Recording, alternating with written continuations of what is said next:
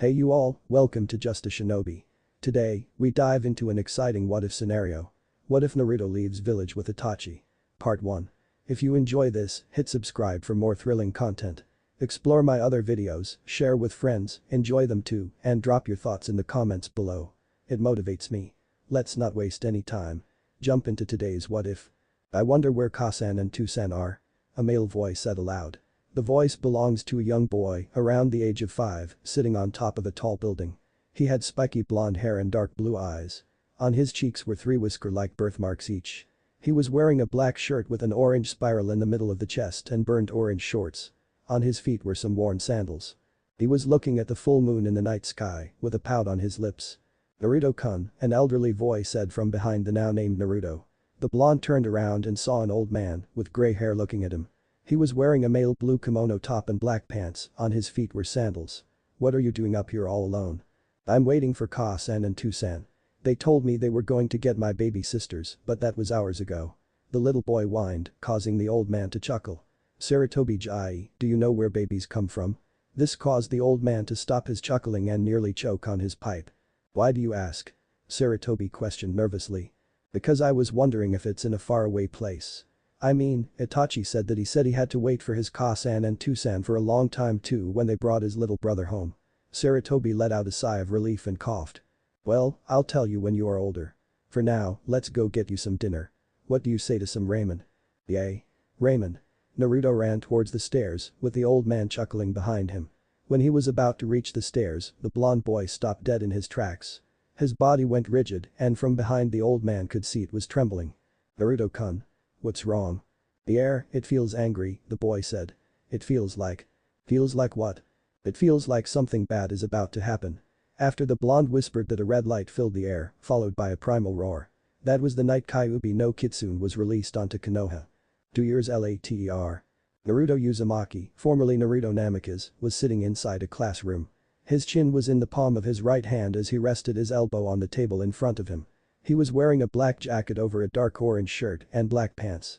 He had matching orange gloves on his hands, with blue ninja sandals on his feet. On his forehead was a Konoha forehead protector. On his hip, attached to his belt, was a pouch that was full of various ninja tools like shuriken, steel wire and several explosive notes. His eyes lazily watched the room full of students. "I wonder how many of them will actually reach the level of the ninja I see every day," Naruto thought to himself. He was broken out of his thoughts when the seat next to him was dragged back and someone sat next to him. Looking towards the newcomer, Naruto took in his appearance. Next to him sat a boy with black hair done with a small ponytail in the back. He wore a black shirt with a high collar and gray pants. He too had a pouch attached to his hip and a forehead protector. He crossed his fingers as he sat down and watched the others. The two sat quietly for a few moments before Naruto spoke. "Hey Itachi." "Yes Naruto-san." Itachi replied. This was Itachi Uchiha, the genius of the Uchiha clan and current heir to the family. "Do you think it was right of us to skip ahead of all our other classmates? I mean, we are only 7 years old after all, and all these other people are like 11 or 12. I think we made the right choice. Do you want to stay behind with them for another 5 years?" Naruto rolled his eyes but nodded. "Yeah, I just hope the team we are put in will like us. As long as you don't mouth off at them, then we will be alright," Itachi said with a smirk. "Haha, very funny," Naruto replied at the jibe. "Then I hope your group won't hate you for bringing along your fangirls." Naruto smirked as he saw his friend shiver. "Do not bring them up again." "Aw, is Itachi still scarred from what happened last time?" "You left me to them, they tried to pull out my hair. They also touched me in places I never knew I had." This time Naruto cringed. He really didn't mean to leave Itachi to the annoying masses of females that tend to follow them, but when it comes to choosing your own life or that of your friends, against fangirls, it's better to give them what they want. Ouch. "Yeah, sorry about that." Itachi glared at him from the corner of his eye before looking forward again as their teacher walked in. "Class, today we are here to assign you to your squads.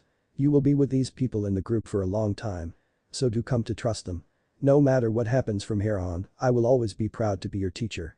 I also would like to note that, even though 2 of the students here," the teacher paused in her speech and looked at Naruto and Itachi who were sitting in the back, "are younger than all of you, if they are in your team, treat them as you would your other teammates. Now let us begin. Team 1 Iruka Yamino." After that Naruto drowned out the rest of the speech, seeing as his older friend, Iruka, wouldn't be in the same squad as him. It would be a few minutes later that his attention came back to his sensei. Squad 9 is Itachi Uchiha, Yugao Yuzuki and Naruto Uzumaki. Your sensei is Mikoto Uchiha. This made Naruto look over to his friend. Did you know about this? Naruto asked. I didn't. Kohana said nothing to me about her being our squad leader, let alone both of us in the same team. Do you know who the third person in our group is? It's the one staring at us right now. Itachi pointed. Near the front of the class was a girl with long purple hair and she had a purple shirt and black bicycle shorts. Her forehead protector was wrapped around her left bicep. Naruto saw that she was looking at them and waved. The girl seemed surprised for a moment, then cautiously waved back. Hopefully she won't mind us being her teammates. Yes, now let us wait. After calling all the names, the sensei stopped talking and had the students get into their group to speak to each other. Since Naruto and Itachi were already sitting by each other, they didn't have to stand up, but they did wait for Yugao to sit next to them. She walked up the aisle until she was in front of them. So you two are my teammates? Yup, Naruto said with an energetic smile.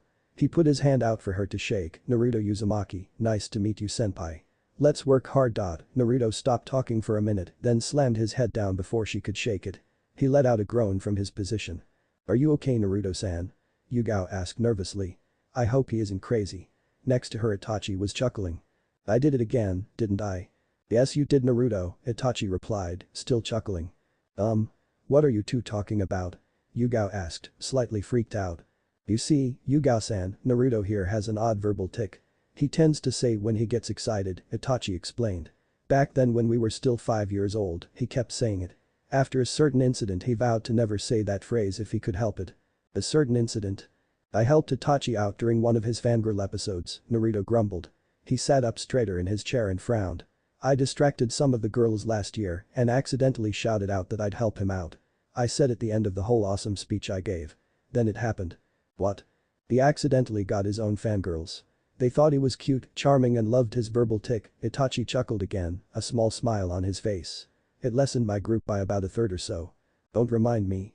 They swarmed me last week when we got our forehead protectors. You had Mikoto-sama to help you, but I had to run into the trees. The blonde cried as tears fell from his face. Even now Yugao was laughing alongside Itachi. Squad 9, a feminine voice. The trio stopped their antics and looked over to the front of the room. Standing there was their leader, Mikoto Uchiha, in standard Jounin gear. Black ninja pants, ninja sweater shirt, Jounin flak jacket and a forehead protector. His hair was similar to that of Itachi's, that of course is due to her being his mother. Would you come with me please? Naruto nodded and stood up, followed by Itachi and Yugao. Hey Naruto. A voice said. Naruto stopped as they walked and looked at the source of the voice. A teen with a scar running across his nose and was more slightly tanned was looking at him. What do you want Iruka? Naruto smirked back. Train hard. When the Chunin exams come, let's go together, Iruka said with a smirk. You do know that if that does happen, we'll be enemies right? Iruka stopped talking and blushed in embarrassment. Well, I'm off Iruka. I'll see you around and if we do meet at the Chunin exams again. I'll see you on the battlefield. Iruka smiled at him. That's Iruka-senpai to you brat. Naruto waved it off and walked out with his team. Minutes later. The group found themselves sitting in an empty training field. Okay I'd like us to introduce ourselves to one another, Mikoto said with a smile. But you already know us Mikoto-sama, Naruto whined. It's supposed to be so that Yuzuki-senpai could learn more about us Naruto, Itachi said. Naruto looked confused for a moment and closed his eyes to think. From her position, it looked like Naruto was some sort of fox. After a moment, Naruto nodded. Okay I get it. Sorry, Mikoto-sama. Why don't you go first? Alright then. My name is Mikoto Uchiha and I am Jounin. I was also part of the Konoha police force until I decided to train kids like you. I like my family and I really don't have anything I do not like. Wait, Naruto started to speak after she finished. Who's taking care of Sasuke while you're with us? I mean he's only 2 ain't he? Yes, I know he is only 2 Naruto-kun, however, since we will be more likely doing D-rank missions for a few weeks, I can take him with us. Naruto's face faltered at her sweet and innocent smile at the mention of D-rank missions. Yugao wanted to laugh and Itachi just shook his head in exasperation. He forgot how much of an idiot Naruto could be from time to time. Why don't you go to Yuzuki-san next? Hi, Uchiha-sensei, Yugao replied respectfully. Oh please don't call me that. Call me Mikoto. But. Yugao knew she would lose this argument so she nodded her head. Hi Mikoto-sensei. I am Yugao Yuzuki. I don't dislike a lot of things but I like looking at the moon. And a certain person. She said with a blush. I dream to be part of the Anbu one day and help our village be at its very best. That is good to hear. Itachi-kun, why don't you go next? My name is Itachi Uchiha of the Uchiha clan. I like to visit traditional cafes and I like to eat cabbages or onigiri with seaweed in it. I dislike steak. My favorite word is peace. My dream is to one day see my little brother surpassing me. Aw. Ain't that sweet? Naruto gushed. Itachi hit him on the back of the head before looking back at his mother. Naruto-kun, please don't interrupt others when they talk, Mikoto scolds, although only lightly. Hi Mikoto-sama. Well, you're up next Naruto-kun. The blonde nodded and stood up. My name is Naruto Uzumaki. I like training, reading some books Iritobi gave me, watering plants and my friends. My favorite foods are ramen and red bean soup, although I hate fresh vegetables. I dislike those who abandon other people. My dream is, Naruto stopped talking before smiling. What is your dream Naruto-san? Yugao asked. He looked towards Hokage monument before pointing at their faces. I one day plan to surpass all the previous Hokages, after a second Naruto groaned while Itachi chuckled in the background. Damn. That's the second time today. Aw. But it's cute Naruto-kun, Mikoto giggled along with Yugao. Shinobis aren't supposed to be cute. We're supposed to be precise, deadly and cool, Naruto grumbled. That is true. Well, let us meet tomorrow. We will have team exercises starting at 8 in the morning. Be on time, after that, we will start doing some D-rank missions. Itachi, let us go home. Sasuke needs to be fed soon, and I don't trust that Shisui will feed him the right amount. Wait, you mean you aren't going to do the second test on us? Naruto asked surprised. What second test? Yugao asked. There is a second Mikoto-sensei test. Well, I was supposed to give you one, but I know you three will work well. If not, Naruto and Itachi can easily put you into their formations, Mikoto said with a smile. Turning to her son, the black-haired woman started to walk away. Itachi, let's go. Naruto-kun can explain to Yugao what I mean. Aika-san, her son agreed. Turning to his teammates he bowed to them before leaving. It was nice to meet you, Yuzuki-san. Let us work well together. That left the other 7-year-old boy with the 12-year-old. What do they mean by your formations? Yugao asked again. Naruto turned to her and smiled. Well, Itachi and we're really good friends. Ever since we were kids. Hell, I can't think of a time when I hadn't hung out with him. I was even there when he first got his Sharingan. He almost got killed by a bear due to my indecision and it accidentally opened. But that's not what you want to hear, right? The purple-haired girl nodded. You see, due to me and Itachi always hanging out, we also spared a lot. Not only that, we also learned to fight alongside each other. We learned how to complement each other in our fighting styles. What do you mean? Yugao was now curious. She wanted to know more about her teammates in order to get along with them better. The two of them were walking back into the more residential part of the village as they spoke. You see, he and I complement each other. I'm more about strength, stamina and taijutsu, more of a hand-to-hand kind of guy. While Itachi is much better at doing hand seals, genjutsu and speed. It doesn't mean we are horrible at it. I mean I can do simple things and break free from them, I can't do complicated ones like Itachi. Well, I can last longer in fights compared to him, the blonde explained.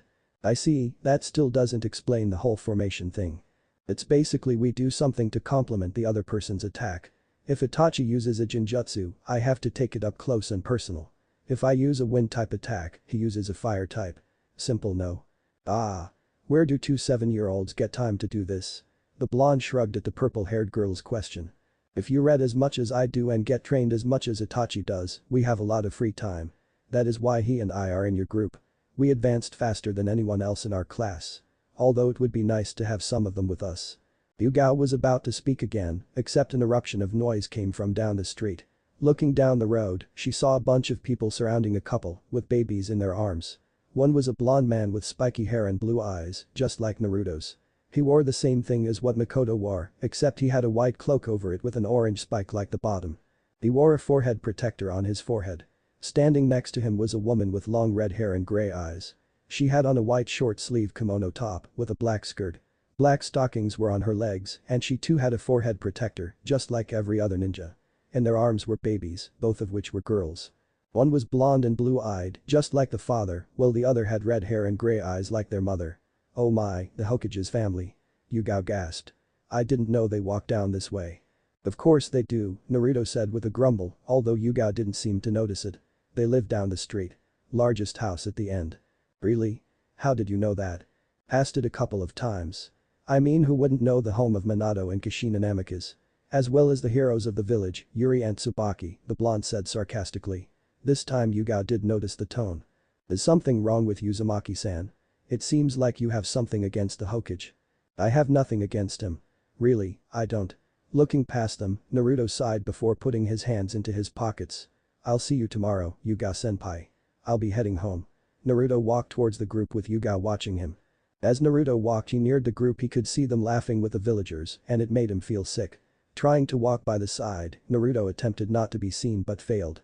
Uzumaki-san, a male voice called out to him. Naruto beat down the growl in his throat as he turned towards the people looking at him.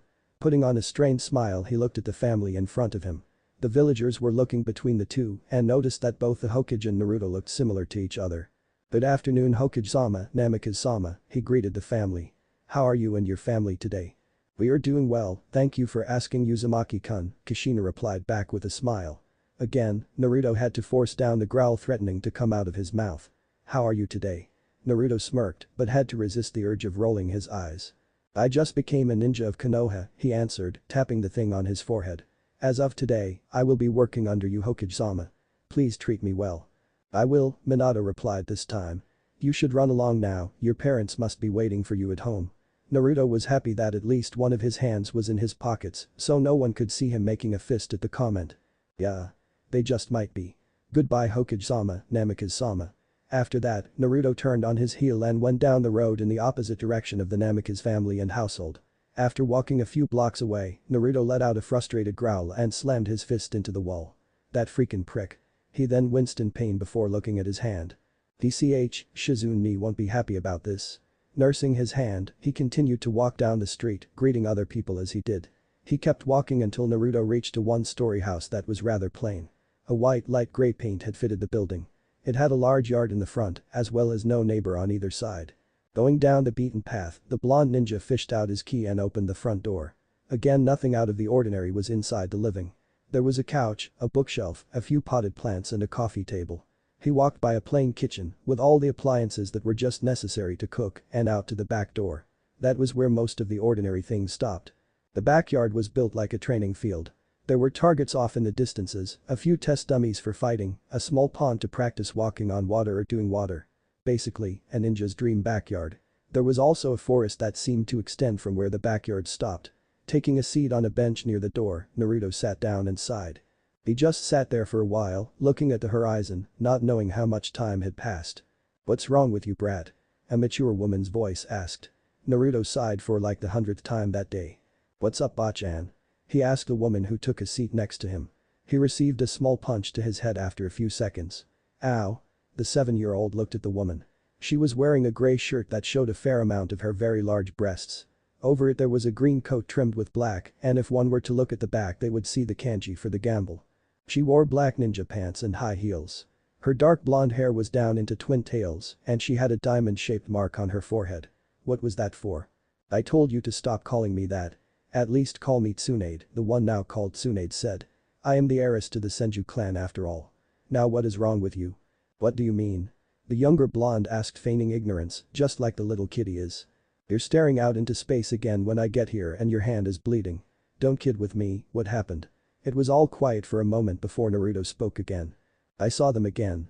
Naruto growled, yet he could feel some pinpricks of tears in his eyes. They looked like the perfect little family. One that I should be part of. And after that, Naruto started crying. Tsunade moved closer to him and put him in a hug. There, Naruto it's okay, Tsunade cooed. It's not. Naruto wailed. I don't get it. I don't see why Toussaint kicked me out. I don't get why Kasan doesn't know me anymore. I just don't get it. It all started when those girls were born. The two stayed like that for a few minutes, Naruto bawling his eyes out and Tsunade trying to comfort him. When he finally calmed down, Naruto stepped away from her and sighed. Thanks Ba he stopped when he heard her growl, I mean Tsunade-chan. I really needed that. You always get like this when they talk to you. I keep telling you to avoid them. I can't do that now since I'm a ninja Tsunade-chan. Naruto sighed again and Tsunade got a tick mark on her head. She gave him a light slap on the back of his head but with her strength caused him to stumble off the chair. You sigh too much for a 7-year-old. You should go out there and have fun. You'll be stuck doing chores, I mean, D-rank missions for some time, so I suggest that you have as much fun as you can. Don't let your former family get in the way of your life. Yeah I guess you're right. You know I'm right. Now let me see that wound on your hand before Shizune comes back. You know how she fusses over you when you get hurt. Naruto showed her his hand while she did a healing jutsu on it. She should get a boyfriend already. I swear she's 17 and single. Must be bad for her. Why do you think that? Hiro-sensei told me to think like that. I see. I'll have to have a talk with him when he comes to visit tonight. Hiro-sensei is coming. The blonde asked excitedly. Maybe he'll teach me a new jutsu today. Don't get too excited, brat. After the beating I'll give him peeking in on the onsens again, he might not be able to teach you anything. Aw. Ba-chan. Don't hurt him too badly. Another tick mark appeared on her forehead. Don't call me that, you brat. Hours later. It was close to midnight and Naruto was asleep in his bed. This was of course after his surrogate sister, Shizune, berated him for hurting himself. Then a dinner which was interrupted by Jiraiya, the legendary Toad Sage, or as Naruto liked to call him Hiro-sensei. After a beating, the old man tried to teach him a jutsu which Naruto couldn't get just yet, but promised he'll work on it. He cried again, you know, Tsunade said to Jiraiya as the two peeked into his room. The man behind her sighed. I wish I didn't bring up the prophecy to Minato, Jiraiya muttered. Maybe if I didn't do that, Naruto would still be with them.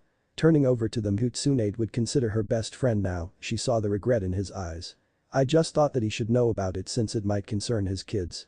I agree with you there, but I didn't think Minato would go as far as disowning Naruto there.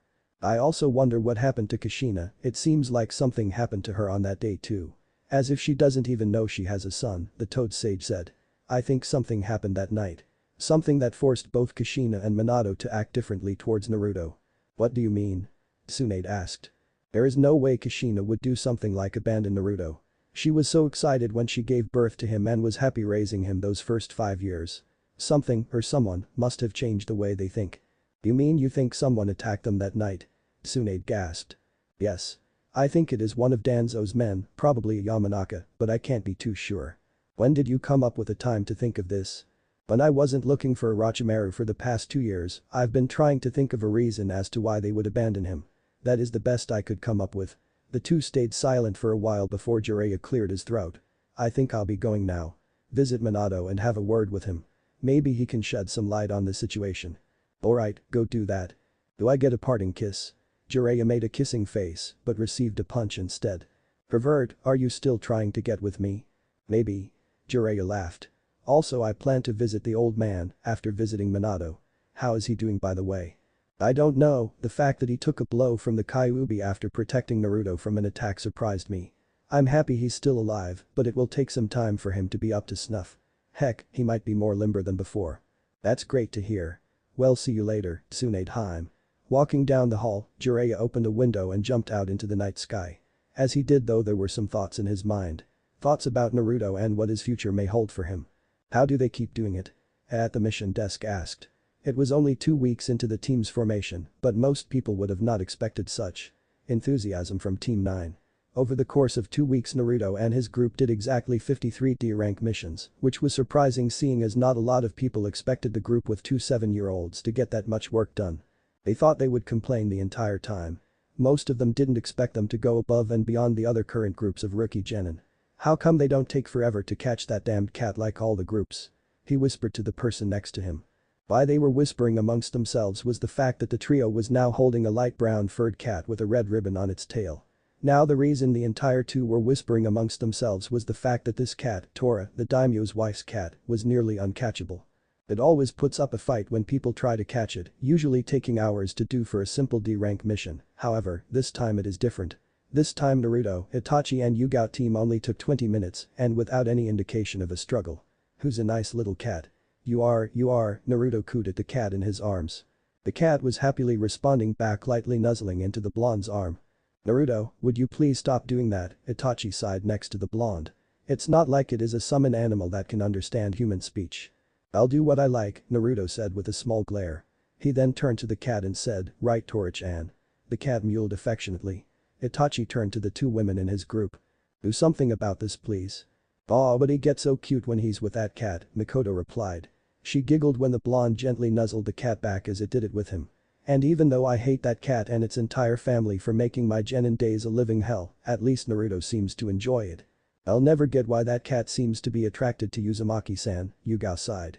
It won't even attack him. It hissed at us though. When they got to the desk Naruto presented the cat to a fat lady in a purple dress. Oh, you brought back my baby. The daimyo's wife shouted. She then proceeded to place the cat between her breasts and give it a suffocating hug. The cat struggled in her grasp. From the other side of the table watched horrified at what was happening, Mikoto was laughing internally, while Itachi and Yugao were just relieved they didn't have to chase that cat again. I don't think you should. Naruto started to talk, to tell the woman to not do that to the cat, for that was the reason it kept running away. He refrained from talking when the daimyo's wife put him into a chest-crushing hug as well. Thank you. Thank you. Thank you. Naruto's arms were flailing as he was being suffocated by the woman. Ma'am, if you please release our boy, it seems like he's losing his breath, an elderly voice said from the table. The woman did just that. Oh my, I'm so sorry. Daimyo's wife apologized. Well, I'll be going now to Hokage Dono. Thank you for the help. The old voice chuckled again. I'm the former Hokage, madam. Right now I'm just Sarutobi Hiruzen, mission administrator, Sarutobi said from the desk. The woman smiled and left the room. People noticed that the cat gave Naruto a pleading look as she left. When she was out of earshot, Naruto spoke, she's going to kill that cat if she keeps doing that. It is not up to us what she does with her pet Naruto-kun, Sarutobi told the blonde. I know Sarutobi-ji, I know. He was then whacked on the back of the head by Itachi. Hey.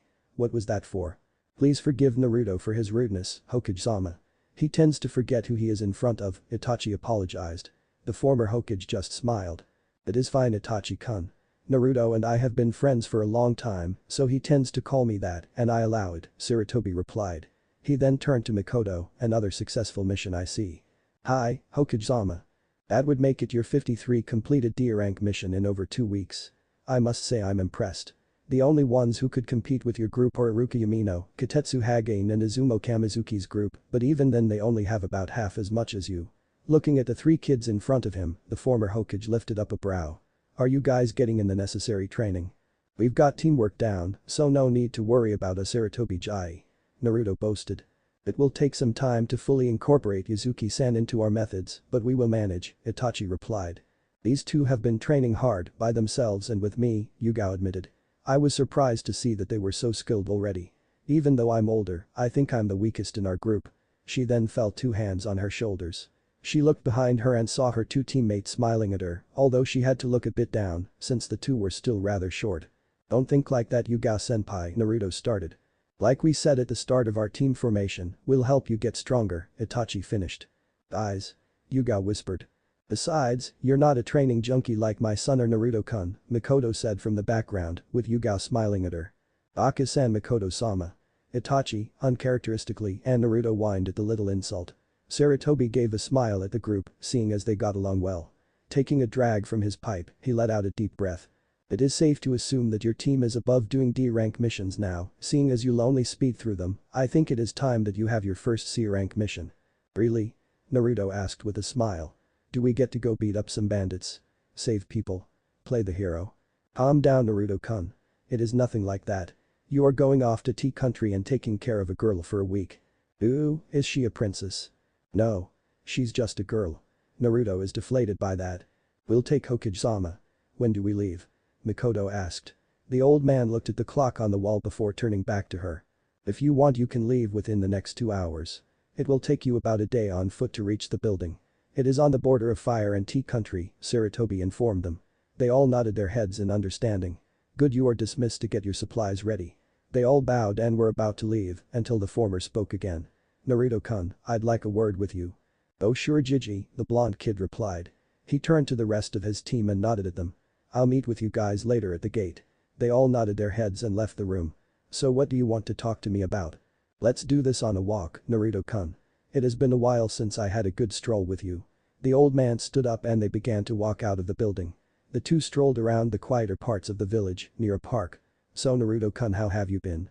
I've been well, Sarutobi-ji, Naruto answered. I mean, I've been really busy with all these things happening, but it's been pretty fun with Itachi and them. Heck, it has been great with them. That's good, Naruto-kun. I'm glad you like your team. I was the one who suggested it to your father to put you in that team. I have no father, he is just the Hokage-sama to me, the boy frowned. The old man frowned but nodded his head. I forgot you don't consider him your father anymore. After he disowned you, it hasn't been the same, hasn't it? Yeah. It hurts just to see them, you know. I mean, I should be part of that picture too, smiling with them and having fun. Yet, I don't know what happened that day.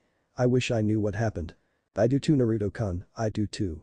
I'm also wondering what happened to your mother, since it seems like she doesn't know who you are.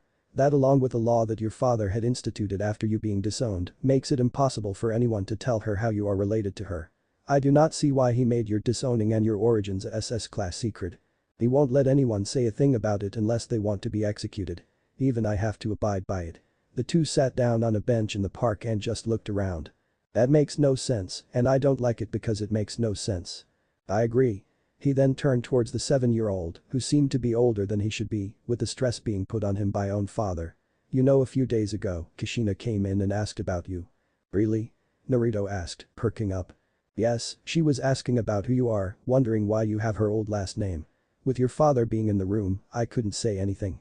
So I had to lie and say you were a long-lost relative, a survivor of the Whirlpool country, who had been found after the war. Oh. The blonde deflated. I'm sorry. It's okay, Gigi, I know you mean well and have to follow the laws as well. I just wish. Naruto sighed. I just wished. There weren't any laws like that. Just so I can be with mom and dad again. He then felt a hand on his head and saw the Hokage smiling at him. Your way of thinking is far too old for someone as young as yourself, Sarutobi smiled. Go and get ready for the mission, Naruto-kun. Try to be friends with the girl you are going to take care of. Maybe you'll make a new friend. Naruto smiled ruefully and swatted away the old man's hand. You don't have to tell me that, Sarutobi-ji. I like making new friends. He got off the bench and began to run out of the park. See you later, Sarutobi-ji. Goodbye, Naruto-kun. The former Hokage smiled as he watched his surrogate grandson run out of the park. His smile disappeared as he thought of his successor's doing. Minato-kun, just what are you thinking, doing this to your own son? I'll have to ask Jiraiya-kun if he knows anything about it. He then turned back and started his walk back towards the Hokage's building to give out more work. Naruto, on the other hand, was running back home so he could pack up. As he ran, he stopped because he saw a familiar face. Hana-chan. He shouted out, getting the attention of another kid. In front of him, a girl around his age with brown hair and a ponytail was looking at him. She had on a gray shirt and black pants, with sandals. On her cheeks were 2 red tattoos in the shape of fangs. Standing next to her was a feral-looking woman with the exact same tattoos on her cheeks and was wearing a Jounin uniform. Around them was one big dog with an eye patch over its right eye and 3 puppies. Good morning, Hana-chan, Tsum-sama. Ah, Naruto-kun, how are you? Hana Inuzuka asked as he approached her. I'm doing great. When did you get these puppies, Hana-chan? She got them today, Tsum Inuzuka replied. I decided that she would need a lot more time with her dogs since she has 3. So instead of giving them to her at 11 or 12 as I usually do, I gave them to her at 7. Ah, that's so cool. Naruto replied with a smile. So what are you up to now, Naruto-kun? Hana wondered. Don't you have a mission today since you are a genin now, mister? I'm so smart and talented that I graduated 5 years earlier. Hey. I'm not the only one who graduated earlier, Itachi did too, remember. I know, but you're a closer friend to me than he is. So do you have a mission today? I do. Sarutobi-ji thought it would be nice of us to start doing C-rank missions since we seem to breeze through the D-rank ones rather easily, Naruto explained. Wow, on a C-rank mission already. I remember it took my group about a month of being a genin to get our first C-rank missions. You guys are rather fast, Tsum praised. Naruto chuckled and scratched the back of his head in embarrassment. You're so lucky, Naruto-kun. You already get to leave the village. I can't even do that yet, Hana pouted. Don't worry, Hana-chan. You'll be doing these things too eventually. So do your best in the academy and maybe you'll catch up to me and Itachi, Naruto stated. Yeah right, you guys are too good. Even if you don't say it, you guys were always the best in the academy. Haha, true. We'll see. Well, I have to go, see you, Hana-chan. Tsum-sama. Naruto bowed to both of them and ran towards his home. The 2 Inuzuka women stared at him as he ran away. Still as energetic as ever. Reminds me of his mother, Tsum smirked. His mother? You mean Kohana was interrupted when her mother placed a hand on her mouth. We can't say that out loud, remember? Why? The Hokage said not to. I don't like what is happening. Me neither, but we can't do anything about it. The day later. After getting together, Team 9 had set out for their mission. There was no trouble on the road they were on and everything seemed to go fine. They had camped out that night, each person taking watch. Itachi went first, then Naruto, then Yugao and Makoto. Itachi and Naruto went first since they would tire more easily since they were younger, not accustomed to staying up late. Makoto also asked one of the younger Uchiha members to look after Sasuke for her, knowing that her husband would forget. Then after a day of walking and Naruto constantly asking if they were there yet, the squad finally made it out to a small house in a forest, just a couple of kilometers away from a small town. Well group, here we are, Makoto stated. This is the house of one Sandayu-sama. We are here to babysit, I mean, protect the girl he is taking care of. Couldn't he get a babysitter from somewhere else? Naruto asked with a frown on his face. Well, he would have if he wasn't going to be gone for a month. Kami, this is just like another D-rank mission except outside of the village. Now, Naruto-kun, we've accepted this mission, and as ninja of Konoha, we are going to do our work. Got it? Mikoto asked. Hi Mikoto-sama. I don't have to like it though. You didn't like the walk over here, I guess it's to be expected you won't like the person either, Itachi said with a roll of his eyes as he crossed his arms over his chest. I wonder what this girl would be like, Yugao said aloud. I just wonder if I will have time to nap, Naruto mumbled. Haven't had one of those in a while. Oh great, you sound like Nara, Itachi mumbled. There is nothing wrong with the Naras, you know. Of course there isn't anything wrong with them. Just their worth ethic is a bit under par, however, they are geniuses. Boys please stop arguing, Mikoto sighed. We get enough of this at the village. I don't want to make a bad impression on the clients. How about this? Itachi, if you don't argue with Naruto during the time we are here, I'll take you to that cafe near the border of Wind Country that you were always asking to go to. Naruto, I'll buy you a week's worth of ramen. At that both boys stopped arguing. How do you do it Mikoto-sensei? Yugao asked. I love both boys very much, I even treat Naruto as if he was my own son. That is why I know how to handle them easily. She then turned to the two boys who seemed mesmerized at her offer. Let's go and greet our client. The boy nodded and the group walked over to the cabin. Mikoto knocked on the door and waited for it to open. When it did, a man who looked to be in his mid-40s was standing there. He had brown, graying hair and wore a business suit. He had on a small pair of glasses. He smiled at them. Hello, are you Sandayu-sama-san? Mikoto asked politely.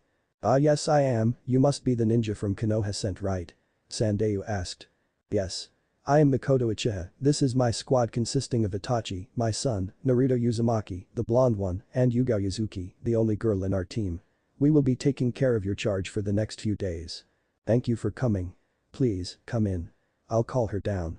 The group entered and saw that the place was furnished modestly, with a few chairs, a couch and a table. The kitchen was attached to the living room and had just the bare necessities in it. To Naruto, it sort of reminded him of the opening in his and Tsunade's house. Yuki. Come down here and meet the people who will stay with you while I'm doing business. Naruto looked up the stairs that lead to a second story and saw a girl their age coming down the stairs. She had on a pink kimono wrapped with a red obi. Her hair was a dark shade of blue, almost black. She was smiling at them. Hello, I am Yuki Fujikaze, she greeted. Naruto looked at her and noticed something off about her. Please treat me well. We will. Let me introduce you to my team. This is my son Itachi. He should be the same age as you, she pointed to her son.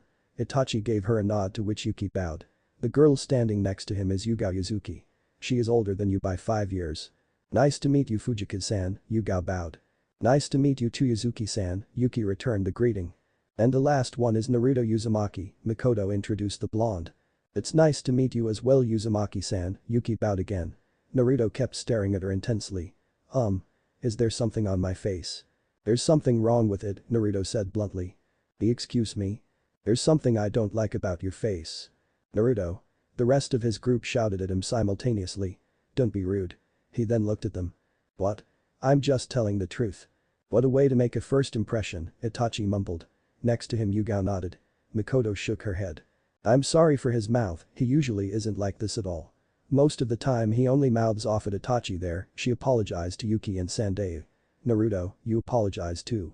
Why? Naruto asked surprised. I'm just telling them what I think. It's fine, Yuki said with a smile. When she saw Naruto looking at her again, she frowned. Do you really not like my face? Yeah, I honestly don't like your face. There's something wrong with it. He then turned to Sandayu. Sandayu-san, if you would show us where our rooms are, I'd like to put my stuff there. Then the blonde looked at his leader. After that I'll be nearby in the forest training. Ah come right this way, Sandayu mentioned for Naruto to follow him up the stairs. The blonde followed him leaving his group surprised at his actions and a confused girl. Is he really rare like this? Yuki asked. He's rarely hostile or insulting to our other clients. This is the first time he outright doesn't like someone, Itachi explained. I wonder what makes you so special. When Yuki saw Itachi looking at her, she blushed and looked away. Itachi rolled his eyes, hoping to not get a fangirl from this girl. I do wonder too why Uzumaki-san doesn't like you, Yugao admitted. The only time I've even seen him irritated was when we passed by the Hokage's family. Both Itachi and Mikoto stiffened at that. Huge? Yuki asked. Not Hokage. He is the leader of our village and the one of the strongest people in our nation, the purple-haired girl explained. But yeah, he seemed irritated when he saw them. She turned to the two other people from Konoha still in the room. Do you know the reason why he would be like that? You should actually know the reason, unless you weren't there during the announcement, Mikoto replied. Her voice had an angry tone in it. What announcement? Weren't you there all 2 years ago? After the birth of both Tsubaki and Yuri? Who's Tsubaki and Yuri? Yuki asked. The trio then remembered the girl was there. They are the daughters of the Hokage, Yugao answered. Looking at her teacher, she saw that her face seemed distant and sad at the same time. What announcement are you talking about, Mikoto-sensei? The announcement. Mikoto spoke until Itachi cleared his throat. Aka-san, it is not your story to tell, but Naruto's, Itachi interrupted. So please do not go saying unnecessary things, and Yuzuki-san make sure to talk to Naruto about this. Again, it is his story to tell, not ours. He then went up the stairs following Naruto. Yugao looked confused as did Yuki, but then they heard Mikoto sigh. Mikoto-sensei, is something wrong? The purple-haired girl asked. Nothing is wrong, Yugao-chan, Mikoto replied. It's just that sometimes. I think both Naruto-kun and Itachi-kun are growing up too fast for their own good. The problems Naruto has, as well as the pressure my family is putting on Itachi, are causing them to bear the weight of the world on their shoulders. They're only 7 for Kami's sake and they are already at the level of 12-year-olds and thinking far older than they should. Mikoto sighed again. Makes me wonder, why those two? Why are they forced to bear the burden set upon them? Yugao looked at her sensei trying to understand the words, while Yuki looked up the stairs, wondering what type of problems those two boys had. Minutes earlier with Naruto and Sandayu. Sandayu led the blonde up the stairs and down the hall to the last room on the right. This will be your room, which you will be sharing with. Itachi-san, was it? Sandayu inquired. Hi, it's Itachi, Naruto answered. The older man nodded, then pointed down 2 doors. That is the room in which the females in your team will stay, he then pointed at a door that was 1 door away from his own. And that one will be the one Yuki is in. There are 2 bathrooms, the first door on the left of this flower and one downstairs next to the kitchen.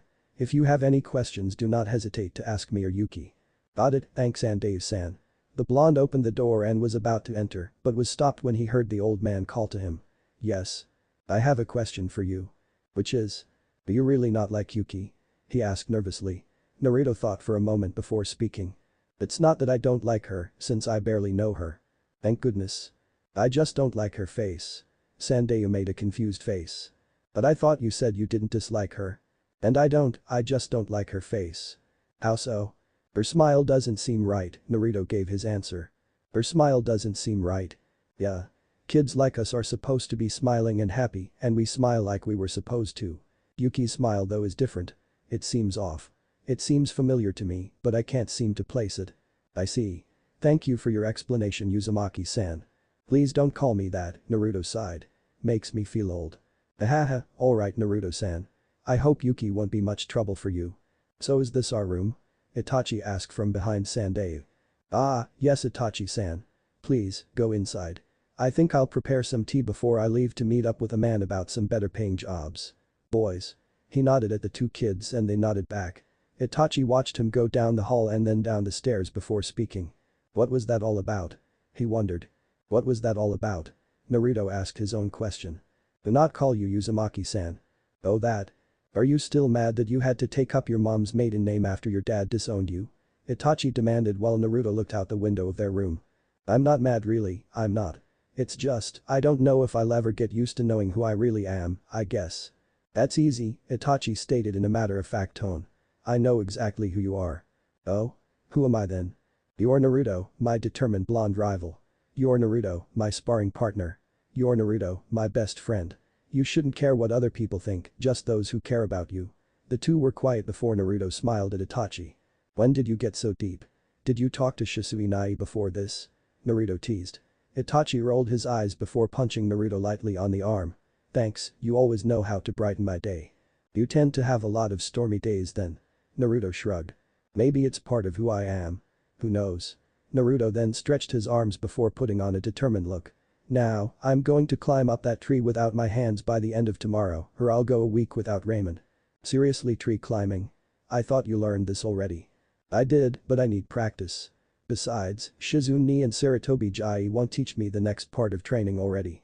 Then Asuman Ai said that he'll teach me some wind jutsu if I can cut a leaf in half only using my chakra. What is up with that? I think he's just pulling my leg. What are you going to do about the girl then? The young Sharingan user asked. What girl? The one we were hired to protect. Oh, that girl. Well, I'll try to see if I can fix her face. Is there something really wrong with it? To me there is. One way or another, I'll make Yuki smile a beautiful smile. It had been about a week since the beginning of their mission, and Yugao found herself sitting on a tree stump in the back of the cabin her team was lodging at for their mission. Next to her sat Yuki, who was looking at the two boys standing in front of them in a clear opening. Mikoto was inside the building, cooking lunch for the 4 kids. As for the boys, each had a kunai in their hands, the blonde had it in his left, while the brunette had it in his right. Naruto had a smirk on his face, while Itachi had his Sharingan ready. You ready, Naruto? Itachi asked. Ready, Naruto replied curtly. Izuki-san, if you would. Got it, Yuga said. She picked up a small log and threw it into the middle of the two boys. As it was in midair, both dashed forward. Naruto threw his kunai, with Itachi mirroring the movement. The two blades hit the log, one at the top and the other at the bottom, causing it to spin. As the boys neared it, they both jumped and started to punch and kick the log. What made it astonishing was that they were mirroring each author's movements, all due to Itachi using his Sharingan. When the two landed, the log fell as well, showing broken parts. Naruto looked at Itachi expectantly, before the other boy shook his head. Damn, we messed up again, huh? Naruto sighed. Yes we did, Itachi sounded a little disappointed. That was our 20th try at the combo. What do you mean? Yuki asked. You two looked pretty cool. I was off by a second, Itachi replied. Plus it's lacking some flair, Naruto frowned. It's like it's missing something, the two boys sighed in unison. This surprised the little girl. Yuki leaned into Yugao's side and asked, do they talk like that? Was the intelligent response. They seem to be, Shinko. Yuki managed to fumble the word. In sync. Yugao mumbled. She looked at the two boys as they started talking about what they did wrong and what they can add to improve their technique. You can say that. I've only known them for about 2 weeks at most, but from the way things go, it seems like they were really brothers. Even though they act completely different from each other, they think in similar ways and help each other out. Then Yugao frowned, to be perfectly honest, I feel jealous of them sometimes. Why? Not only do they have a bond with each other, they are better than me at everything that concerns being a ninja. She points over to Naruto who was scratching his head with his eyes closed, obviously thinking of something. I'm not as strong and not as good at Taijutsu as Uzumaki-san, and I don't have as much chakra as well. Yugao then pointed at Itachi, who also seemed deep in thought. I'm also not as good at tactics or genjutsu as Uchiha-san as well. Also he seems to be much more precise at everything. The purple-haired girl let out a sigh. I still wonder why I'm put in their team. It's because you're level-headed, Mikoto said, appearing from the door. The two girls looked at her while Naruto and Itachi kept talking. You see, you are right when you said that Itachi is smart in tactics, he tends to get in over his head when Naruto is involved. You are there to bring them into order and think of a good way to do things. Mikoto then chuckled to herself, besides I think those boys need to have more friends that are girls. Both girls inquired in unison. Well, Itachi mostly, but ever since the whole fangirl incident, Mikoto used air quotes on the word fangirl, they have been a bit wary of making friends with girls. They made friends easily with me, Yugao stated. It's because you didn't squeal or want to hug them until they would die. How about me? Yuki asked, pointing at herself. Well, it seems my son will get along fine with you, however, Naruto is different. Is it because he doesn't like my face? Yes, that may be the reason.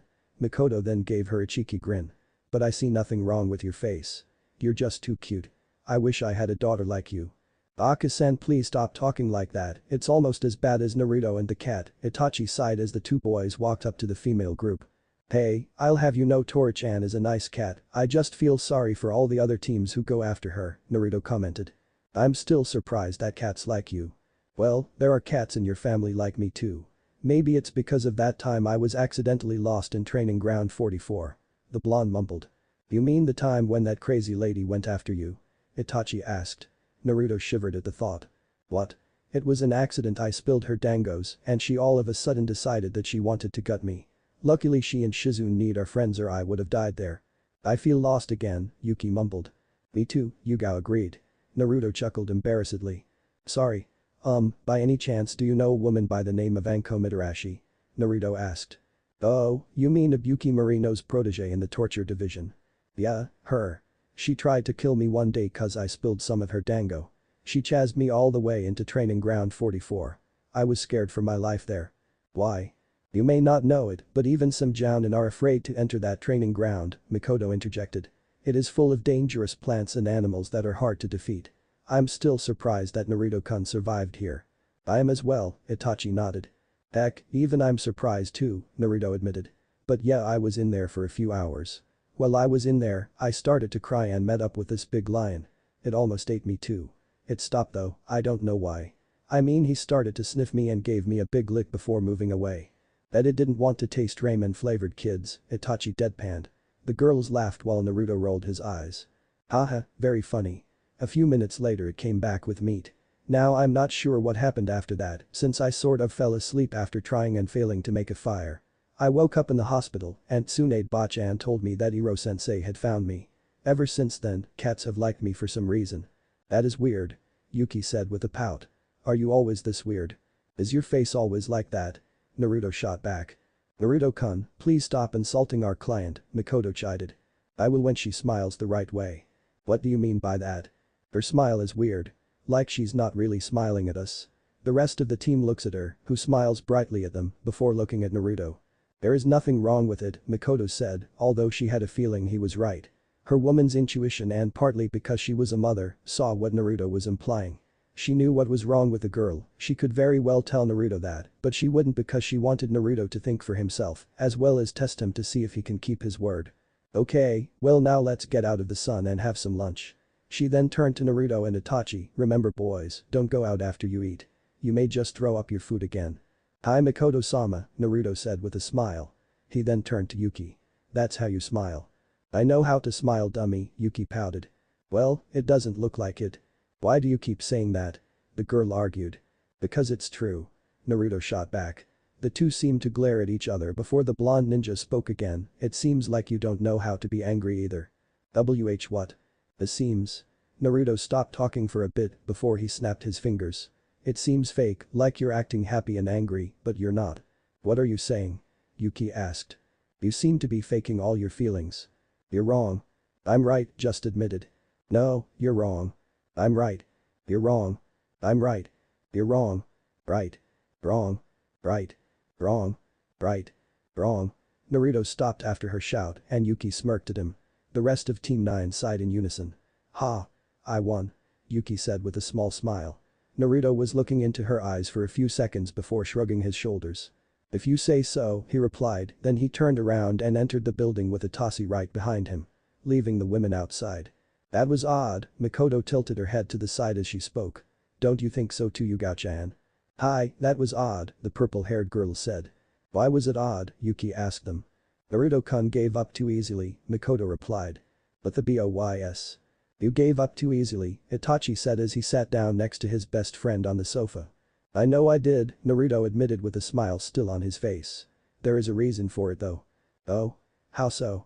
While we were arguing, a small part of her wasn't faking it.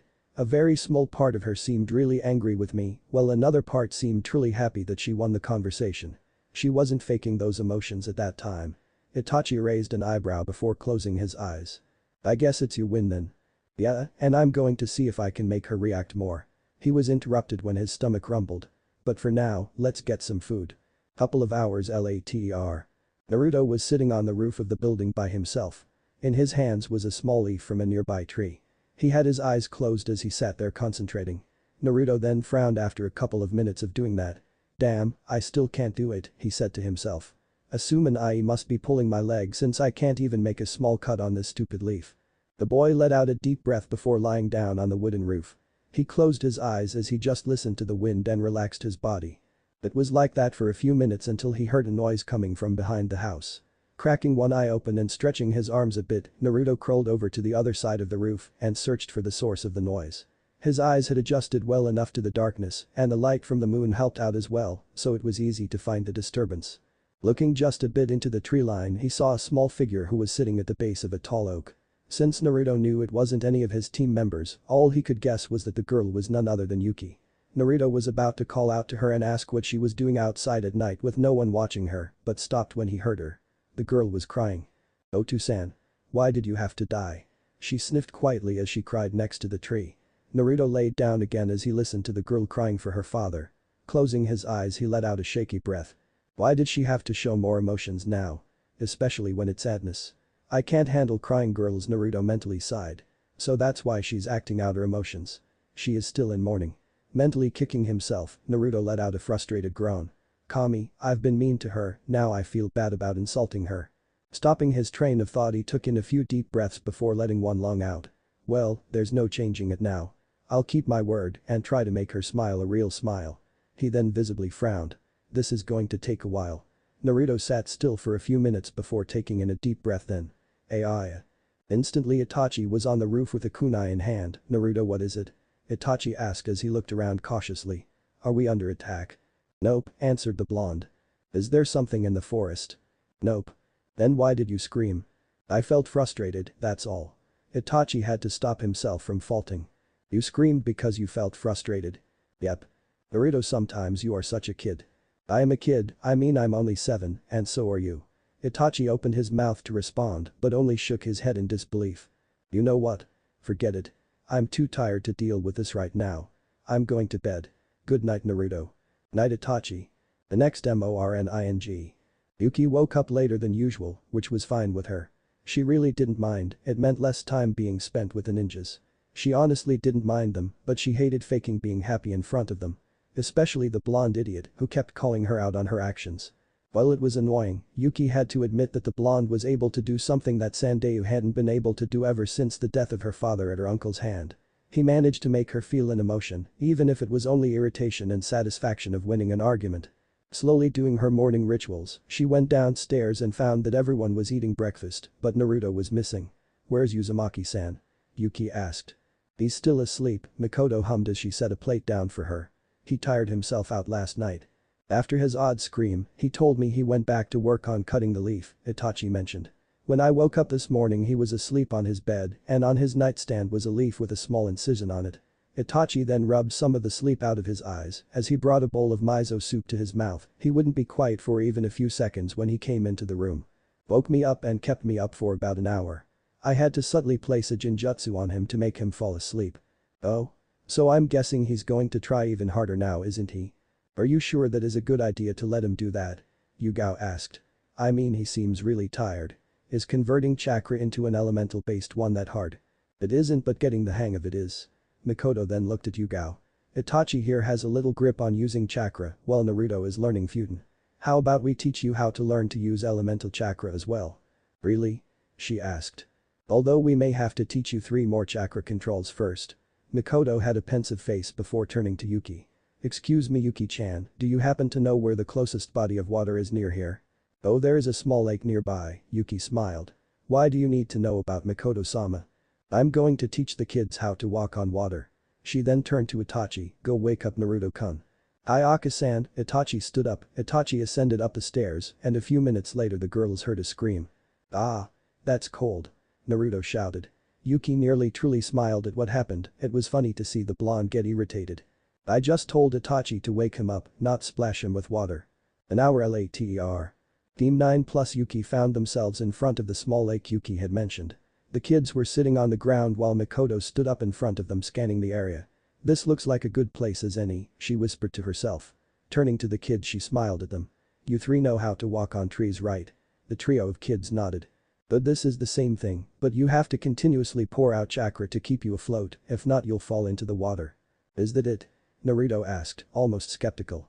Yup, that is it. Since you already know how to put the right distribution of chakra into your feet through climbing trees, all you have to do is keep a steady flow of chakra going out. Just remember to concentrate and you'll be fine. Eventually you won't even notice that you are doing it. Oh, that sounds easy enough, Yuga said. Good, you can go practice now if you want. Oh, and Itachi. No Sharingan. That would be unfair to the other 2 if you saw how much chakra you put into your feet. Whatever you say, Aka-san, Itachi answered.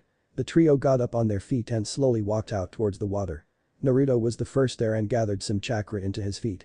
Concentrating on maintaining the chakra, he walked forward and made it a couple of steps. Hey, this isn't so bad, he smirked, but sadly on his next step he fell into the water. Gah. That's cold. This time Yuki actually giggled at his expense. This seems harder than I thought it was going to be, Yuga said. She got as far as Naruto and a little beyond before falling into it as well. Kai. Why is it so cold? It's summer. Itachi rolled his eyes and did the same as the other two, however going farther than both, just by a meter or so before he fell in. Unlike the other two though, he didn't scream out how cold it was. He gritted his teeth and met up with the other two as they arrived at land. Itachi looked at Naruto, and the blonde stared back before they both nodded. Yugao sighed. You guys are going to make this into another competition again, aren't you? The two boys nodded towards her before gathering their chakra and racing off on top of the lake. Naruto got farther this time, matching up to the same distance as Itachi, before they plopped into the water again. Those boys will turn everything into a competition, Mikoto laughed as she said that to no one in particular. Yuki was giggling alongside her, actually laughing at the fact that the blonde would complain each time he fell in. They seem to be having a lot of fun though, Yuki commented. Well, that is how those two are. They understand each other better when they compete at something. She then looked at Yugao who was standing still on top of the shallow part of the lake. However, I wish that they would have done what Yugao-chan is doing instead. Good job, Yugao-chan. You'll get the hang of this faster than those two if they keep this up. Thanks, Mikoto-sensei. Yugao beamed. When she lost her concentration to answer, she only sank up to her ankles before trying again. All was quiet in the area save for the occasional splash and a little bit of jeering from the two competing boys. They seem so carefree, Yuki whispered, almost imperceptible to other people. They aren't, Mikoto replied, shocking the girl when the woman answered. What? These kids aren't as carefree as you think. They all have such heavy burdens on them, namely Naruto and Itachi. My husband expects so much out of our son that he doesn't even consider the existence of our other son Sasuke. Naruto also has problems as we said when we got here, and he's trying to make the best of it as he can. What is Yuzuki-san's burden then? Yuki asked, pointing at the purple-haired girl who was taking a break a few feet away, cheering on her two teammates as they continued to race one another to see who would get farther before going into the water. Hers is simple, but puts one into doubt. She is in a team with a genius and a prodigy, actually both can be considered geniuses in their own right. As she said so herself, she always feels inadequate when she's around both Naruto and Itachi. How do you think it would feel to always be in the shadow of two others better than yourself? I think I would be. I would feel pretty bad about myself. Next to her, Mikoto nodded. She's afraid of being a burden to the team. Slowly a smile made its way to her face, even though she said that. Although, it's also because of those two that she is improving at a rapid pace. She wants to stand next to them and not follow behind them, that is why she keeps taking steps forward to eventually reach where they are. A pedestal she put the two on. Not only that, Itachi and Naruto are helping her along the way, just like how Naruto has been helping Itachi with problems. How? Just by being Itachi's friend. Someone who doesn't expect something from him other than friendship.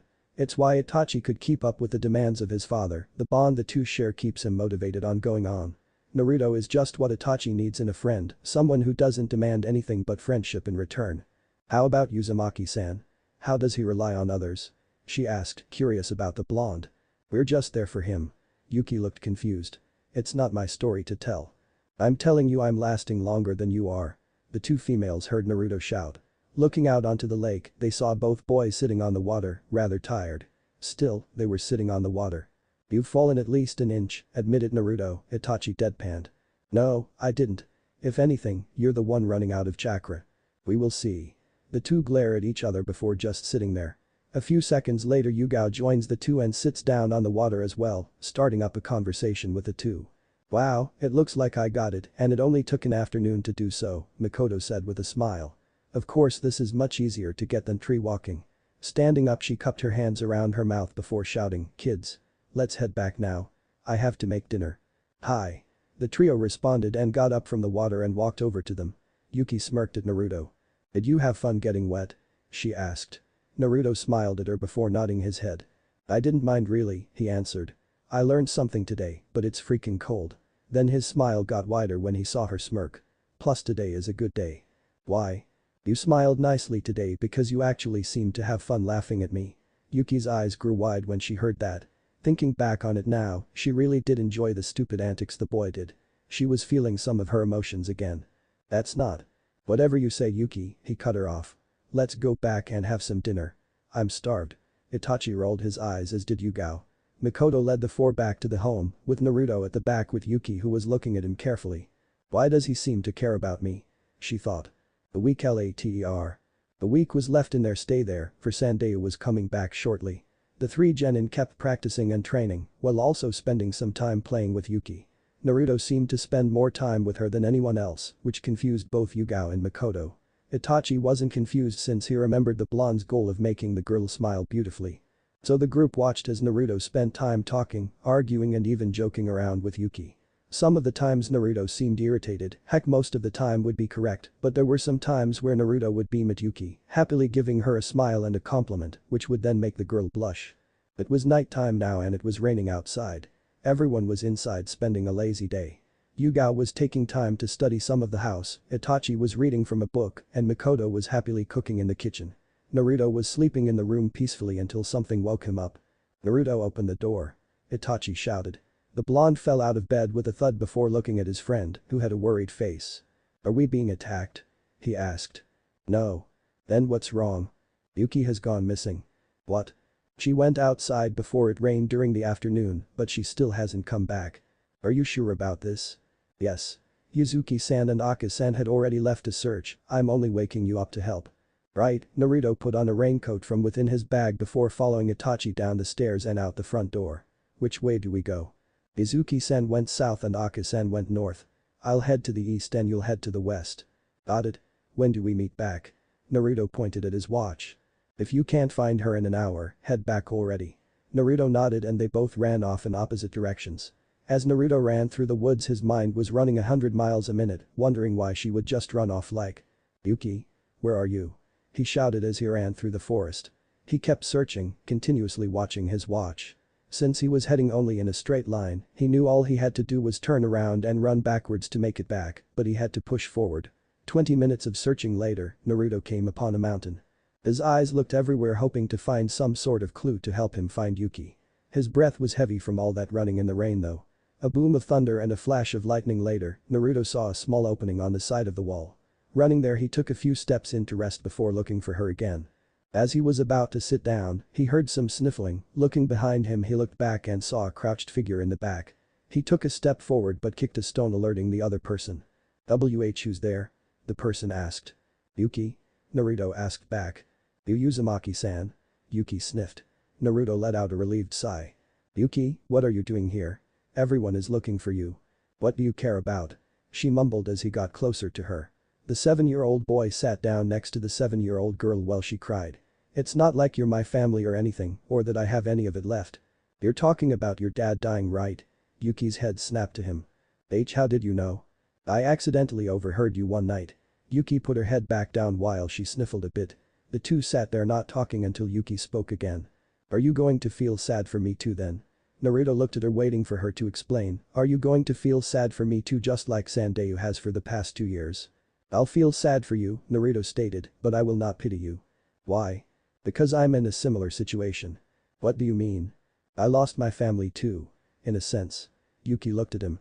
Did they die? No, they didn't die. They just don't remember or love me anymore. To them, it's like I don't exist a part of their family. To them I'm just a stranger with a similar name to my mom's old name. Naruto looked at her and stared her in the eye. When your father died, at least he said he loved you, right? Yuki nodded. Then I'm jealous of you. At least you know your dad loved you when he died, unlike me, whose parents are still alive but don't give a damn about me. Again the two stayed silent while sitting next to each other. Until once again, Yuki once again. I'm sorry, she whispered, catching Naruto's attention. She was looking into his eyes and Naruto could see that she genuinely was sorry. What are you sorry for? What happened to you, as well as acting in front of you? Don't mind it, besides you're the first person I told about my situation outside of Konoha. It feels good to have someone else know what happened, doesn't it? Yuki smiled, a small one, but a real one as well, and nodded her head. Yeah. Let's go back now, okay? I can't, Yuki stuttered. I hurt my leg. Why didn't you say so earlier? Naruto sighed. He bent down and picked her up. He was carrying her on his back, like a piggyback. Which was funny since she was only a bit shorter than him. Kami, you're heavy. He was then hit on the back of his head. I'm not fat. Naruto rolled his eyes before reaching down and taking the raincoat. Put this on your head, I don't want you catching a cold. Yuki did that and then Naruto headed back. The two made small talk as they did. The weak later. You're an idiot, Itachi said to Naruto. This was met by a slight tap on the back of the head by Mikoto onto Itachi. The group stood outside of the house where they had spent a month at. The group had all packed up and were about to leave, but the farewell became a bit teary-eyed as Naruto and Yuki wouldn't stop crying. After their little emotional time in the cave, Naruto and Yuki seemed to become even greater friends. While from time to time, Yuki would lapse back into faking her emotions, Naruto would try to reprimand her for it. "You'll write to me, right?" Yuki asked, trying to stop her tears. She really didn't want her friend to go, namely due to the fact that she and him had kept talking about their problems and come to terms with one another. "I'll try," Naruto answered, letting the tears flow freely. "Don't start getting all mopey again when we leave. I'll know you miss me." "As if I would, stupid," she sobbed. She and Naruto shared a hug before he turned around to leave. As Naruto was leaving, he shouted something over his shoulder. "When we meet again, I'll be a strong ninja. So if you need something, just give me a call." "Well, when we meet again I'll be super famous. So I'll give you an autograph for payment." Naruto chuckled as they left but still had some tears in his eyes. Yugao and Mikoto were talking amongst themselves and Itachi rolled his eyes at Naruto's farewell. "You're going to be sad that you're leaving your girlfriend?" he asked in a serious tone. "She is not my girlfriend," Naruto shouted. Even from a distance away, Yuki heard it and giggled. She entered the house where Sandayu was waiting. "Did you enjoy yourself, Yuki?" the old man asked. The little girl nodded her head. "I had fun," Yuki told him with an honest smile which surprised the old man. "How so?" "Because I made a friend," the girl said happily as she skipped into the room. Minato Namikaze, also known as the Yondaime Hokage, was sitting at his desk looking over numerous jounin senseis of several genin groups. "As you may know," Minato started smiling at them, "we have gotten an invitation from Kumo for the first Chunin exams this year." Whispers broke out as the senseis talked amongst themselves. "Sir, aren't we still hostile with Kumo?" a random jounin asked. Minato shook his head. "To be honest, our relationship is quite cloudy." This got a laugh out of a few people, but no, we are not hostile with them. So that is why I have accepted. Now how many of you are willing to send your teams for the Chunin exams? Slowly, several suggested their groups with the head of the village nodding his head, writing them down. After a couple of minutes Minato asked, "Is there anyone else?" Makoto Uchiha nominated Itachi Uchiha, Yugao Yuzuki and Naruto Uzumaki for these Chunin exams, Makoto said as she moved up from where she was. Several people started to murmur again and no one noticed that Minato narrowed his eyes. "Are you sure about this, Makoto?" "Of course I am," the Uchiha matron replied. "I have faith in my team just like all the other jounin have in their team. But they are just rookies, not even a year into their genin days." "That is true, however, you forget that my team has already successfully done 8 C-rank missions. Can any other genin team here boast that in their first year?" Many of the jounin in the room could feel the tension rising between their leader and Makoto. Some were confused as to why he wouldn't let this one team go to an exam, it's not like they would get past the first round, right? "I let them go," Minato said slowly. Makoto smiled, but it was quickly replaced by a frown by his next words, "Only if someone would second the notion." "Does anyone want to do that?" None of the jounin spoke up. Sure, they thought it would be a joke if the rookies went into the exams, but they did not want yet another competitor in it as well. This caused the Hokage to smile. "Well, it looks like." "I'll second the notion," an elderly voice interrupted the meeting. Looking towards the door, everyone saw Sarutobi Hiruzen with a pipe in hand. "Hokage-sama," several jounin, even the present Hokage, greeted. The old man smiled but shook his head. "How many times do I have to tell you, I'm just a regular ninja now that hands out missions," Sarutobi smiled. He then turned to his successor. "As I was saying, I second the notion of Squad 9 going to the exams in Kumo." But Sarutobi-sama Minato tried to reason but was cut off with the older Hokage, putting his hand up. "Minato-kun, I hope you would trust my judgment in sending that team out. If anything it shows good faith in our up-and-coming ninja. Wouldn't you agree?" He smiled at the blonde. After a few seconds Minato sighed and nodded his head. "Fine, I'll allow Team 9 to go." "Thank you," smiled Makoto. "Now if you don't mind, I'll be getting the consent papers." Looking at the former Hokage, she smiled at him, "Would you like to come and tell my team the news?" "I would love to," Sarutobi replied. The two walked out of the room. "The rest of you are dismissed to tell your teams as well," Minato said with a smile. The rest of the group bowed before leaving as well. It was quiet for a moment before he spoke again. "I want you guys out of the room as well. I need some time to myself." Putting down a simple genjutsu to make them invisible, 4 Anbu, the special group of ninja that only listened to the cage of the village, left the room too. He waited to make sure no one else was there before Minato put his hand on the desk where a hidden seal was. The room glowed a bright blue before stopping. No sound was coming into the room even though the window was open. Closing the blinds, Minato took a deep breath before doing something no one would have expected. He grabbed some random object from his desk and threw it against the wall of the room, letting out a furious scream. Sitting down, he allowed himself to calm down and look at the situation carefully. Before long all he could do is frown. Damn, if this keeps going on, the Toad Sage's second prophecy will come true. I will not allow that to happen. Naruto must lose at these exams. At Tsunade's home minutes later.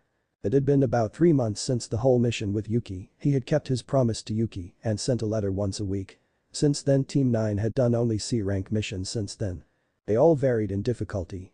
Some had them guarding yet another person, another had them gathering data and trading it with another team from another country, and others had them taking stuff from other people. It was also during this time that Naruto and Itachi had experienced their first kill. They were guarding a caravan of merchants traveling through Fire Country to the border of Wind Country. As they approached the desert, several bandits appeared to steal from the caravan. While the members of the caravan could fight, Naruto's group was forced to as well. Both Naruto and Itachi had managed their first kill that day. None would talk for 2 days, and they were trembling like mad.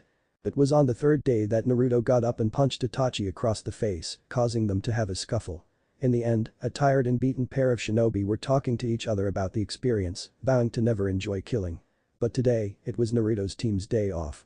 "Shizune, when will you get a boyfriend?" asked a very bored Naruto. He was eating some instant ramen as he watched his surrogate sister lounge around the house. Be quiet." An older girl, looking around the age of 17, stuttered. She was sitting down across from him. She was wearing a dark purple kimono with a fishnet shirt underneath. Around her waist was a large red obi tying it. "I just haven't found time to get one," Shizune replied. "That's what you said a month ago. You haven't gone on a mission in 2 weeks and Tsunade-chan hasn't given you any work. You should go on a date or something." "Naruto-kun, you're 7, I don't think you should be giving out dating advice. I have about a third of the village willing to be my girlfriend, I think I can give advice. Plus, Iro-sensei gives me great tips. Although I don't know what he means by sharpening my kunai a lot or putting my sword into a girl's sheath. I mean I don't even have a sword and mine are sharp." "Huh? Shizune, why are you blushing?" the blonde asked as he looked at the teen. Her face was beet red while he spoke, for unlike him Shizune understood what he was saying. "Seriously Shizune, are you sick or something?" I'm not sick Naruto-kun," the girl stuttered, shocked at the fact that her little brother was taught something like that. "Jay, just don't repeat those words again. For a long time. Especially in front of girls." "Okay, but are you sure? You're still quite red," the blonde said worriedly to the girl. Shizune nodded again. "So as I was saying, you need a boyfriend. Even if it is Kakashi Baka." "I don't like him like that," Shizune shouted. "He's a pervert and weird." "Really? I don't like him like that, really. Then you probably like someone else. Maybe Asumanai." Shizune shook her head. Genma-san. Another no. Guy-san. "Hell no." Shizune shouted, causing Naruto to flinch. "He's even weirder than Kakashi." "I agree." Naruto then thought for a moment before opening his mouth again. "Then who do you like?" I can't say," she said slowly. "Why?" "Because there is an age difference between us, more than 5 years." Shizune was blushing, the thought of talking about this to Naruto. "Is he older? Younger? You. If he was younger that make you a pedo dada. Pedo. Pedophile," a voice finished for him. "Yeah, pedophile. Thanks, Iro-sensei." Naruto thanked the old man behind him, without looking back. "No problem brat," Jiraiya smiled as he ruffled the blonde's hair and sat next to him. "But is this true Shizune-chan? You like someone younger than you?" Shizune was blushing hard again. Shizune couldn't complete her sentence. "It's okay. We won't tell anyone, right Naruto?" Jiraiya asked the little boy. "Right. We wouldn't do anything to hurt Shizune after all." Naruto gave her a smile and a thumbs up, Jiraiya mimicked him. The blonde then turned to the white-haired man. "So Iro-sensei, what are you doing here? Why can't I just visit my favorite godson?" "Well, when you come by the house it usually means you're here to sneak a peek at." Naruto was stopped from talking when Jiraiya's hand clamped down his mouth. "What are you doing brat? I may be around to hear you say that." "Around to hear him say what?" Tsunade asked as she entered the kitchen to find a blushing Shizune, Jiraiya with a hand over Naruto's mouth and Naruto looking a bit lost. "Nothing important," Jiraiya forced a laugh before turning to Naruto with pleading eyes. "Right Naruto. Come on Naruto, lie for me here," he thought. "Sure, it was nothing Tsunade-chan," Naruto beamed at her acting his age. "Then why is Shizune blushing?" "We just found out she's a pedophile." Shizune shrunk back a bit when he said that, then brewed back even further when Tsunade raised an eyebrow at her. "Whatever, but your team is here to talk to you." "Huh?" Naruto was confused again. "There isn't a team meeting today." Getting up and putting his dishes in the sink he left the room wondering what was going on. When he entered the living room he was met with Itachi, Yugao and Mikoto, all sitting there waiting patiently. "Why are you guys here? Is there something going on?" Actually there is Naruto-kun, Makoto happily said. I have nominated you three to be part of the Chunin exams held in Kumo. Really? Naruto shouted excitedly. All three of us are going. That's right. The blonde then turned to his teammates. Are you guys excited about this? As if you even need to ask, Itachi scoffed, but there was a smile tugging at his lips. I'm willing to see how far we have come, Yugao admitted. This had Naruto break out smiling. This is going to be great. Naruto-kun, don't forget that these are exams and that you need to take this seriously, Makoto told him. Of course Makoto-sama, but I can't help but feel excited. We get to see how we rank amongst the other genin of the world. Where do you think we'll stand, guys? The middle. The purple-haired girl guessed, unsure if this was a trick question. Never doubt yourself, Yugao-senpai, Itachi said. He had decided to use her first name after knowing each other for so long. If you think we are in the middle, then state it with conviction. But for me, I think we're somewhere near the bottom. I do too, Naruto agreed, nodding his head. Why do you say that? Yugao asked. Because I don't mind starting at the bottom. Why? Because if we start at the bottom, we have to work our way up. If we work our way up, we'll end up showing the world our true potential, Itachi explained. Isn't that right, Naruto? Yeah, we'll prove to the others that we're not just some kids. Just like them, we are ninjas. Naruto said with conviction that it felt infectious. Yugao was now wearing a confident smile on her face. Who's with me? Itachi rolled his eyes and slapped Naruto on the back. Baka, we already said we were. What's all the commotion about? Jiraiya asked as he, Tsunade and Shizune appeared from the kitchen. Naruto turned to them and smiled brightly. We're heading off to the Chunin exams in Kumo. The Chunin exams already? Shizune gasped. You guys are so young, I remembered I tried the exams when I was 12 and became one when I was 13. You guys are advancing faster than I did. Are you sure you guys are ready for this? You should have more faith in us, Shizune. We'll make it through and become. A silent moment passed before anyone could respond. The first to recover was Naruto. Not again. Man, I hate it when I slip back into doing that. Itachi was chuckling behind him, the girls were giggling, while Jiraiya was outright laughing at him. Don't worry kid, some people just never get over that, he said. But you should be careful, okay? The Chunin exams are serious stuff. I know, that's why I'm excited. Good, we'll be leaving in 2 days with the rest of the Konoha contingent, Makoto told him. She then presented him with papers. Fill these out and give them to me tomorrow, after that just rest for the next 2 days. Hi, Makoto-sama. Naruto nodded. The rest of Team 9 bid their farewells and left, leaving Naruto to do the paperwork. Tsunade went back into the kitchen and Jiraiya left to talk to Sarutobi, leaving Shizune once again to talk to Naruto. It was quiet as Naruto did the paperwork, but since he felt the need to talk to the older teen, so. Is the boy you like someone we know? Naruto. Shizune shouted. The weak later. The group had left Konoha and were closing in on their destination. With non-stop running they had made it there within the week.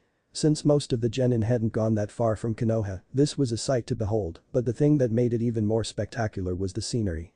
They were so high up in the mountains that they were literally in the clouds. For some odd reason though, Naruto felt at home when he arrived, which worried him. This place looks beautiful, Naruto snapped out of his thoughts as Yugao mentioned that next to him. We're so high up and the mountains look so nice. If you've seen one mountain you've seen them all, Naruto mumbled. But the air feels fresher here. Itachi merely nodded his head. The large contingent then entered through the gates of Kumo. Naruto looked around the village and noticed that most of the ninja in the village had a sword. You noticed it too, huh, Naruto? Itachi whispered. Naruto nodded. We don't have much experience against sword-carrying opponents. We'll manage somehow. As they walked forward, they were led to the hotel they were going to stay in. As was given to every group, they were given a room each with 2 beds, a couch with a pull-out bed, and a couple of seats. Naruto and Itachi had decided to let both Makoto and Yugao have the bed, while they would trade off on the pull-out one and sleeping in a sleeping bag. After settling in, Makoto had given them the day to familiarize themselves with the area. Itachi was leading the group as they exited the hotel. So where do you two want to go first? Itachi asked. Let's just have a look around, the exams won't start until tomorrow anyway, Yugao suggested. Actually I was thinking of going to get some food, Naruto said. I'm kind of hungry. Didn't we just have lunch? Itachi questioned him. That was like 3 hours ago, Naruto whined. Itachi rolled his eyes. Fine, let's go find something for you to eat. Naruto jumped for joy as they walked around the village looking for a food stand that Naruto would like, i.e. a ramen stand. As they walked around all 3 of them noticed the different villages that were there. Minor villages such as Aim, Rain, who must have traveled a long way to get there, as well as the onsen village, and Kusa. Other than Konoha, the only other major village that seemed to agree to go was Iwa. When they passed by the Iwa group, Naruto had hid in between some buildings, knowing full well what they may do to him considering who his father was. When they finally decided to sit down and eat, at a ramen stand of course, Naruto had ordered whatever their largest serving was, which was called the Spicy Thunder Special, that was super spicy and super salty, which would be free if the person could eat it under 30 minutes without water. Now since he was friends with Itachi who taught him, beat into him, to eat properly, he no longer gulps down the food. Naruto was taking time to savor the soup as he ate it, but still at a faster pace than the other two. While Yugao had been accustomed to seeing him eat vast amounts of ramen when he could, the vendor was looking at the blonde with slight awe and horror as Naruto plowed through the food. Does he always eat like this? The ramen vendor asked Itachi. No, Itachi calmly replied as he ate his salty ramen with a boiled egg, he's usually faster than this. That made the vendor even more horrified, worried about his sales. That's right, back at home Naruto-san would be at his third bowl right now, which would be roughly the same size as this, Yugao interjected as she ate her miso ramen with chicken breasts. Seconds later Naruto put the bowl down and had a smile on his face. That was some great ramen, old man. He smiled at him. I haven't had anything that spicy in a while. Plus the serving size was great too. You finished that gigantic bowl in 10 minutes, the vendor whispered, nearly crying for the loss of extra income. Oh yeah. Wasn't it that if I could eat it under 30 minutes without a drink it's free, right? The vendor nodded his head. Do you think I can have another one then? Naruto smiled, if I don't eat it within the same 30 minutes I'll pay for both of them. That had the vendor's head shooting up. Really? Don't do it, Itachi warned. You'll just lose more money. When it comes to ramen, almost no one can compete with this boy. The vendor then remembered what they said about Naruto eating more than that and thanked Itachi for the warning. Fine then, Naruto scanned the menu again before finding something that caught his eye. I'll order red bean soup with mochi on it please. Okay. The vendor replied, once again looking at his lost income. The porridge was given to Naruto who slapped that one too, but at a more sedate pace. So slow in fact that Itachi and Yugao were able to finish their ramen 5 minutes before Naruto could finish the soup. How come you eat that much slower than the ramen? Not a lot of people know this, but this soup is my favorite thing to eat next to ramen, Naruto told the vendor after paying for the soup. It's sweet enough to fix the salty taste that the ramen leaves behind. Never thought of it like that before, the vendor replied. Naruto was about to go on, but stopped when Itachi nodded at him. Naruto nodded back before disappearing from his seat. Hey, where did he go? The ramen vendor asked. He went to get our uninvited guest, Itachi announced, while Yugao nodded beside them. While they were not great censors, they had trained enough to know when people were following them. Naruto came through the flaps of the entrance a few seconds later, pulling along a girl with brown hair done in a ponytail. She was wearing a black and purple shirt and black shorts. A headband was on her forehead, although from the looks of it, she was quite a bit older than them, probably the same age as Yugao. Who are you and why are you spying on us? Itachi demanded as Naruto plopped her down onto the stool. The blonde also noticed the dark look that the vendor sent the girl. The girl looked shocked, probably due to the fact that Naruto had managed to bring her into the shop while also getting the drop on her. After snapping out of it, she looked at each of the three genin. I am Yugito Nai, genin of Kumo. I saw some Konoha headbands and wondered what they were doing here, Yugito explained. She seemed uncomfortable sitting there, and Naruto noticed this too. We're here for the exams, Itachi stated with absolutely no emotion in his voice. I see, Yugito said before looking at Naruto. Is there another reason you're here? The uchiha demanded. Just one question, why does he smell like a cat? She asked, pointing at Naruto. Ah. You mean that lion spit smell is still on me? Naruto shouted. It's been 2 years already and I still smell like that. I don't smell anything, Yugao stated. Neither do I, Itachi agreed. How come I can smell it then? Yugao asked, sounding disappointed. Naruto was sure that was the tone she took up when she said that. Whatever then. The Kumo ninja stood up and was about to leave, but turned to them, as a resident of Kumo, I would like to welcome you to your village and wish you luck in the Chunin exams. When we do meet up we will be enemies then. Yugao nodded at them before running away. When she was gone both Itachi and Naruto frowned. She has an advantage against us now, Itachi told the other two. Yeah, if she can smell me out she'll be able to find us, and if we fight we won't be able to expect an ambush, Naruto continued. Then why don't you keep practicing that one move you have, Naruto-san, Yugao suggested again. The one that will let you know where people are around you. I'll have to keep doing that then. We need to stock up on chakra replenishing pills too if we want to do that, Naruto said. That move will take out a lot of chakra from me. After their brief lunch the trio left and were walking around the village. After some time they had accidentally come across a training field that was in use. Itachi was telling them to leave the area, but Naruto was rooted at the spot.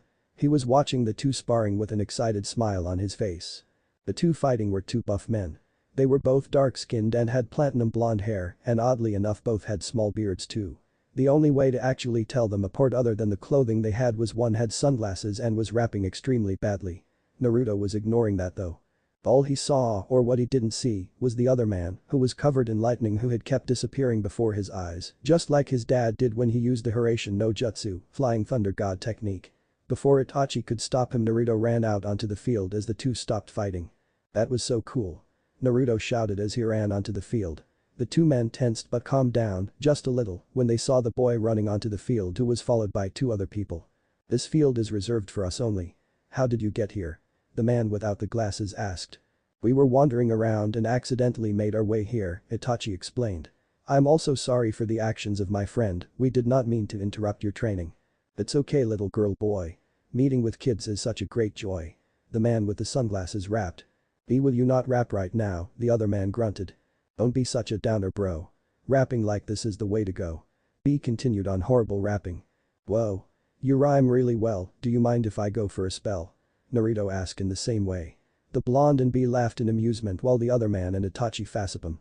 Since Yugao was on her own, she noticed the odd similarities between the two groups which frightened her a bit. Sorry for my brother's horrible rapping, the other man apologized. My name is A, and that is my idiot brother Killer B.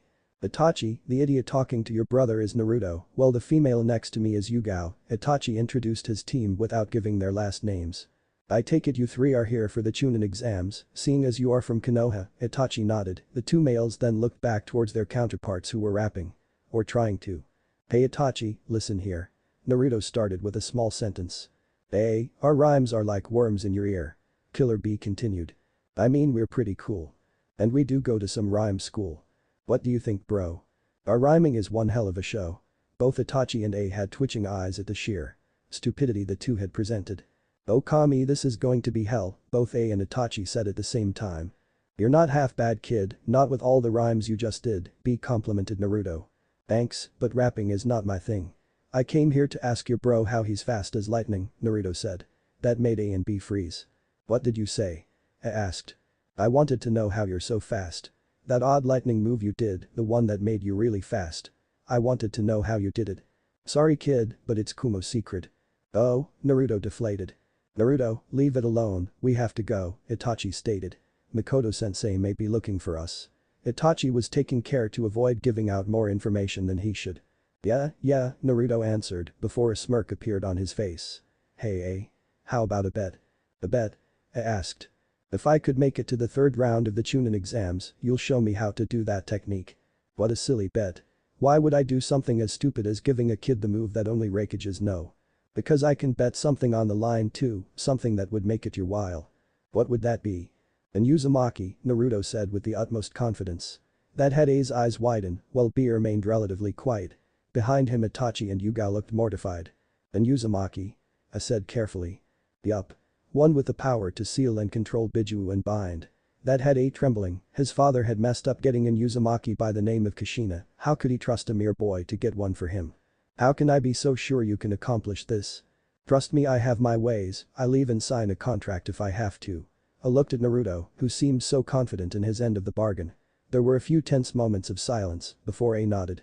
Fine but we won't need a contract. I mean, a little kid like you wouldn't be able to fool me into a jounin. True. So we have a deal. Naruto had stretched out his arm, which A shook. When he did, I was surprised to see a black mark appear around his wrist. What the heck is this? Naruto smiled. Well I may be only 7 years old A-san, that doesn't mean I'm stupid. I had taken up a small interest in seals, and that is one of the ones I got used to. It's an explosive seal, which can only be taken off by me, since it requires something only I have. Why did you put this on me? Just a little. What's the word again? Insurance that you keep your end of the bargain. How come you don't have one? Who says I don't? Naruto showed his wrist to A. It will detonate if I don't hold up my end of the bargain as well. I stared at him before grunting. Fine. B let's go, we're late for an appointment. I turned around and left the clearing, leaving only Killer B and the kids.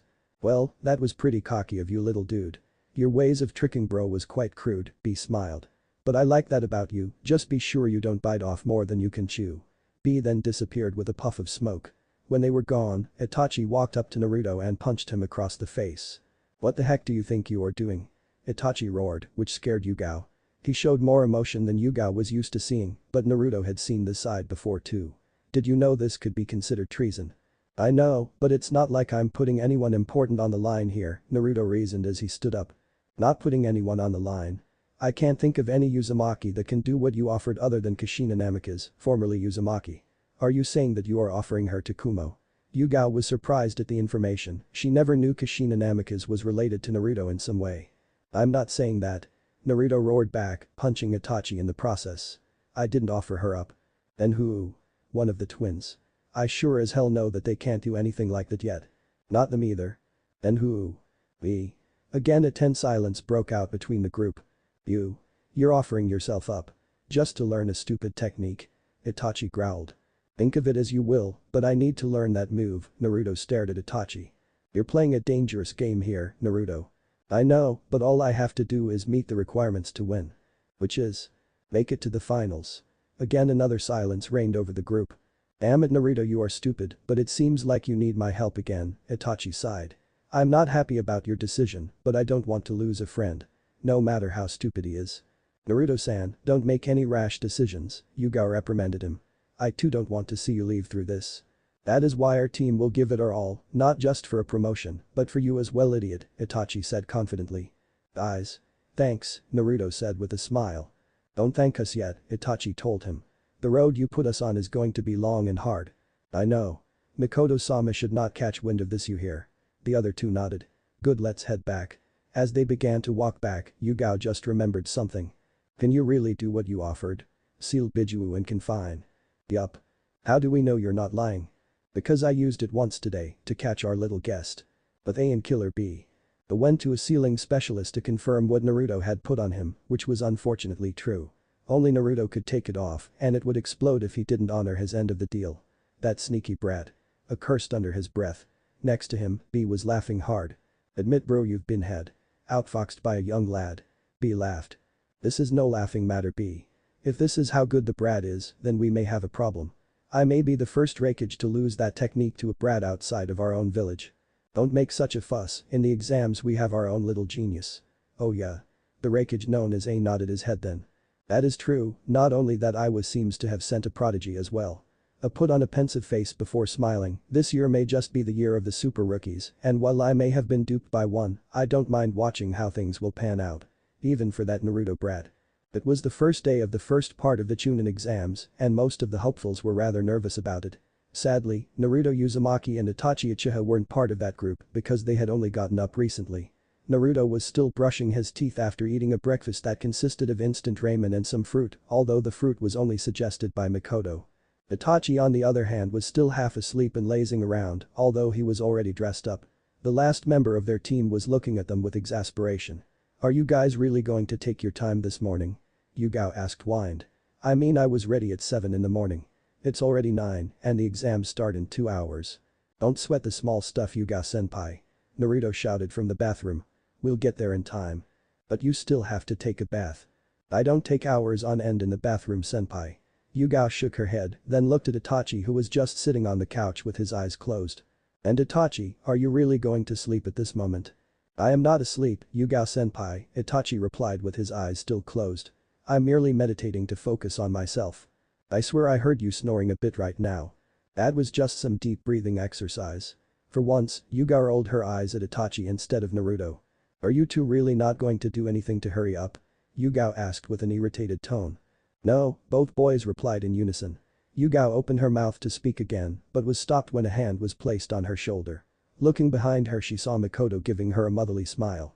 "Don't worry about those two Yugao-chan," Mikoto smiled at her. "But..." Yugao tried to protest. "Trust me, it is better to let those boys do what they do." She then shook her head playfully. "I remember the day of their genin test, Naruto had slept over at our house. The following morning it was just like this, Naruto waking up late and Itachi just lazing about. Fugaku was so mad when he saw Itachi just doing nothing that morning." She gave a small giggle. "So just rest as well, Yugao-chan. If you're stressed about what you guys are going to do, nothing good will come out of it." "But..." "Okay," Yugao sighed and sat down on the bed. She copied what Itachi had done and closed her eyes to get a little more rest since she was more than a bit tired because she started to feel nervous last night and got limited sleep. The purple-haired girl didn't know how long it was, but she was shaken awake by Naruto. Wow.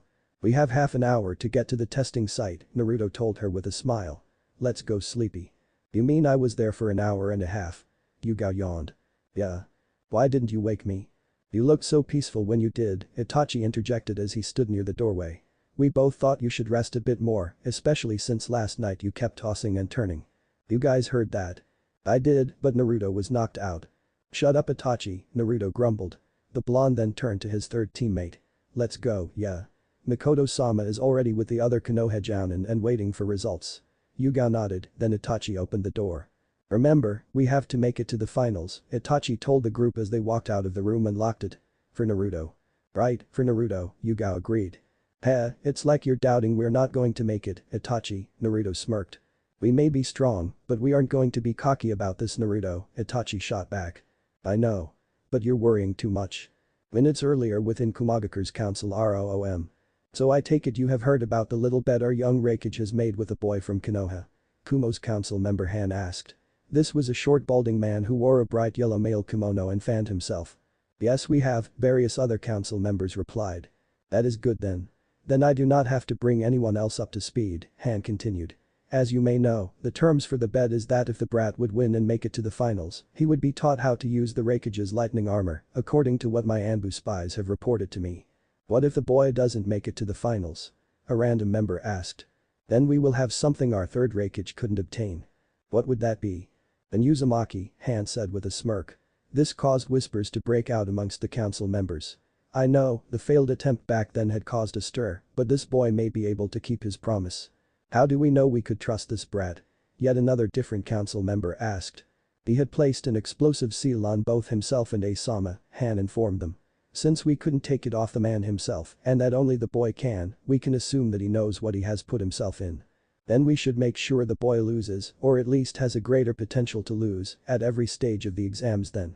I totally agree with that council member, Han nodded.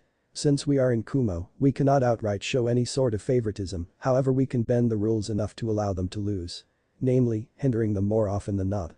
He then stared at all the council members in their faces. So, are we in agreement about what will happen? We will try to have the team of rookies from Konoha fail. Hi. Good, now beggin'. We do not want any suspicion being cast on us. Han mumbled to himself.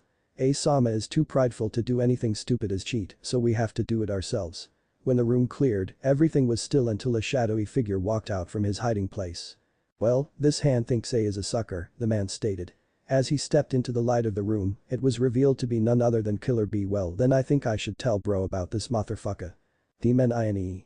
As Team 9 made their way to the gathering hall, they ran into other teams from Konoha who would smile at them and wish them luck, however, they knew better than that. Itachi, Naruto and Yugao all knew those were fake smiles and they weren't actually being wished luck. The other teams were just being nice since they too wanted to win. They must think we're stupid or something, Naruto grumbled. I swear they must think we are below them. Don't think anything of Naruto, Itachi said. Some of them have tested before and are annoyed at the fact that we are here, mere rookies. I agree with Itachi-san, Yugao concurred. I mean I saw some of my own senpai there and they were glaring at me too. Well, then I guess we should show the world just how good we are huh? Naruto said with a smirk. Itachi nodded and Yugao sighed. The trio finally reached the building they were looking for and opened the door. It was empty save for a long hallway. Looking at each other, they nodded and walked down the hallway. It would be 5 minutes of walking down the hallway when they noticed something off. I think we passed by here before, Yugao mentioned as she looked around. I mean this mark on the wall before. Itachi nodded as well as Naruto. Of course you would notice the mark, I left it there, Itachi explained. It was during our third go-around that I noticed something seemed off. Namely the fact that we passed by the same picture of the second Raikage twice. I noticed on the fourth go-around, Naruto mumbled. A genjutsu that affects the entire team. Pretty smart move to weed out the weaker ninjas. Itachi put his hands into the ram seal, as did the other two. Kai. They shouted. Around them the hallway seemed to blur away. Naruto had to blink his eyes a few times to adjust to the lightning. Looking next to him he saw that Itachi and Yugao were recovering as well. Taking in the area around them, he saw that they weren't the only ones affected. Several teams from Iwa, AIM and from Kumo itself were just standing there dazed. Let's go, Itachi said, catching Naruto's attention. We spent 5 minutes here and 15 minutes to walk all the way to this building from our hotel. We only have 10 minutes before they close the doors on us." Naruto nodded his head and they finished walking down the hallway where they came to a large set of double doors. "Through here is the first step to greatness," the blonde said with a smile. "You guys ready?" As if you had to ask, Itachi smirked. "Let us go, Naruto-san," Yuga smiled. Naruto nodded and pushed open the door and they entered the room. As they all eyes fell onto them, Naruto could feel the killing intent of some of the other people aimed at them, as well as the rest of his group, but Naruto and Itachi were able to shrug it off. Yuga struggled a bit but was able to overcome the feeling as well. They went to the far wall, near a bunch of desks and leaned against it. While they walked over there, they heard some interesting conversations. "More kids?" a boy asked another one as they passed by some Kumo ninjas. "That's the third group with brats in it." "I know what you mean. I still can't believe our Raikage let kids into this battle. Not to mention that thing is here to compete too," Naruto heard the other boy whisper back, sending a glare at the opposite end of the room. Following his gaze, his eyes landed on none other than Yugito Nai, who had her eyes closed. Next to her were two boys, who seemed to be in the same age group as Naruto and Itachi. One had dark skin, just like A in Killer B. He had messy platinum blonde hair, with a small patch covering his left eye. He was wearing a black shirt and black pants with white wrist guards, his headband was nowhere to be seen. The other boy had bright blonde hair, not as bright as Naruto's, but still pretty bright. His headband was around his forehead and he wore the exact same thing as the other boy. "Hey Itachi," Naruto called out to his friend. The uchiha, who had his eyes closed, cracked one open and looked at his friend. Naruto motioned over to the other side of the room where Yugito and her partners were. "It seems like we're not the only kids around here after all." Itachi nodded. "Look to the corner of the room to the left. You'll see yet another boy around our age," Itachi mumbled. Naruto looked to the other side of the room and towards the corner. There was a group of Iwa ninja, but Naruto was surprised to see yet one more kid in their group. This one was blonde, just as blonde as he was. His hair was long and straight like a girl's, with a bang covering his left eye as well. He had on a green shirt with a fishnet shirt under it. Black ninja pants and sandals. Around his forehead was his own forehead protector. Looks like Iwa and Kumo have talented youth too, geniuses in their own right. That or they didn't want to be upstaged by Konoha for sending young kids to try and earn the title. "Can I have your attention please?" An extremely cheery voice shouted, causing Naruto to flinch. "Damn, this person is too happy, whoever it is," the blonde mumbled. They looked to the front of the class to see a woman wearing standard Jounin gear. Black shirts, black pants and white armor like covering over their chest, but with enough free room on the right side. She had brown hair and the same color eyes. What annoyed Naruto was her smiling face. Unlike Yuki, this lady's smile was true, but man was it just annoying to look at it. It was too bright and happy. "My name is Saito." The Jounin introduced herself. "I am going to be your proctor today." "Kami, her voice is like nails on a chalkboard," Naruto groaned. Next to him Itachi nodded his head, also trying to ignore the extremely happy tone of the woman. Yuga was covering her ears with her hands. Looking around, the blonde noticed that everyone was wincing as well. "Please take a seat and I will explain to you what your exam will be." Slowly, each group took seats in the empty classroom, with teammates sitting next to each other. When everyone was sitting down, Saito clapped her hands together and smiled. "Great. Today is the first part of the Chunin exams, so this part is going to be easy." Taking a piece of paper from her pocket, she raised it up for the kids to see. "Today you guys are given this. It's a piece of paper with the location of a Jounin who will let you pass this test. It should be in the small space in the desk. You can all look at it right now." Itachi reached in and pulled out the piece of paper and examined, with the other two leaning in. What they saw surprised them. It was just one word, stand, with 3 blanks next to it. "Hey!" the blonde from Iowa shouted. "What the heck is this? We only got a word on it." Everyone started shouting out their protests as well. Naruto was about to join in the shouting too, but Itachi stopped him. "Yes, everyone only got one word. All of you got the word stand correct." Saito smiled. Each person nodded their heads as the proctor smiled. "Good. Because that is the first test. Not only are you supposed to go to where the Jounin is, you have to find out where it is in the first place. And to make it fair, each group has a different destination. There are 3 areas in all as to where the Jounin can be. And each group can only go to the one on their paper." "Then how do we see the rest of the words on this thing?" Naruto grumbled out loud. "That is simple. We had placed some words in the places where you had visited when you had arrived here. You see, we had some Jounin follow you and mark the areas you had visited when you first arrived. When you left, we marked the area with a special ink that would react to the paper you have known. All you have to do is gather the ink spots in the area from the places you went to and figure it out. All the ink spots should be in the first 3 places you visited when you went to Kumo. Sait smiled. Is everyone clear on what they are doing? When the groups nodded they agreed. Oh, and one more thing, we had asked several to play in this as well. They are going to try and steal your papers from you and destroy them. So please don't lose them, your entire team has to make it to the place. Wait, what? People shouted. You have until sunset to get to your spot. Ready, begin. Just like that everyone shot out of the room and began looking for the first areas they had visited, with Naruto's group being the last to leave. What do you think about this, Itachi-san? Yugao asked. Why would we do this right now? It's an information gathering test, Itachi explained. Ninjas like us are supposed to be able to find the information we need and get away from trouble, that is what the inclusion of several Chunins are for. I'm probably guessing they're around us right now, Naruto sighed. The uchiha and the female nodded. Should I start using that jutsu? Just don't strain yourself, you're going to be using a lot of chakra to keep that move up. Well, if I keep it a small distance I don't have to waste so much chakra. Just be careful. You barely finished cutting the leaf a few weeks ago and barely started trying to split that waterfall in half just before we left. Your control over chakra is still pretty unrefined. I know that, but I'm not trying to cut anything, are we? I'm just sending out my chakra. Naruto argued. Itachi sighed and nodded his head. Fine, let's do it, but again be careful. Naruto nodded his head this time and did 4 hand seals before shouting. Fuetin. Heriku's Miyabi, wind release. Spring wind elegance, Naruto shouted. From Naruto's body a slight gust went forth in a circular direction. Naruto closed his eyes for a moment, his left twitched at times before he opened them. Crap, this is taxing after all. How far away is Naruto-san? Yugao asked, looking worriedly at the boy. About half a kilometer in each direction, Naruto whispered back. I felt a leaf falling through the dome of the wind a few seconds ago. Feels weird that I'm doing this now. I could actually start to feel the drain. He then turned to Itachi. Did you bring all the chakra replenishing pills? Itachi nodded. Good, I may need all of them by the end of the day.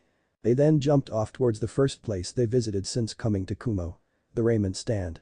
Konoha current time. So the exams have begun? Minato asked. He was sitting on a sofa at home, with Yuri, the blonde baby, in his arms. Hi Hokage-sama, the bird Anbu replied. I see. Did you tell the other about what you are supposed to do? Hi, I have told them to tell their groups to try and take out Team 9 as quickly as possible. Very well, you are dismissed. The Anbu member nodded his head and left the room using Shunshin. Honey, who was that? Kushina asked as she entered the room with Tsubaki, the red-haired daughter, in her arms.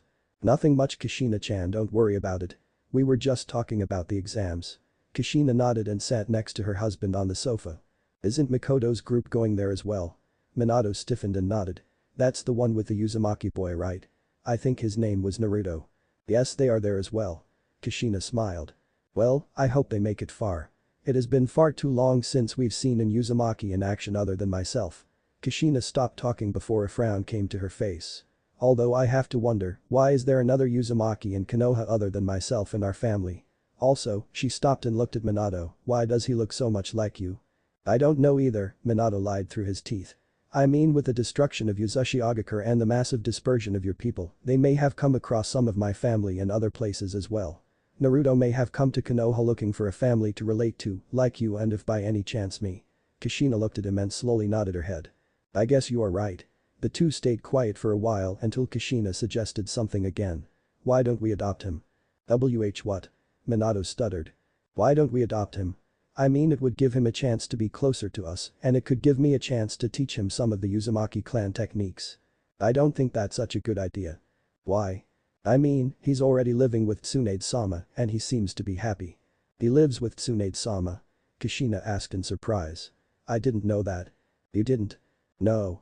But I guess it would make sense though. The Senjus and the Uzumakas were close to each other, distantly related of course. Why did he go live with them and not us instead? I mean, his parents may have told him to find some Uzumakas to live with, right? Can we talk about something else? Minato tried to steer the conversation away and Kushina noticed it. She noticed that he was willing to stop talking about this specific topic. Why don't you want to talk about this, Minato?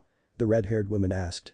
This involves someone in my clan, so I should be concerned, and as my husband you should be concerned with it as well. You see. Minato tried to come up with a convincing lie. He knew he wasn't able to continuously lie to his wife's face, he knew she would catch him in the act. Hokage-sama, a voice interrupted, which let him let out a sigh of relief, which Kushina caught. Both turned to the door and saw a man in complete Anbu gear. Black pants, grey chest armor over a sleeveless black shirt and a katana on their back. On his hip was a weapons holster and a white mask with a broken left side. What set this person apart was his hair, which was grey and gravity-defying. His left eye was covered with a part of his forehead protector, and the whole bottom of his face was covered by a black cloth mask. "Ah, Kakashi," Minato smiled at the welcomed interruption. "How many times have I told you to call me Minato?" "Ahahaha, sorry about that," Kakashi's eyes smiled and scratched the back of his head. "What are you doing here, Kakashi?" Kushina asked with a smile, although it had a threatening tone. "Why did you come to the point where I was asking my husband something important?" "Oh, Kushina-sama. I'm sorry for bothering, but I'm here to ask Minato-sensei about something." The Cyclops then turned to his former teacher. "What is it that you need, Kakashi?" Minato smiled. "I was just wondering, who would you take when our genin makes it to the third round?" "Oh, about that, do you mind if we discuss this back at the tower?" Minato placed Yuri in the crib nearby and gave Kushina a kiss on the cheek. "I'll see you later, Kushina." He then looked at Kakashi, "Let's go." When they left, Kushina furrowed her brows before looking at the girl in her arms. "Should we go talk to Tsunade?" Kushina asked for the mini version in her arms. Tsubaki made some gurgling noise and Kushina smiled, "Okay, let's go. Let's get the crib and put you along with Yuri and talk to her." Demon Ine. Naruto, Itachi and Yugao had all gone back to the ramen stand and began to look for what they needed. Naruto and the rest of them scanned the entire stall with a piece of paper. They were surprised when they found some ink blot on Naruto's seat. The word "the" appeared on the first blank spot on the piece of paper. "Well, that's just freaking great," Naruto groaned. "That doesn't help us in any way whatsoever." "At least we found one part and that was only within the first hour," Itachi answered. Yugao nodded her head and then turned to Naruto. "How are you doing, Naruto?" she asked. "Are you still holding up?" "Yeah, it's just hard to sort through who all these people are. I can only make out shapes," Naruto replied. "Although, it seems like our guests know where we are, 2 people just entered my field and will be on us within the next few minutes." "Damn," Itachi cursed. "I thought we'd have more time. Should we fight them or run?" "We should run," Naruto replied. "I agree," Yugao stated. "Do you still have the paper, Naruto?" Itachi asked as he looked at them. The blonde nodded. "Good, let's meet up back at the designated meeting spot for us." Yugao and Itachi ran out of the room and jumped from roof to roof, leaving Naruto alone as he came out of the room. Naruto's eyes locked onto the 2 people who dropped in on them. They were in civilian clothes but had forehead protectors on them. "Seems like the other 2 left the blonde boy alone," one of them smirked. "Yeah, that's right, well it makes it easier for us," the other one shot back. "Oh?" Naruto asked. "I didn't know you guys took this seriously enough to take care of a kid like me alone." "Of course we are taking you seriously. We are getting paid a C-class mission rate for this after all." "Oh? A C-class mission? How many of those have you done yet?" 3. 4. "Shut up, brat. Our group has done 7. Sadly our 3rd member is sick right now so he can't help us." "Oh, my 7 C-rank missions." Naruto gasped in mock shock. "Want to know how many C-rank missions I've done?" "I've done 8. "That doesn't mean anything," one of the Kumo ninjas replied. "You can't tell how good a ninja is by how many missions they have done." This caused Naruto to smirk. "I could guess what kind of ninja you are. Crappy ones." "What do you mean?" "You can't even tell when a clone is standing in front of you instead of the real thing." Naruto then pooped in a cloud of smoke. "What?" Both men shouted in unison. "He was a clone all the time. Why didn't you notice?" "Why didn't I notice? Why didn't you notice?" The 2 started to argue as they went away. From out of a dark alley Naruto walked out. "Stupid idiots," the blind sighed. Reaching into his pocket he popped in a chakra pill. "Damn, Kage Bunshin and Heracles Miyabi drain me like hell. Now to meet up at the training field we met A and Killer B at." A few minutes later. Naruto appeared next to Itachi who was frowning. Yugao was frowning too. "So no luck?" Naruto asked. "No," Naruto answered. "Those Chunins weren't all that smart either. Couldn't even tell a clone from the real thing." "So you lost them?" Yugao asked. The blonde nodded. "Good, because we couldn't find the clue in this area." "Are you sure?" "Yeah, we checked it everywhere." Itachi then closed his eyes before speaking again. "They said the ink blots would be in the first place we visited, right?" Itachi asked. "Yeah," Yugao replied. "Since we visited the ramen stand, we know that was one of the areas we visited. Right? But you have to remember where we actually stopped first." "Which was where again?" "What are you saying?" Naruto asked confusedly. "I mean other than the ramen stand, the only place we have been to is our hotel and the toll booth." Naruto stopped talking when he understood what Itachi was insinuating. "You mean those are the places they can be at?" Itachi nodded. "So let's go there then." The group ran towards their hotel. As they did, Naruto whispered, "Someone is following us." Just as he said, a person landed in front of them. The entire group tensed when they saw the person who appeared in front of them.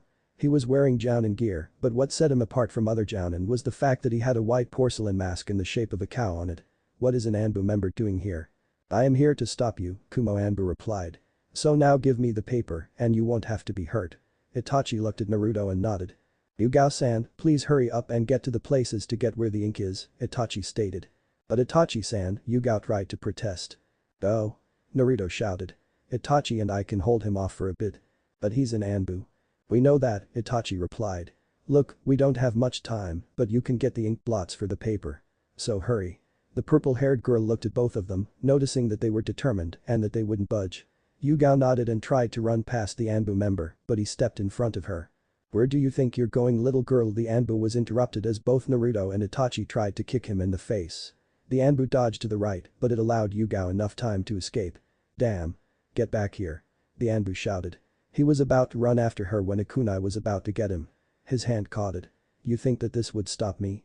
"Now, but the thing on it might," Naruto smirked. The Anbu reacted fast enough and threw the blade to the side where it exploded. "Well then, it seems like I'll have to beat a lesson into you two boys," the Anbu cracked his knuckles. "We just have a question for you before we do anything else," Itachi stated. "And what is it?" "Why are you, an Anbu, participating in something like this? We only thought the Chunins were going to be involved in this." "Oh, that, let's just say we know of a certain bet." "I see."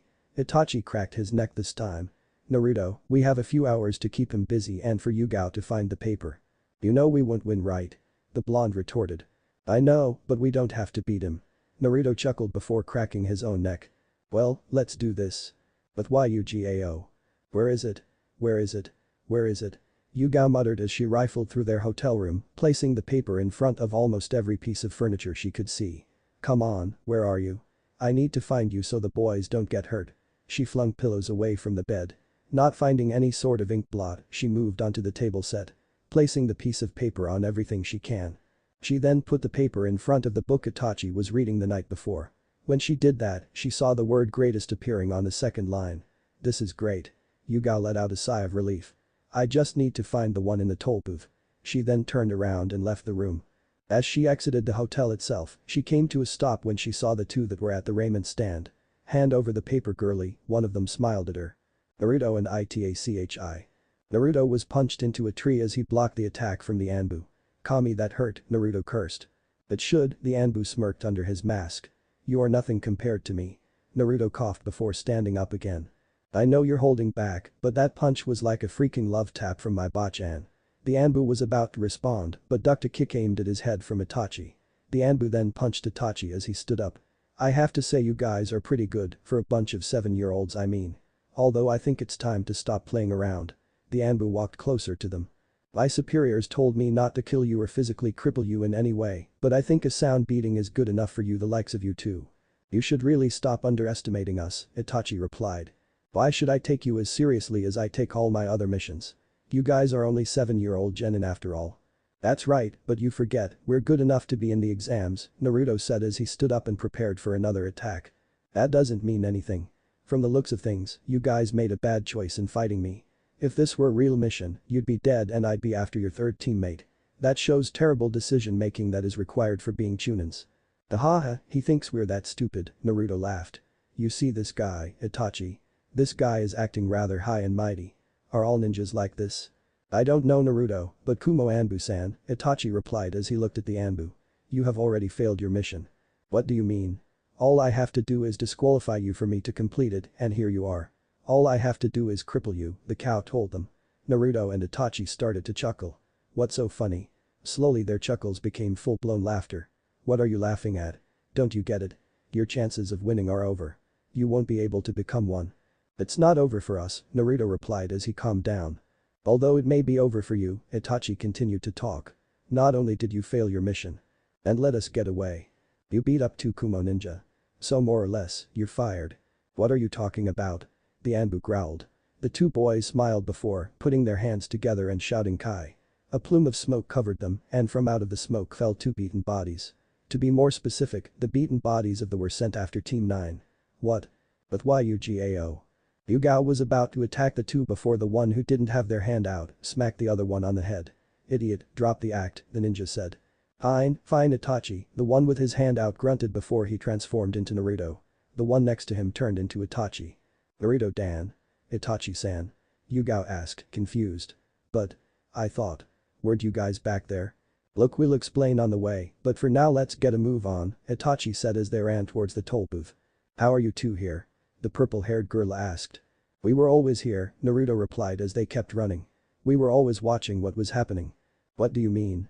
"What Naruto is trying to say is we never left your side," Itachi explained. "The entire time we were watching you from afar." "Huh? You see Yugao-san," Itachi continued. "From the moment you woke up from your nap to the ramen stand incident, we were never with you." "Then who were those with me?" "Hinged shadow clones," Naruto revealed. They got to the toll booth at the moment and hurriedly looked for the ink blot somewhere there. The Kumo ninjas did nothing to stop them. It only took a moment, for they found it when the paper had passed over a copy of Yugao's identifications. The word ramen appeared on it. "Oh, you have to be kidding me. The greatest ramen stand. We went there at the very beginning." Itachi groaned in annoyance while Yugao was still confused. "Wait, tell me what happened." "I'm still confused," the purple-haired girl stated. They had then run towards the ramen stand they were at in the very beginning. "Look, I'll tell you the extremely short version. You fell asleep, Naruto and I made a plan, Naruto made clones that looked like us, you went to the exam place with clones while we tailed you. Are you with me so far?" Itachi asked. Yugao nodded to respond. "While we were tailing you, we saw a pair of Chunins following you. We knocked them out and put a genjutsu on them while they were still asleep. We made them think they were us. So during the ramen stand incident, we switched off the clones with the hanged people. So to be perfectly honest, we were never with you and were hiding in the shadows." "You guys didn't tell me this plan, why?" Yugao asked, hurt. "For it to work, we had to make you believe that we were still there," Naruto told her. "I really didn't want to do this, but it was just an extra precaution to make sure we didn't mess up. But you guys could have told me something at least." "Look," Itachi said as he put his hand on the girl's shoulder. "Yuga-san, we are a team here. What Naruto and I did was not a good thing to do as a team. However, we knew it would have led to a failure if we did tell you. If it makes you feel any better, I'll let you beat up Naruto after the test today." "Yeah? Wait, what?" Naruto asked, surprised. Yugao was silent and both boys knew she was mad at them. Before they could speak, the girl beat them to it. "Fine, I agree with what you are saying. But next time, you will include me in all your plans, get it?" Yugao told them. "Or else I'll tell Mikoto-sensei your little secret." "What secret?" both boys asked in worry. "I'll tell her that Itachi-san has a crush on Hyuga from our village and that Naruto-san was the one who replaced the sugar with salt when she tried to drink tea," the purple-haired girl threatened. Both boys stopped in their tracks, eyes wide, as they looked at her. "You wouldn't dare." "I would." "So do we have an agreement, boys?" Both boys nodded their heads and Yugao smiled at them. "Good, and it looks like we are here." The two boys looked up and found themselves at the same place they ate lunch on the first day. The store was called the Greatest Ramen Stand. They walked in and were greeted by the same vendor from the day before. "Ah, it's you three," he shouted. "Is the blonde one here to eat me out of house and home again?" They didn't respond, save for Itachi showing him the piece of paper.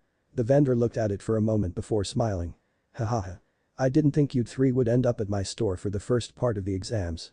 From under the counter the vendor produced a forehead protector and placed it on his forehead. "How come you sell ramen even though you are a ninja?" Naruto asked. "Not that I mind really since, well, I love ramen. I'm just curious. A second job is fun and all, plus I just love to make ramen," the vendor Jounin replied. "But this is not about me but you." The ramen vending ninja smiled at them. "Congratulations. You have passed the first part of the Chunin exams." The trio smiled. "Alright." Naruto jumped up into the air. "Thank goodness," Yugao sighed. Itachi smirked. The trio turned to the ramen vendor and bowed. "Thank you." "You're welcome, kids," he told them.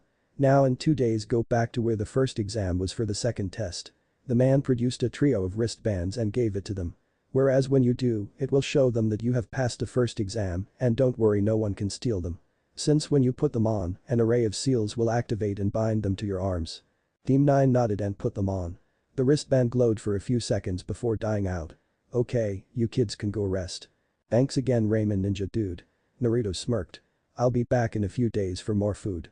Team 9 walked away. "Good luck with the exams then, kids," shouted after them. "But they ain't killer bee. So the blonde brat's team passed, huh?" He laughed to himself as he looked at the roster of teams that passed. He was sort of happy that Naruto's group had made it through the first round, seeing as the council was trying their hardest to cheat him a victory. His eyes trailed down and smiled, so did Darius and the Nibi's team. Her name is not Nibi, but Yugito, B-Rapt. Try to keep that in your mind, bro. I know that. What I want to know is how two genin boys managed to knock out two chains twice their age. Well, you see, when I asked what went down, they were making a frown, yo. B started to do a jig and it irritated A bit. One was like, we were ready to spring the attack. Then the other said, but those two boys snuck up on our backs. They got hit on the back of their neck and it must have been painful as heck. When they came to, they were beaten up by the Anbu. At the hospital they told me that they couldn't remember anything before it went black and that their memories were all out of whack. I see. A swiveled his chair to look out into the village he controlled. So they said they were overpowered by both of them and that a genjutsu was placed on them. Right, bro? Just how strong are those two boys to be able to do that? I murmured. So the brat made it to the second stage, Tsunade said with a smirk. Next to her Shizune was frowning and Jiraiya was laughing his ass off. Of course he did. He was trained by me after all. The toad sage boasted. Tsunade then whacked him on the back of his head. You barely trained him. Most of the time he's training on his own or with Itachi. Refining his own skills, the slug princess told him. Heck, most of the time you're with him is tell him to focus his chakra and to eat right. Hey. I'm just preparing him to start training in the ways of being a sage. You want to take him as an apprentice? Shizune asked, surprised. Yeah, I want to teach him my ways. Although, I'll probably wait until he's at least a jounin to start doing so. You better wait. Give him more time to grow up at least, Tsunade scolded him. She then looked over at the clock. She's running late, that girl. What are you talking about, Tsunade-sama? Shizune asked. Oh, I forgot to tell you too, but yesterday I had a visitor. A visitor, you say? Jiraiya curled an eyebrow. Who would this be? Kushina. What? Both Jiraiya and Shizune shouted. She visited me yesterday, asking questions. Flashback. Tsunade was sitting in the kitchen drinking some coffee. She had taken the day off from the hospital that day and left Shizune to practice her skills. She was just resting when she heard a knock on the door. Walking to it, she opened the door. Good morning, Tsunade-sama, how are you today? Kushina greeted as Tsunade opened the door. Alongside her were her two daughters in a carriage. Kushina. Tsunade gasped. What are you doing here? I came here to talk about a person. May we come in? Tsunade nodded her head and moved aside. Kushina walked in and brought the stroller as well. Do you mind if I unseal their crib? No, not at all, Tsunade answered, even though she was surprised to see the woman there. Are you okay, Tsunade-sama? The red-haired woman asked as she unrolled a scroll and unsealed a crib from it. Gently placing both baby girls into the crib next to the sofa, Kushina sat down and looked at Tsunade. Remembering that she hasn't answered yet. I'm fine, it's just that I'm surprised you're here. I mean, we rarely get to talk to each other nowadays. You're taking care of Yuri and Tsubaki there almost all the time. And you're almost always in the hospital, Kushina teased. Tsunade rolled her eyes and looked at Kushina. What are you doing here? The blonde asked. It's not every day you visit someone like me. I'm here to ask you a few questions actually. What about? The boy living with you? I want to know about him, Kushina admitted. I wanted to talk to you about Naruto Uzumaki. Tsunade's eyes widened when she heard that. Why do you want to know about him? Tsunade asked, looking suspiciously at her guest. Minato and I were having a conversation and he came up. For some odd reason, he keeps trying to avoid the topic altogether. Like he doesn't want anything to do with him. I see. Closing her eyes, Tsunade shook her head and gave out a sigh. To be honest, you should talk to him and not me. He is the one you want to find out about, right? Kushina nodded. Then you should go talk to him. Although, he is at the Chunin exams right now. I know that is why I came to ask you. I mean, he does spend a lot of time with you, right? The red-haired woman asked. He spends more time with Shizune and the Uchiha than he does with me, Tsunade told her. Sadly, both of the Uchihas that know him the best are with him in the exams, and Shizune is privy about her friendship with Naruto. I think she has a crush on him, even though she is a decade older than himself. That's odd. Kushina frowned. It is, but she won't say it. I mean, who would say they have a crush on a 7-year-old? Tsunade chuckled. I see. So are you going to tell me about Naruto? I'll tell you about him, but only the basics about him. The rest, you have to ask him personally. Flashback END. Why did she come all the time to talk about him now? Jiraiya asked after hearing the story. Why 2 years? I think it's because Naruto is interacting more with Minato through the course of missions, Tsunade explained. You know how sometimes the teams have to report to the Hokage himself for some certain missions. Shizune and the Toad Sage nodded. Well, I know Minato wants to spend as much time as possible with his kids and Kushina brings them, so I think the reason she's seeing him more. That and I think the fact that another Uzumaki that is not part of her family is in Konoha is making her worried. I see, Shizune stated before her eyes widened in recognizing something said in the story. Hey. I do not have a crush on Naruto. If you're denying it, it just makes it more suspicious. Tsunade smirked. So you are a pedophile. Tsunade-sama. Shizune shrieked. Jiraiya, who was forgotten at the moment, was writing something down in a black book. An older woman, who the hero thinks of as a sister, holds more than sisterly affection for said hero. I'm going to use this as my new story plot, the pervert thought. I think Naruto will give me better story ideas as he grows up. More so than Minato. Deepening. It was 2 days after the first test and Team 9 found themselves back in the same room. Since they got there a lot earlier than the previous time, they decided to just sit down. When they got to the door, they showed the Jounin there their wrists with the bands on them. The Jounin had let them in and saw that other than Yugito's group and the group from Iowa, they were some of the first ones there. So they just sat there spending their time doing nothing while waiting for every other team to appear. Rather, they tried to, but someone decided to bother them. I see you guys made it past the first round, a female voice said. Looking to their left, Yugito was standing there, with the rest of her team standing a few feet away. Why wouldn't we have made it through the first round? Naruto asked. I mean you and your kids are here too. It's because we are some of the best Kumo has to offer. I'm not sure if I could say the same about you and Konoha. You can think whatever you want, Itachi answered as he looked towards the front of the room. All that matters is that we are here. Other than that all I can say is that all we can do is move forward. Good words Itachi, Naruto smirked. So you can tell your little group to watch out for us. For we will get the better of you guys. Yugito glared and then walked back to her group. Team Kumo. What were you doing over there?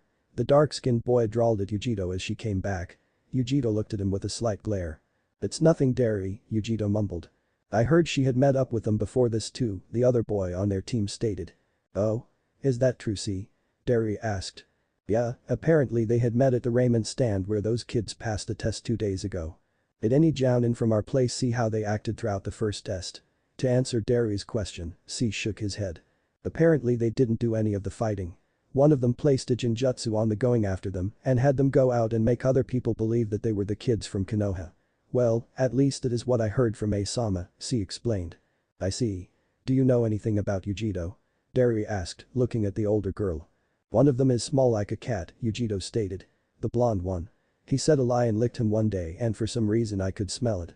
That is odd. But will come in handy if we are going to have to find them. See, what else do you know about them? The other male in their group, from what I've gathered, his name is Itachi. From what we know of other villages, the symbol he wears on the back of his shirt is none other than the Uchiha fan symbol. So that means we are against an Uchiha, C informed the other two. Yugito and Derry stiffened a bit. Do you know if he has the Sharingan yet? Yugito asked. Not sure, again they didn't fight during the first exams against the Chunins that were sent after them. Just like us huh? That makes this kind of dull, Derry mumbled. He then looked over at Team 9. They make an interesting group. What do you know about the females in their group? Nothing to be honest. How about the skills of the blonde? Nothing. Damn that dull, Derry sighed. Although, this is going to be an interesting match then. Team NINE. All I'm saying is that we're going to eat steak after this test, Naruto frowned. And I'm saying that we're going to eat at that soba place, Yugao beat us. Cold noodles are better than steak. Steak is better. Soba. Steak. Soba. Itachi, what do you think we should eat? They both asked their third teammate. Buffet. Itachi drew out. That got the other two to stop arguing. Well. That makes sense right? Yugao said to Naruto. I agree, we all get what we want. The blonde stated. He then smirked. Since Itachi suggested it, I say he pays for it. What? Itachi shouted. Seconded, Yugao smiled. Itachi began to mumble to himself, cursing himself for even suggesting the idea to the two. Team, IWA. So what do you think of the brat over? Asked a black-haired teen. If one were to compare his height, he was about twice as tall as Naruto. He had on a dark purple kimono top and black pants. His right arm and shoulders were exposed, but there were several bandages covering his chest. On his back was a large blade and his hair was about as long as he was tall. Which one is Iroh? A shorter male asked. He had red hair, just about as long as he is tall too. He was wearing a yellow shirt and a black shorts. On his legs were some bandages, seemingly red with blood. He wore his forehead protector around his head and it covered his right eye. Across his back was a staff. The blonde one from Konoha, Yura, Irao supplied. He looks suspiciously like the fourth Hokage, doesn't he? Yura squinted and looked at Naruto before gasping. He does, doesn't he? Yura then turned to the last member of his group. Deidara. Do you think he looks like Yondaime? He actually does, Deidara replied. He was the other kid in the tournament, the one Itachi had noticed on the first day. I didn't know that they had a kid. I did, but from what I heard, it was only 2 years ago and that they are girls, Irish mumbled. Do you think that blonde has any relations to the Hokage in any way? Looking like him makes him suspicious, Deidara stated. If anything we can tell that Tsuchikage about this later, but for now we should focus on the test. This is a great place to show my art to the world. You and your art, Yura sighed. I still don't see how they agreed to train you already for the blast core, even though you are only 6. I'm just great. Ine. Why do they keep staring at us? Yugao asked her teammates. Naruto and Itachi looked around and saw that every team was looking around the room, but the fact that the remaining Konoha teams, the Kumo teams and the Iwa teams, were all looking their way. It's rather obvious, isn't it? Itachi whispered, only looking ahead. Is staring this way because it is likely that the bet between our idiot over here and Asen has reached the ears of the council and wants us to fail. Iwa's reasons are obvious too, Naruto continued as he leaned back and stared at the ceiling. I, for some reason, remind them of the one who had shamed them during the Third Ninja War, the Yondaime Hokage. When he said that, Yugao finally noticed it. Even after 2 months of being with him, for some reason she couldn't make the connection. You do look like the Hokage, the purple-haired girl whispered. Why? Naruto looked at her with a sad smile before looking up again. That is a story you'll hear after these exams. I promise you that much, Yugao-senpai. Turning to Itachi, she asked him if he knew what he was talking about with just a look. I already know of Naruto's secret. We basically grew up together, so that much is obvious. Again, you will be told at the end of the exams, since by then Naruto will be able to speak to you without problems occurring. What? I'll tell you at the end of the exams because there is a chance where I will no longer be part of Konoha anymore and their laws won't apply to me, Naruto stated. Yugao wanted to continue but was interrupted by a loud voice. Alright kiddies, can I have your attention please? A loud cheerful voice shouted. Naruto and the group had to cover their ears as they looked up to see who the heck was talking. At the front of the room was none other than Soit smiling at them. It is nice to see you all here. I'm glad to see that more than a few of you had made it through the easy first round. You weren't much of a proctor, you know. Naruto shouted from his place. I know that. It was part of my job to oversee the ninjas working for us to catch you. She then smiled at everyone. As you may know that this part of the exams had required you to get a wristband from the Jounin you met with, correct? Multiple heads nodded to confirm it. Now those will be a big part of the second exam. Those bands will act like watches for this next exam. What is this exam you keep telling us about? Deidara asked from the background. It will be called the Key Battles. Soit exclaimed. Key Battles? Yugito mumbled. That's right, Key Battles. Soit then produced a key from somewhere on her body before showing it to the rest of the testers. Keys similar to this one have been placed in various spots all over the mountainous areas near Kumo. Just like the paper in the previous exams, these will guide you towards a set of keys your group needs to find. The wristbands have been inscribed with various seals to show a map if you focus some chakra into it. The map will show you the locations of several nearby keys, as well as a way to get back to Kumo.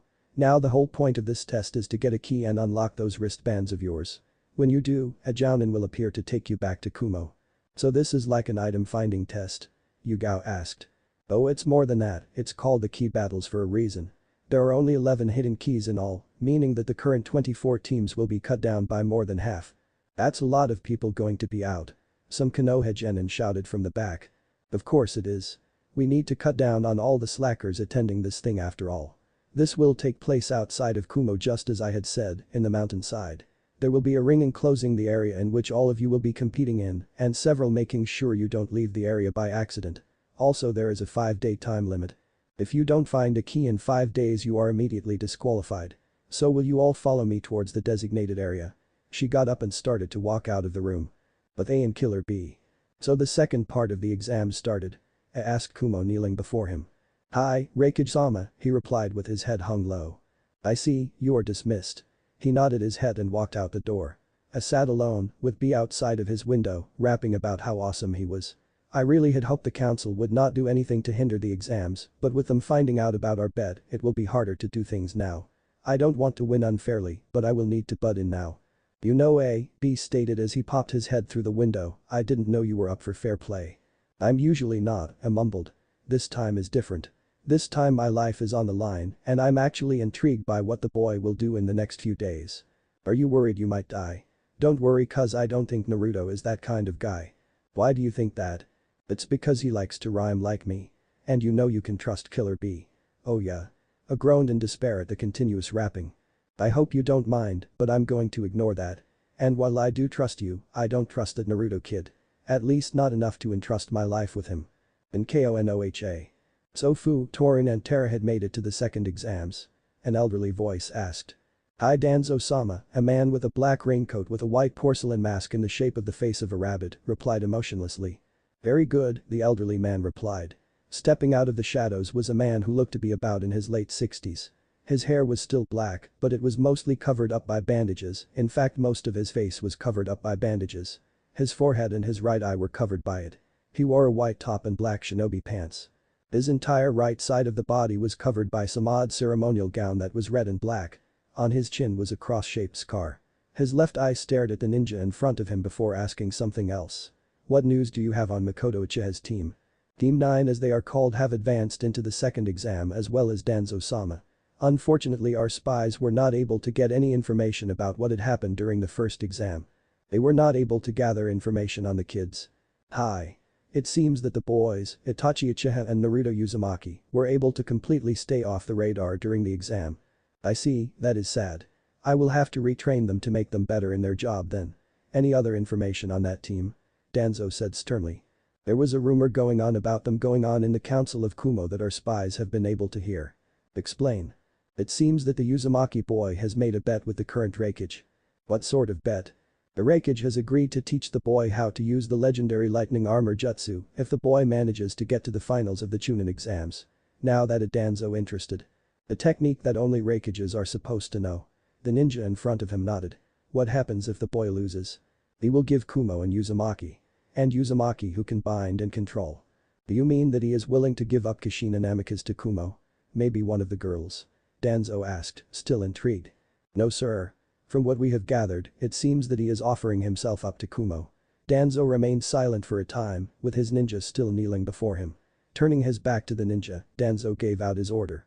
Have Torin, Fu and Terra help out Team 9. We need that team to win at all costs. And you are dismissed. Hi Danzo-sama, the ninja nodded his head before disappearing in a swirl of leaves. Danzo walked down the hall into a room, his own office. It was bare of many things, for all it had was a desk and a bookshelf. Sitting down in his chair Danzo began to think. Naruto Uzumaki. Surrogate grandson to Hiruzen, the surrogate son of two Sannin and the long-forgotten son of the current Hokage. He is either hard-headed beyond all belief or very confident in his abilities. If his test results during the previous results and missions, it must be the latter. Also, if what he is offering to Kumo is true, he will be able to tame them. Then if he can learn the jutsu of the Raikage, he will be strong and a major asset to Konoha. Using his left hand Danzo rubbed his chin.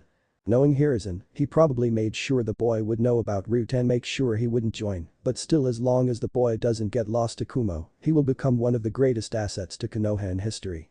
They must not fail. But am I an ATO? I see, thank you Tora, Minato told a ninja kneeling in front of him. It was my job Hokage-sama, the man replied. This man looked just like the one talking to Danzo, but there were several differences. He was wearing a white coat instead of black, he had a tiger mask instead of a rabbit, also this person had emotion in his voice and wasn't devoid of it. Thank you, you are dismissed Tora. The one known as Tora nodded and actually walked out the door instead of using a shunshin. Minato sat there for a moment and then frowned. Naruto is much better than I thought. However, he still needs to fail. He must fail. What do you mean by that? A voice asked. What Jiraiya-sensei do you need Jiraiya-sensei? Minato asked aloud. It was still for a few moments before the sound of wood meeting stone was heard. Looking over to the window, Minato saw the Toad Sage standing there. Well, I came here to greet my one and favorite disciple, but then I heard this. Jiraiya glared at the Hokage. Now, what do you mean that Naruto must fail? It is nothing. The blonde tried to avoid the subject. It is not nothing. I have the right to be worried when one of my students wants his own son, my godson, to fail the exams. He is not my son. Not anymore. Why are you so rough on Naruto? Why do you hate him? Because he will ruin my life. Minato shouted, his face full of rage. Jiraiya, on the other hand, looked extremely confused. What do you mean that he will ruin your life? The Toad Sage asked. Minato's eyes widened before he cursed under his breath. The Hokage knew he wouldn't be able to escape from this situation and that Jiraiya was not weak enough for a seal to work on him. Taking his time, Minato let out a sigh before speaking. "Jiraiya-sensei, please have a seat.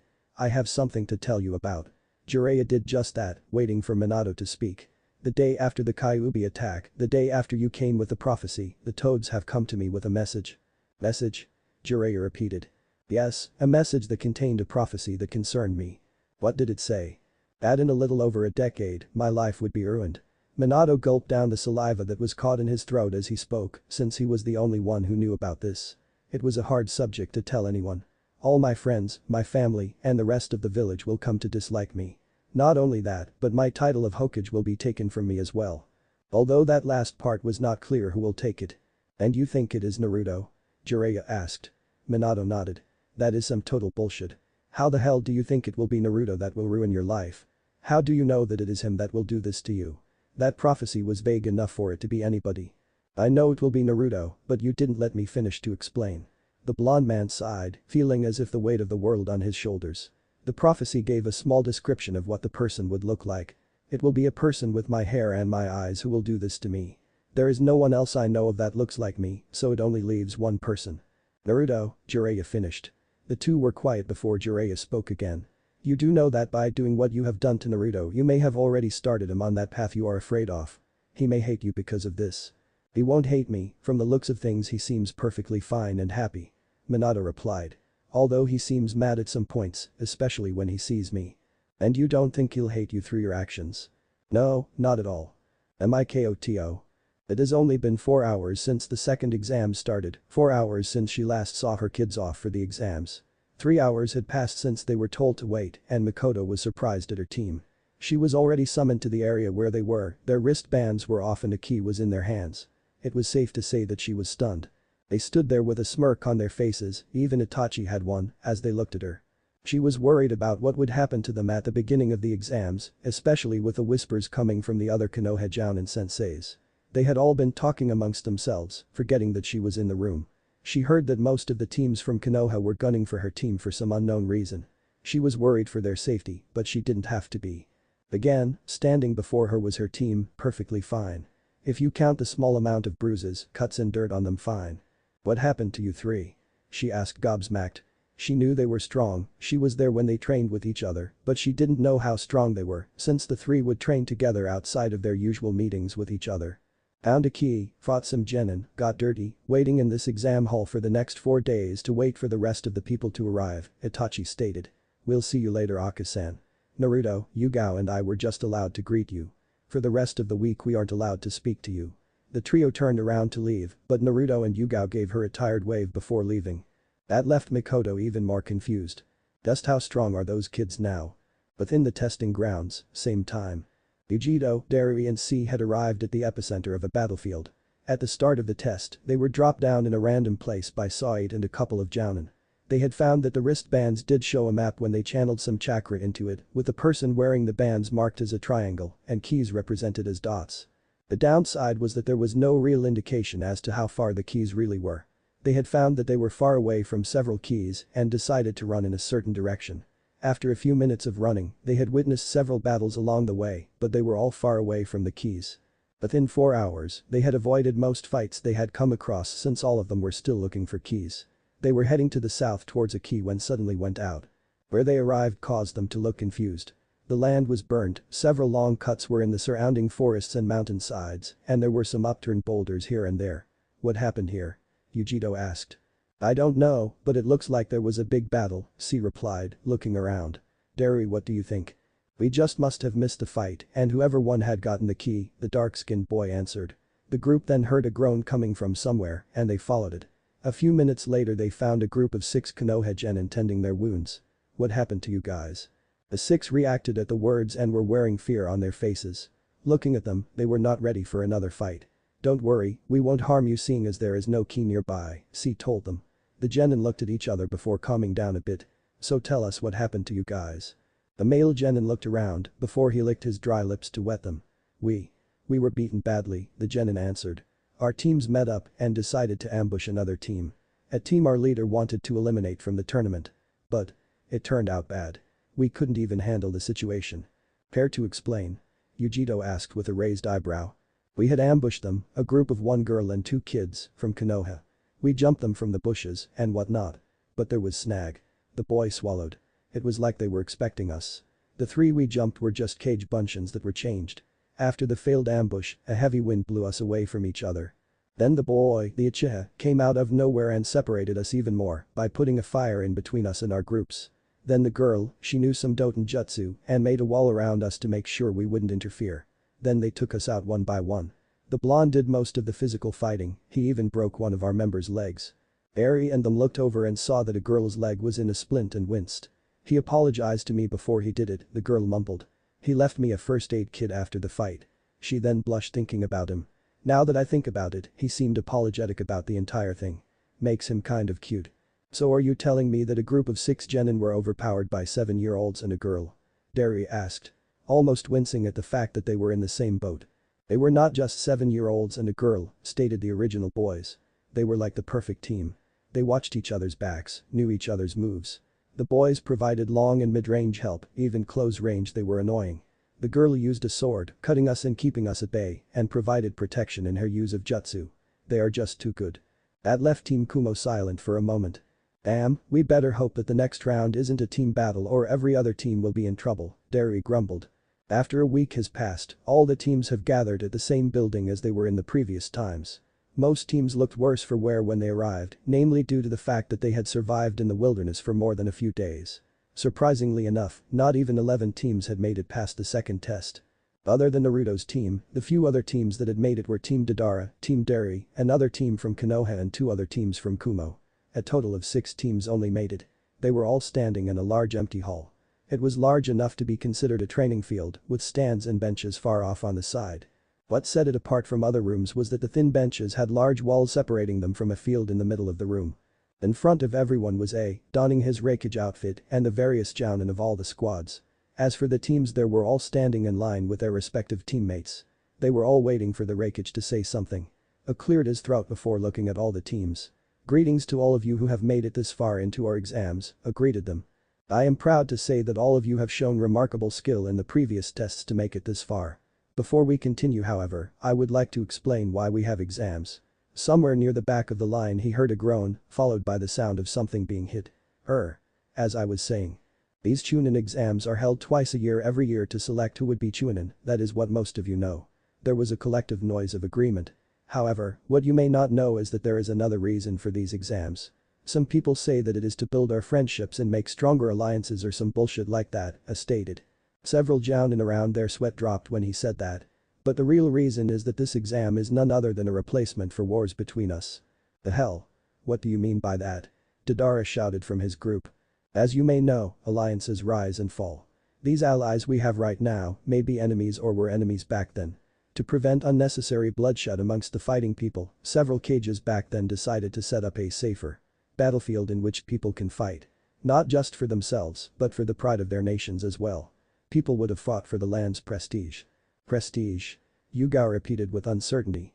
People who watch the third round of the exams will be leaders and influential from many countries who would later become clients to us shinobi, and the leaders of each village will be there to watch each grueling battle. If the people of the country are seen as strong, then they will get more clients. If they are seen as weak, they will lose them. It will also show other nations the force you have. It would be like saying this is our strength, come at us if you dare. In other words, it's a political message to the other nations. Then why the heck should we risk our lives fighting in these stupid tests then? Deidara shouted again. It would be pointless to die here and now. Listen brat, A growled. The strength of the country is the strength of the village who support it. The strength of that village comes from the shinobi who work there. And that strength is only born through risking your neck in life or death battles. Deidara flinched when Ace shouted that. He then turned to all the groups. These exams were made to show the strength of each country to other people and to show off you, the shinobi, who wield that strength. It's only important because we are risking lives here, and that is why those who came before you, who have fought in the Chunin exams, for this reason. All the occupants were silent before A cleared his throat. Seeing as I have said my piece, I will leave it to your previous proctor. Said. Yes boss. Said exclaimed cheerfully and jumped in with a smile on her face. This caused not only the current students but many of the adults to cringe in the sheer loudness of her voice. She smiled at the kids before clapping her hands together. I'll explain to you the third exam. They were all one-on-one battles. "Oh thank Kami," Darui mumbled when he heard this. He saw Naruto looking his way with a raised eyebrow before turning back to the proctor. "These battles except you cannot have outside help. Also you must listen to what the proctor says. If I say to stop the match, you must stop the match." She then pouted as she counted up the number of competitors. "However, it seems like there are a bit too many of you here right now. So, we are doing a preliminary round first. There will be 9 battles, cutting this entire turnout by half." She then pointed at a large screen behind the teachers. "Your names will appear there to whom you should battle. Everyone else would stand behind the enclosed spaces behind the walls to watch. So now let's see who will fight first." She pressed a switch she took out of her pocket and aimed it at the screen. Several names flashed through rapidly, not staying on one for more than a second. When the names stopped, 2 were in bright yellow. The fighters in the first match of the preliminaries are Naruto Uzumaki of Konoha against Yura from Iowa. Everyone please go to the safety zones with your senses to watch the match. The 2 fighters please stay on the battlefield. Everyone did as she said, leaving only Naruto and the red-haired boy with a staff from Iowa. The red-haired boy was holding his staff lazily at his side while smirking at the boy that was a head shorter than himself. "So I'm against a mini Yondaime Hokage, huh?" Yura smiled. Naruto raised an eyebrow in response. "Did you have any relationship with him?" "Who knows?" Naruto replied with a shrug and a smile. "I think of myself as a long relative, but then again with the name Uzumaki, I may be more related to his wife than anyone else. Although, I wish I had the trademark Uzumaki red hair instead of this yellow one. I mean, can you imagine me with red spiked hair? The chicks would dig me." That had everyone sweat dropping at what he said. "Chicks already dig you, stupid," Itachi shouted from the sidelines. "Remember your fangirls back home. Don't remind me. Are you two ready?" Said asked them with a smile, trying to get back to the matter at hand. Yura nodded his head, but Naruto stopped them. "Hey, your name is Yura, right?" Naruto asked. "Yeah, what do you need?" Yura smiled back at Naruto. "Well, I want to ask you something." Yura motioned for him to go on. "Care to make a little wager?" "What sort of wager?" "A simple one really, if I win the bet you give me, let's say 100. If you do, I'll give you the same amount." "That's pretty minor, don't you think?" Yura replied. "Fine, 1,000. Sounds good." "Agreed. What are the rules?" "Also simple, I bet I can beat you using only 5 techniques. Sidelines. Itachi slammed his head into the head wall. "That idiot is going to mess up," Itachi mumbled. "He's getting too arrogant," Yuga said. "I agree, he is thinking too much of himself," Makoto agreed. "No, both of you are wrong," Itachi sighed after rubbing his forehead. The 2 women looked at him. "It's not that he's arrogant or anything. It's more likely he'll forget what number he is on." "What?" the 2 women asked. "Mother, you're not there on the weekends when Yuga, Naruto and I all practice on techniques and the basics. We've gotten far stronger than we were from the beginning of the creation of our group.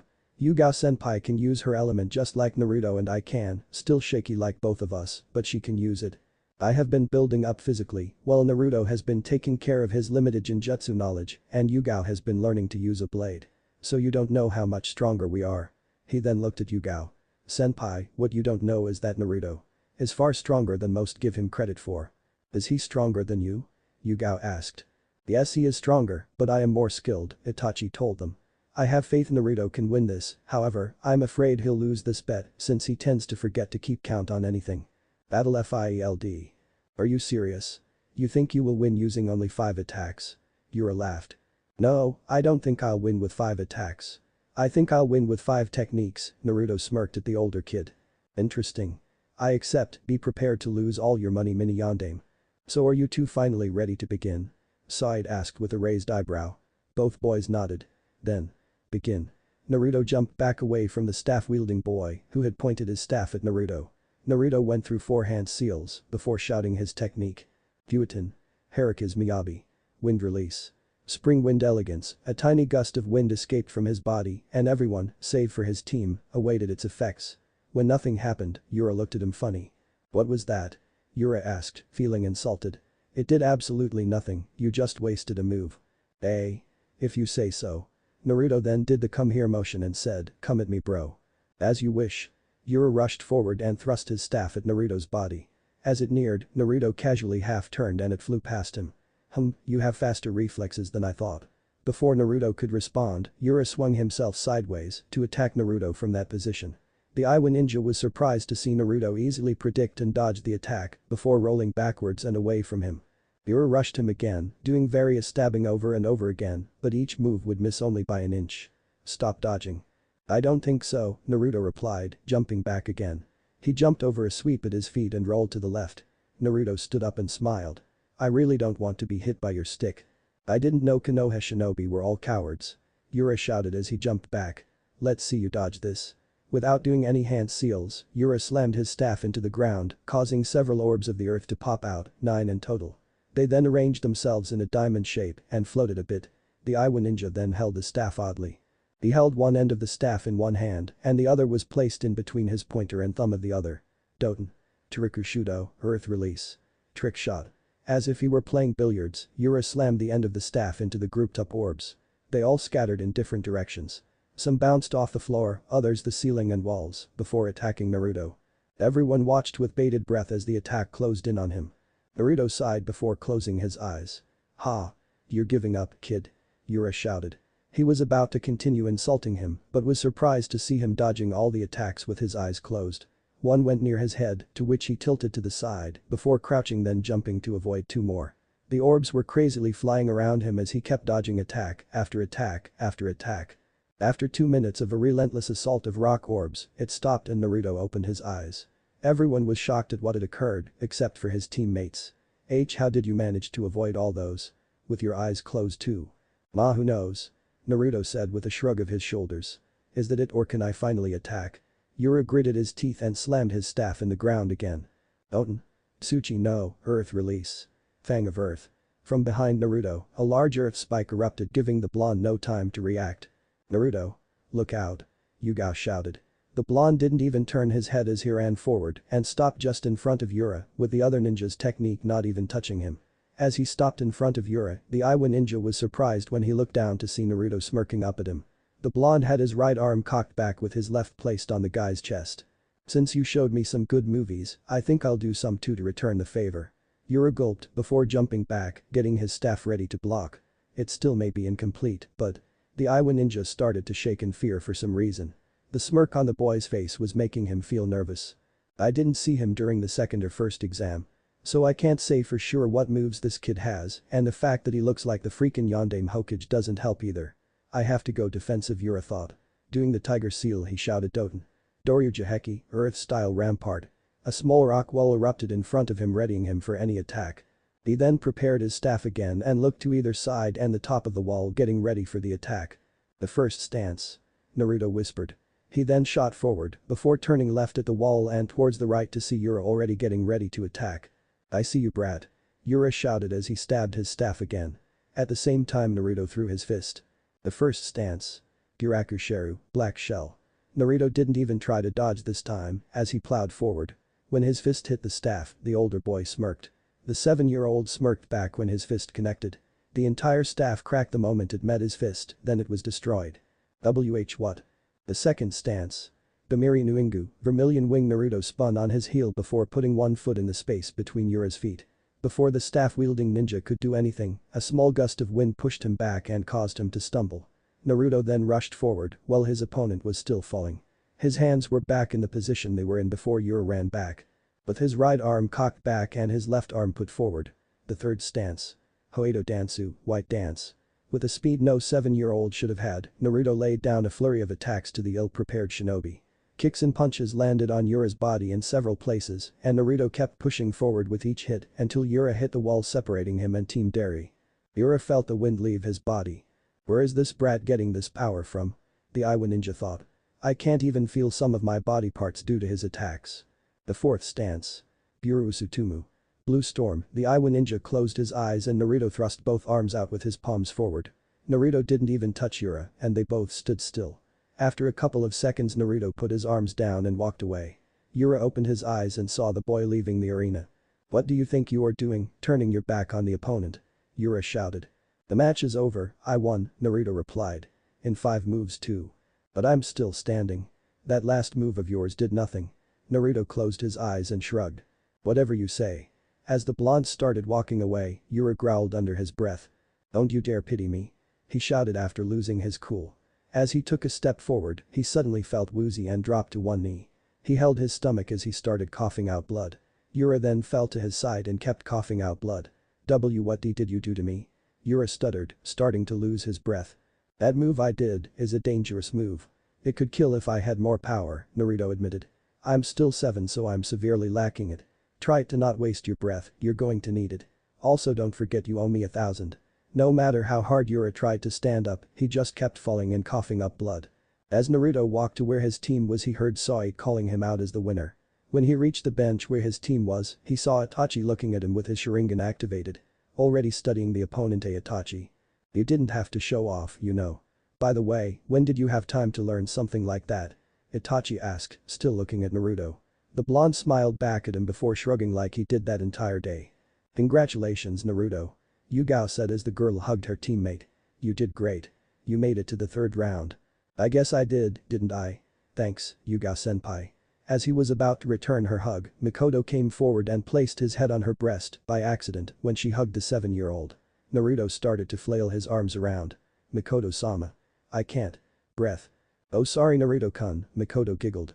I'm just happy one of my students passed. Thanks. Naruto then took a seat next to Itachi. The two were silent before speaking. You know what I don't you? Using Haruka's Miyabi you dodged all his attacks without even needing to look. Since you made the dome of air around you small enough, you didn't expend so much chakra unlike the first and second test where you constantly kept using it to watch out for opponents. However, there was a second reason for using that move. You used the air in the dome to move along you with each of your attacks, Itachi whispered, making sure it was not loud enough for anyone to hear. The first stance interrupts their attacks, with the wind it would be able to cut through even the metal weapons to destroy it. The second stance breaks their balance, making it easier to attack them, with the wind it is easier to do so. Then the third stance breaks their stance, either forcing them to retreat or attack you in turn. The wind is used to empower your movements. Itachi closed his eyes before sighing. The thing is, I couldn't really tell what happened in that last attack. I just saw you thrust forward and the wind, but that is it. I'm surprised though, even with shoddy Futon chakra control, you were able to do that much. That is scary. After seeing it only once, you knew all that already, Naruto smiled. I guess it comes from being my partner, no. On the BATTLEFIELD. It was near the far wall sitting on a chair, behind him was B. He had his fingers intertwined as he looked at the paramedics taking Yura away. He then looked towards where Naruto was sitting. His eyes were narrowed as he thought about what Yura said. So I'm against the mini Yondaime Hokage huh? You got any relationship with him? That is what that Iwa ninja said a thought to himself. Now that I think about it, he has the Uzumaki last name, yet he has the looks of Minato Namikaze. The Raikage made a hand motion, and a Kumo Anbu member appeared. Dig up any information you can on Naruto Uzumaki. I need to know exactly who that kid is. Hi Raikage-sama, the Anbu replied before shunshining away. The Raikage then nodded his head towards Sai, who nodded back. Okay, the next pair for the next match will be decided now. Sai cheerfully announced. She pressed the button and the names flashed once again before stopping. Okay, the next match is Itachi Uchiha against Yugao Yazuki. Of Team NINE. Yugao gasped, while Itachi frowned and Naruto cursed under his breath. Mikoto looked at her team and felt sad. Itachi stood up from the bench and passed a wall protecting them from the battlefield. I'm heading out. Yugao-senpai, I'll meet you on the battlefield, Itachi said before standing on center stage. Mikoto-sensei, what do I do? Yugao asked, confused by the situation. I'm not sure I want to fight Itachi. I can't really know what to do Yugao-chan, Mikoto replied. You should go up there and do what you can, Naruto replied. Both females looked at Naruto. And Naruto? Yugao asked. Just go there and do your best. Whether or not you win, shouldn't matter. Remember you made it past 2 Chunin exams as a rookie. Whether or not you had help shouldn't matter either. As long as you go up there and do the best you can is all that matters. Yugao looked at him for a moment before nodding. You're right Naruto-san, I should just go out there and do my best. Itachi-san is waiting for me after all, the purple-haired girl smiled and stood up. Right, I'm heading out too.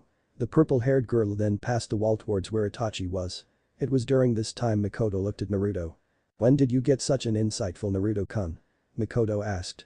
Naruto laughed and scratched the back of his head sheepishly. Hahaha, Shisui Nai has been talking to me a lot. Giving me advice as well as some life lessons Naruto replied using air quotes on life lessons. To be honest all it was him giving me some talks and philosophy. He's a smart person, you know. He's like my own big brother sometimes. I see. That's good to hear about Naruto-kun, the Uchiha matron replied. On the BATTLEFIELD.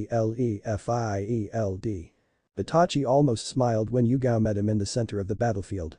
It's good to see you didn't run, senpai. He uncrossed his arms.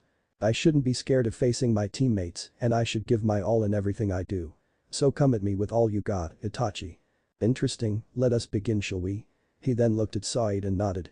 Are both of you ready to fight? The happy girl asked. Both kids nodded. Then the second match begins. Both people stood stock still for a few seconds. They both seemed to tense and do nothing. Team, IWA. Man, this is a boring fight, Iroh stated. They're just standing there. You don't get it, do you, Iroh? Deidara hummed. He is an uchiha, I hear they are amazing. He must be using one on her right now. I wonder what it is like to face off against them. I heard they are some of the strongest in Konoha. Team Darui. That must be an interesting way to be someone, isn't it, Darui? C asked as he watched. An uchiha using Jinjutsu to completely dominate a battle. From the looks of things, the girl is suffering in whatever is happening in the Jinjutsu, Yugito stated. I wonder what is happening there? Darui drew out. Although I have to say, we have to be careful. Those two boys, Naruto Uzumaki and Itachi Uchiha, are dangerous beyond what I expected. Suddenly Yugao dropped to his knees. It seems like it is about to get real. On the BATTLEFIELD. Stand up, Yugao senpai. No, Yugao, Itachi stated. You won't win if a simple Jinjutsu like that would bring you to your knees. Yugao was on her knees, her hands on her head while tears streamed down her face. That was terrible, Yugao stuttered. She then looked into his Sharingan eyes. How can you show me something like that? How can you show me hate Kun dying over and over again? You told me to come at you with my best. I did that, Itachi said with a stern voice. If you can break just as easily. I do not think you are ready to be a. All she did was look at him defiantly, causing him to sigh. Itachi then walked up to Yugao, stood her up, only to punch her in the gut, knocking the wind out of her. She fell to the floor before Itachi looked at Said. Call the match. She won't need to be taken to the infirmary either. She'll wake up in a bit. Said nodded and put her hand up. The winner of this match is Itachi Uchiha by knockout. The proctor announced. Itachi sighed again before picking up Yugao bridal style. I'm sorry, he whispered to her as he took her to their place in the stands. When he got there, Mikoto gave him a disapproving look while Naruto merely sighed. A little harsh, aren't you, Itachi? Naruto said. She told me to go to her with all I have. I know what she asked for, Itachi replied. He then looked at his best friend. If she asked you to do the same, you probably used the move you used on that Iwa ninja, wouldn't you? Naruto hung his head but nodded. I was right. They both heard Mikoto gasp. You mean you would have willingly hurt your teammate? Mikoto asked, surprised at her son and Naruto. If she asked us to go at her full on, we wouldn't be holding back, Naruto stated. Because if we did, we wouldn't be respecting her wishes, Itachi continued. It may seem cruel, but I did what I had to do. He then looked at the unconscious girl. I just hope she will forgive me for showing her the nightmare of losing her loved one. Team Konoha ROOT. Standing a few meters away from Team 9 was the other Konoha team standing with their sensei. The sensei was in a large raincoat with the hood up so you couldn't see their face. Another one of the students was wearing exactly the same. The other two's looks, however, were visible. One had black hair and had a black mask covering everything from his nose up. The mask had white holes to allow him to see, and the symbol of Konoha was in the middle of it. This person was wearing a long-sleeved black coat over a form-fitting black shirt. He was also wearing black ninja pants and sandals. Next to him was an orange-haired boy with gray eyes. He had on a purple shirt and black shorts. His headband was around his forehead and he had a sword on his back. Sensei, the orange-haired boy started. Do you think that is reportable to Danzo-sama? Yes, the data on both Naruto Uzumaki and Itachi Uchiha will be useful to Danzo-sama Fuyamanaka, the sensei replied. Torin, Terra, Fu. If any of you are matched up against them, I want you to quit understanding me. Danzo-sama has explicitly ordered us to help them out if need be. Hi, the black-haired one, Torin Aburam, answered. Well, Terra, the one with the hood on, nodded his head. Although it looks like they won't need our help. For 7-year-olds. They are strong. Far stronger than they should be. Must be because of their lineage, Fu replied. An Uchiha and an Uzumaki. A strong pair of families working together. Geniuses from what I heard as well. Now the third match of the preliminaries will begin. Said shouted and pressed the button again. The names were flipping through them all over again, not staying on one name for more than a second. About half a minute later 2 names were chosen. Would Torin Aburam and Terra please come forward? I would like to forfeit the match, a voice said from nearby Team 9. Everyone looked towards the direction of the voice and saw the hooded boy speaking. My condition was worse than I thought and I don't think I can fight right now. Next to him, Torin looked at Terra in confusion. What are you doing? Torin whispered. Ensuring that one of us gets into the finals, Terra answered back. So I would like to decline joining the match and giving my win to Torn. Everyone was looking at them funnily before turning away. Boo. That was 2 matches where we couldn't even see the fight. Where's the action? I call it a redo. Naruto shouted. He was then hit on the back of the head by Itachi. Naruto shuddered, Itachi sighed. If they decided to give up, who are we to say no to? Besides, the sooner this is over the sooner we can get to the 3rd round. Oh. Naruto stopped talking before shouting again. Hey happy lady, hurry the hell up. Okay then. Well, Torun has won his match due to forfeit. Side announced, although far less enthusiastically than before. Seeing as there was no match, let us proceed to the next one. Round 4. Side pressed a button again and they sped through the names of all the present genin before stopping. Will Fu Yamanaka and Jinko of Kumo please come center stage? This time Fu walked up to the field and met up with the Kumo ninja. Jinko was wearing only a black shirt with green shorts and a headband on her forehead. Nothing really stood out from her at all. So you are my opponent? She asked. Fu didn't reply, save for turning to Side. Please start. I'd rather finish this now than later, Fu told her. Okay. Let the 4th round begin. Side shouted. Instantly Fu was doing hand seals just as Jinko was, however Jinko finished first. Take this Konoha punk. Raiden. Jibashi, lightning release. Electromagnetic murder. From out of her hands, waves of electricity shot towards Fu. The orange-haired genin jumped back several paces and stopped his hand seals. The lightning missed him by just a little bit, but that was all the time he needed for this match. Shintenshin no Jutsu, mind-body switch jutsu. A white beam of light shot out of Fu's hands and slammed into Jinko. The Konoha genin slumped forward, as did the Kumo genin. There was a tense few seconds before Jinko got up first. Since Fu is won the ground, I guess I'll start the 10 count to see if he is eliminated. 1, 2, 3. She stopped however when Jinko raised up her hand. What is Jinko? I, Jinko of Kumo, hereby forfeit the match, Jinko said in a slow steady voice. The collective response was obvious. In the stands. The hell? Shouted one of Jinko's teammates. You have the Konoha bastard right there. Finish him off. What the heck is happening down there? Only a couple of seconds in and they already quit the match. The Irish growled. Is there something wrong with these Konoha and Kumo ninjas? If you say so, hummed Dodara. Although that family name seems rather familiar. Do you know what the Yamanaka family is good at? Not really. Me neither. That was why I was asking you. Over Idari's team the team was speaking in hushed tones. Is that really Jinko-san? C asked. It really is her, Yugito replied. I can tell by the way she glared at me before going out. Then there's something wrong with her. She wouldn't give up this easily. She would have tried killing the boy off immediately, seeing how bloodthirsty she was back in the academy. It's the other team that is doing this, Dari drawled out. She is going up against Yamanaka after all. What do you mean by that? Yugito asked. Didn't you pay attention in class? I wasn't in your class, remember? Oh yeah, you were admitted by the 3rd Raikage as a straight-up genin. Didn't tell us why, but we just accepted it, C said, nodding his head. You see, the Yamanaka area is a special clan within Konoha. They have a distinct ability of entering someone else's body by somehow sending their mind into it. Now it seems that this Fu fella has good control over the technique, being able to shoot it out at that speed and at that range. So you mean that? That's right. Fu is trying to make Jinko fail herself. Rather smart, Dari mumbled. On the BATTLEFIELD. Are you sure you want to quit right now? Side asked. I mean I'm already doing the 10 count. Yes. I would like to surrender right now, Jinko replied. Okay then. Fu Yamanaka wins by forfeit so he advances to the next round. Jinko smiled before falling over. As she did, Fu stood up. Oh, it seems you are awake. If you must know. I won, thank you, Fu stated before leaving the arena. It took Jinko a few more seconds to get up and talk. Ugh. My head. Jinko muttered. What happened?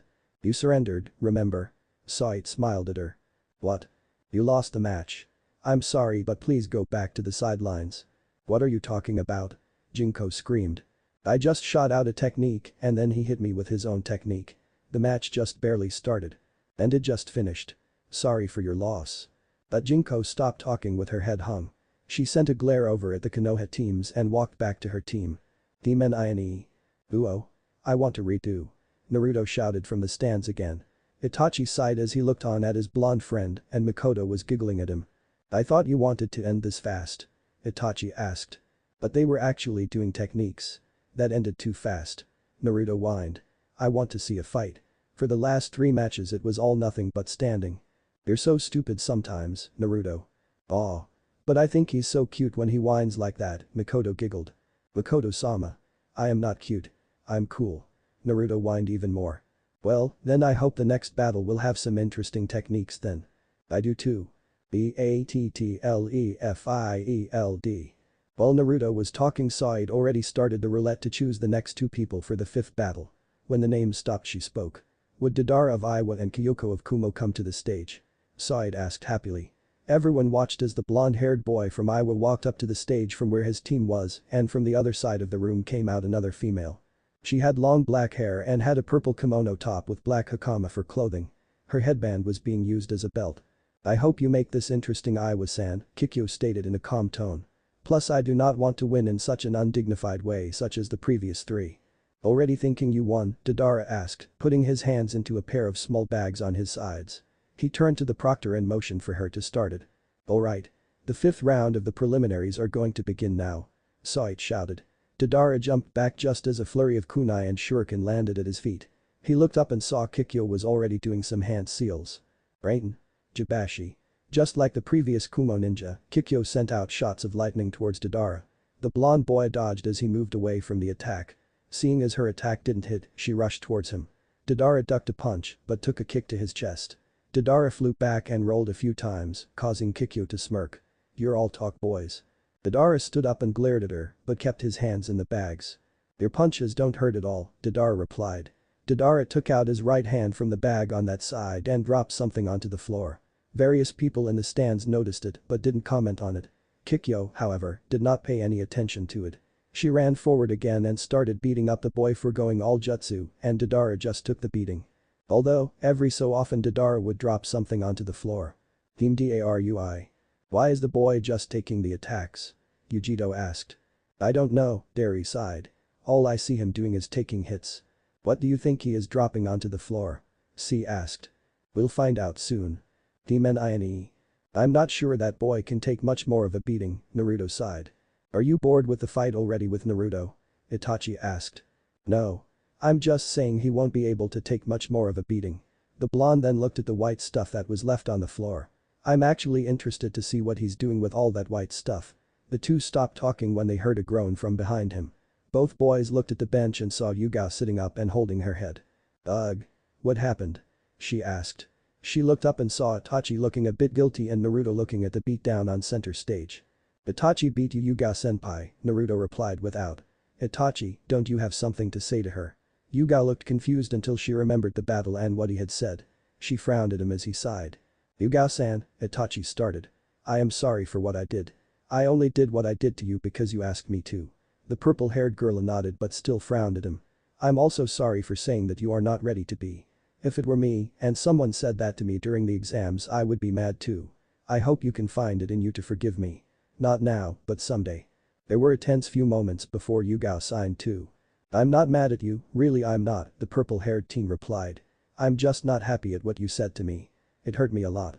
I don't think I can talk to you for a bit. I understand. Naruto frowned at his 2 teammates and shook his head. They'll get over it and he knows it, but it will take some time. He then turned his eyes back to the battle and raised his eyebrow. The blonde managed to get away and was smiling. Battleffield. Deidara smiled at Kikyo as he kept his hands out of both bags. Have you lost your mind? Kikyo demanded as she saw the bloody boy. No. I'm just smiling at my victory, Deidara replied. Your victory? In case you haven't noticed that you have been getting beaten up. Really all you have been doing is punching me and kicking me. You did not use any jutsu except the first one in the beginning. I, on the other hand, have been preparing my jutsu. Deidara put both hands in front of him and made the tiger seal. All around Kikyo the white gunk that were on the floor changed shape into various deformed spiders. They then jumped onto the girl, causing her to scream for over 50 white spiders latched onto her. What are these things? Kikyo screamed as she tried to take them off of her, however as hard as she tried the bug stayed on. Deidara was laughing where he stood. The blonde boy spit out some blood that had accumulated in his mouth and smirked at the girl. Those things as you called Kumo-san are my pieces of art, the Iwa ninja explained. A spider then jumped onto the palm of his hand and he held it up for her to see. I'll give you a little demonstration. Deidara threw up the white spider in his hand and put his hands into the tiger seal again. Katsu. The spider in the air suddenly exploded. That made the eyes of all the other ninjas widen. Kikyo was already trembling. The amount of spiders would not only kill her, but leave no remains. Deidara then smirked at her. "So do you surrender?" Kikyo opened her mouth to reply, but found her throat was dry and no sound was coming. So she just nodded her head. "Hey. What was that? I couldn't hear you. Are you saying you want to see my art in action? Okay then." Kikyo then started to tremble as tears fell from her eyes. I surrender," Kikyo shouted. "Deidara of Iowa is the winner by forfeit," Sait shouted. "Please take those spiders off the girl." "Okay." Suddenly Deidara put his fingers into the tiger seal again, shocking everyone. Katsu. People watched in terror as the spiders started to flow. Before anyone else could react, Naruto was already on the field going through a few hand seals. "Raiten. Jibashi," Naruto exclaimed as electricity flew in arcs through his hands. He was next to the girl as the spiders were reacting and grabbed her shoulder. Sparks coursed through her body and the spiders, causing her to scream in minor pain. Not only did Naruto do that, but he used his other arm to shoot lightning around them as well, hitting several of the spiders on the floor. After the show, Deidara frowned, not sure why his spiders did not explode. After taking his hands off the girl who looked down at him with terrified and wide eyes, Naruto frowned. "Someone bring a medic and take her out of here. Get these damned spiders off of her too." The medic ninjas rushed in and grabbed her before taking her off of the field. The blonde sent her an apologetic look to shock her before he turned to his fellow blonde. "Why did you try to blow her up?" "The proctor told me to take off the spiders." "She never said how to take them off," Deidara replied. "You're a dick, you know that. You already won and yet you tried to kill her." The Iowa ninja laughed with a shrug and turned to go back to his teammate before Naruto spoke. "You better hope we don't meet in the third round or I'll beat you down so hard your head will fall off." "Why do you care so much anyway? She's a ninja from Kumo, you're not." "It doesn't matter if I'm from Kumo or not. You were going to do something bad and I wanted to stop you." "What type of rationality is that?" "Mine." Deidara scoffed at Naruto and turned around. "You're too naive to see that they are the enemy. I wouldn't mind fighting you in the third round just to break that innocence of yours." "You think I'm so naive, huh? I'll prove to you how wrong you are in the next round." "Deidara was it?" Naruto glared at the boy. "Heh, I'll have fun wiping the floor with your face, mini yandere Hokage," Deidara smiled. "Would you two blondes please leave the area? We have another fight to get ready," Sait told both young boys. Naruto gave one last glare to Deidara and walked back to his team. "I didn't know you knew some Raiten jutsu," Itachi muttered. "I've seen Haddock team doing some and tried to copy his work. Pulled off some of them and figured that I can do Raiten as well as Futon." "Interesting. Just like I know you can pull off Suiton jutsu as well as Kaiten." That had Itachi glaring at Naruto. "Heh, think I didn't know that, huh?" "Naruto-kun, I think you should stop making enemies out of everyone you speak to," Mikoto scolded the blonde. "But Mikoto-sama. He was a dick. That still doesn't give you the right to make another enemy out of him." "Hi Mikoto-sama. Battleffield." But was sitting in the background and took into consideration what the blonde did. "He's pretty cool, don't you think, bro?" B asked as he stood next to the Raikage. "He saved the girl even though she was from Kumo." "I know," he replied. "He reminds me a lot of another blonde from Konoha." "Are you talking about the fourth?" "Yes. Remember how he told me to take care of you?" It showed that he was willing to help out people from other countries and villages other than his own. It seems like his mini-me is the same too. This caused Killer Bee to nod and both quieted down as Sait began to speak again. "The sixth round of the preliminaries is between Kagami of Kumo and Ira of Iowa. Please come to the stage." Irish walked up and someone from Kumo appeared as well. He was wearing a white guy with black hakama. Yellow hair was spiked out in several places. In his hand was a long blade just like you had. "Are you two ready to battle?" Both ninjas silently nodded their heads. "Then begin." Both ninjas drew their swords and clashed in the middle of the field. Both were furiously slashing at each other. The sound of metal hitting metal was heard. Everyone just watched in interest as both combatants fought each other. Irish blocked an attack from Kagami and punched the boy across his right cheek using his left fist. This was the first clean hit in the entire match and caused Kagami to move back. Both stood silently watching each other before rushing forward. Ira went for a forward stab and Kagami jumped out of the way of the attack. Just as his opponent moved, Ira changed his attack into a slashing motion, nicking the yellow-haired boy. Kagami stopped and touched his chest and saw that tiny droplets of blood were spilling out. He then looked at Ira and ran forward in a stabbing motion. The Iowa ninja went to parry the attack upward but was surprised to see Kagami twist at the last second and turn the stab into a slash, catching Irish across the chest. "I see, you're just mimicking my attacks, aren't you?" Ira muttered. The black-haired teen sighed. He then looked at the teen looking back at him. Let's see you copy this then. Irish held the blade in his left hand and grabbed the hilt with his right. The blade started to glow yellow, and Ira placed the tip of the blade to the ground in front of him. Kagami looked confused but was already moving towards the Irish to stop the attack. The Iwa ninja smirked as his opponent approached him. Kaute no Ryu. Funkakiri, Emperor style. Erupting slash, Irao, slashed upward, sending a wave of rocks and energy forward. It was so fast that Kagami wasn't able to react in time. As the attack hit, Kagami was encased in the rock and a spray of blood erupted from his back. Then a golden circle appeared behind him. Irish sheathed his blade, then led his arm forward with an open palm and the same faint yellow glowing appeared on it. Kaute no Ryu. Funkahirate, Emperor style. Erupting palm. Ira dashed forward and placed his palm onto Kagami's trapped form. In that instant, the glowing circle behind Kagami and the glow palm seemed to connect to one another. When they did, the rocks encasing Kagami were blown away and a burst of yellow chakra flew out of Kagami. This caused the Kumo ninja to fall to the ground unconscious and bloody. Kagami is unable to battle, Irish advances to the next round. Saw it exclaimed as the medic ninjas took Kagami away to heal him. Irish walked back toward Deidara, but not before looking at Naruto who was looking at him with narrowed eyes. Deepening. What's wrong with Naruto? Yugao asked as she saw her blonde teammate frowning. That move he did. It's in the same book I found the 4 stances in, Naruto replied with a frown. It's an Uzumaki clan sword technique. Then how does he know it then? Itachi asked. It seems like there's an Uzumaki scroll in Iowa. I think I should try to go get it back one day. Battleffield. The 7th round of the preliminaries is between Derry of Kumo and Bake of Kumo. Said exclaimed. Derry stepped forward and looked indifferently at his opponent. No one could see what his opponent looked like as he was covered from head to toe in a large white cloth, looking like a ghost, making everyone sweat drop. Even Said seemed weirded out by this person. I am a ghost. Fear me. Bake shouted. Why do I always get the weird ones? Derry sighed. Can we just start this? I don't think we'll like how this battle will go. Said slowly nodded her head.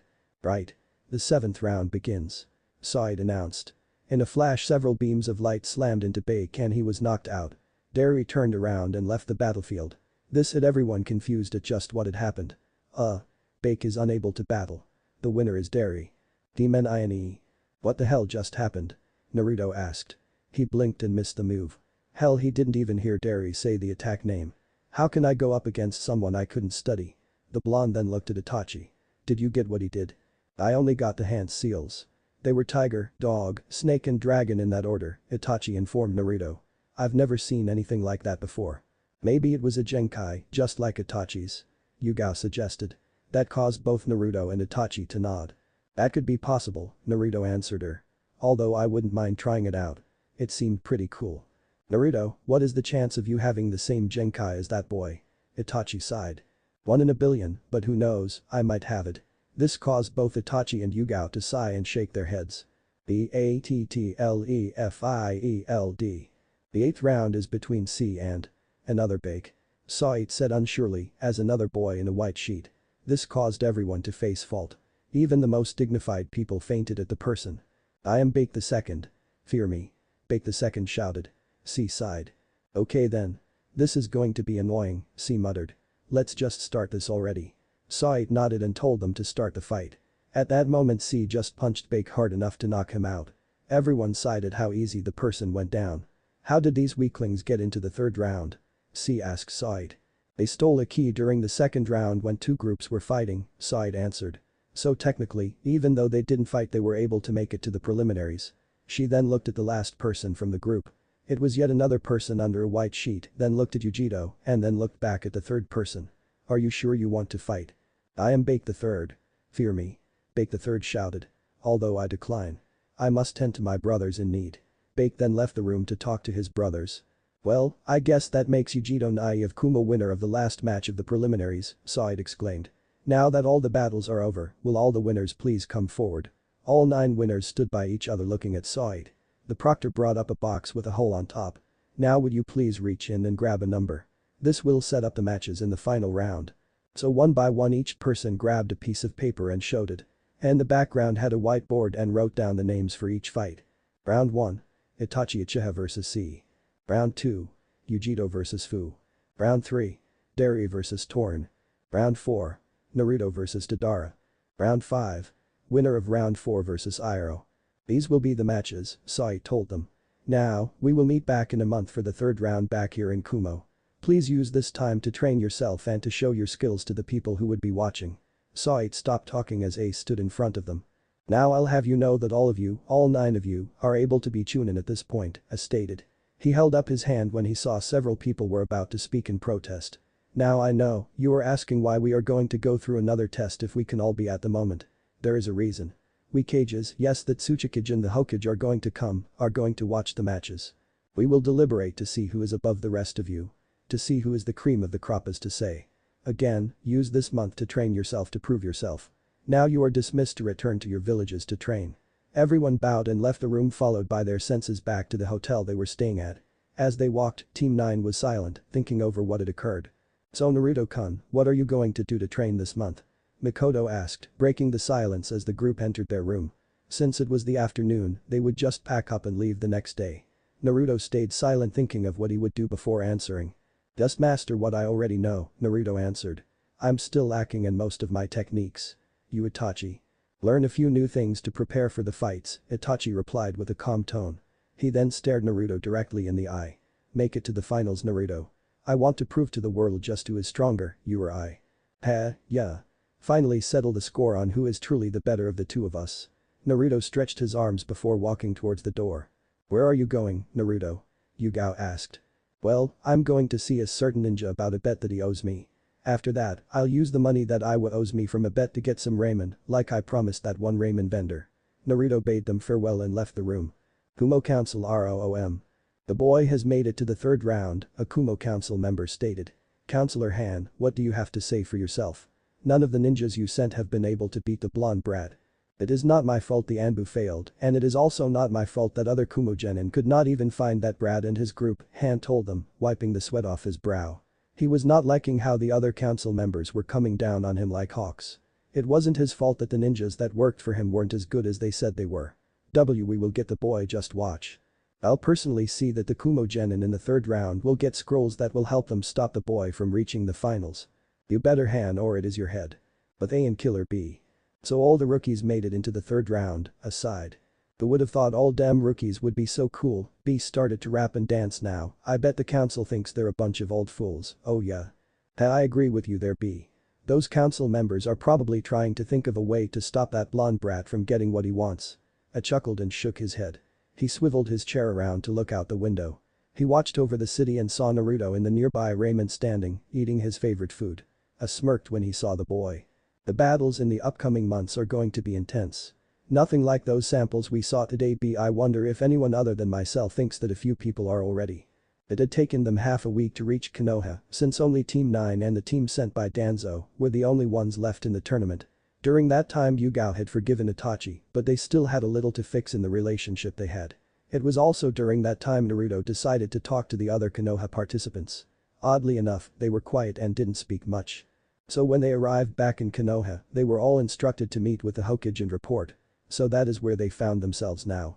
They were all in the Hokage's office standing in front of him. Minato was smiling at them from behind his desk. I would like to congratulate your teams for making it to this third round, Minato told them with a smile. He then looked at Fu, Torin, Itachi and Naruto. I would also like to wish you 4 luck in the upcoming battles.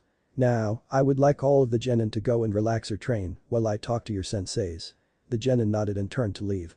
As they reached the door Minato spoke again, Uzumaki-san, please wait outside. I would like to speak to you afterwards. The younger blonde looked at him. Hi, Hokage-sama, Naruto replied. Naruto exited the room with his team behind him. After they closed the door he turned to Yugao and Itachi. I'll meet up with you guys later, apparently the Hokage wants to speak to me. Itachi and Yugao nodded, then bid him farewell. Naruto walked over to a chair on the opposite wall and sat down. The boy sat there for about 10 minutes before Mikoto opened the door and left the room with the other Jounin sensei. Mikoto gave him a smile before leaving. He waited another minute or two before the secretary let him into the office again. Minato was looking at him as he entered. You wanted to see me Hokage-sama? How are you doing Naruto? Minato asked with a small smile. I could always be better. How about you Hokage-sama? I'm fine as well. My family is happy and content. That is good to hear. Naruto crossed his arms and frowned. Is there a reason I was called to be here Hokage-sama? Minato sighed as he looked at the boy in front of him. Do you want to be part of our family again? That made the little boy drop his jaw. What? Do you want to be part of our family again? Naruto was about to agree but stopped.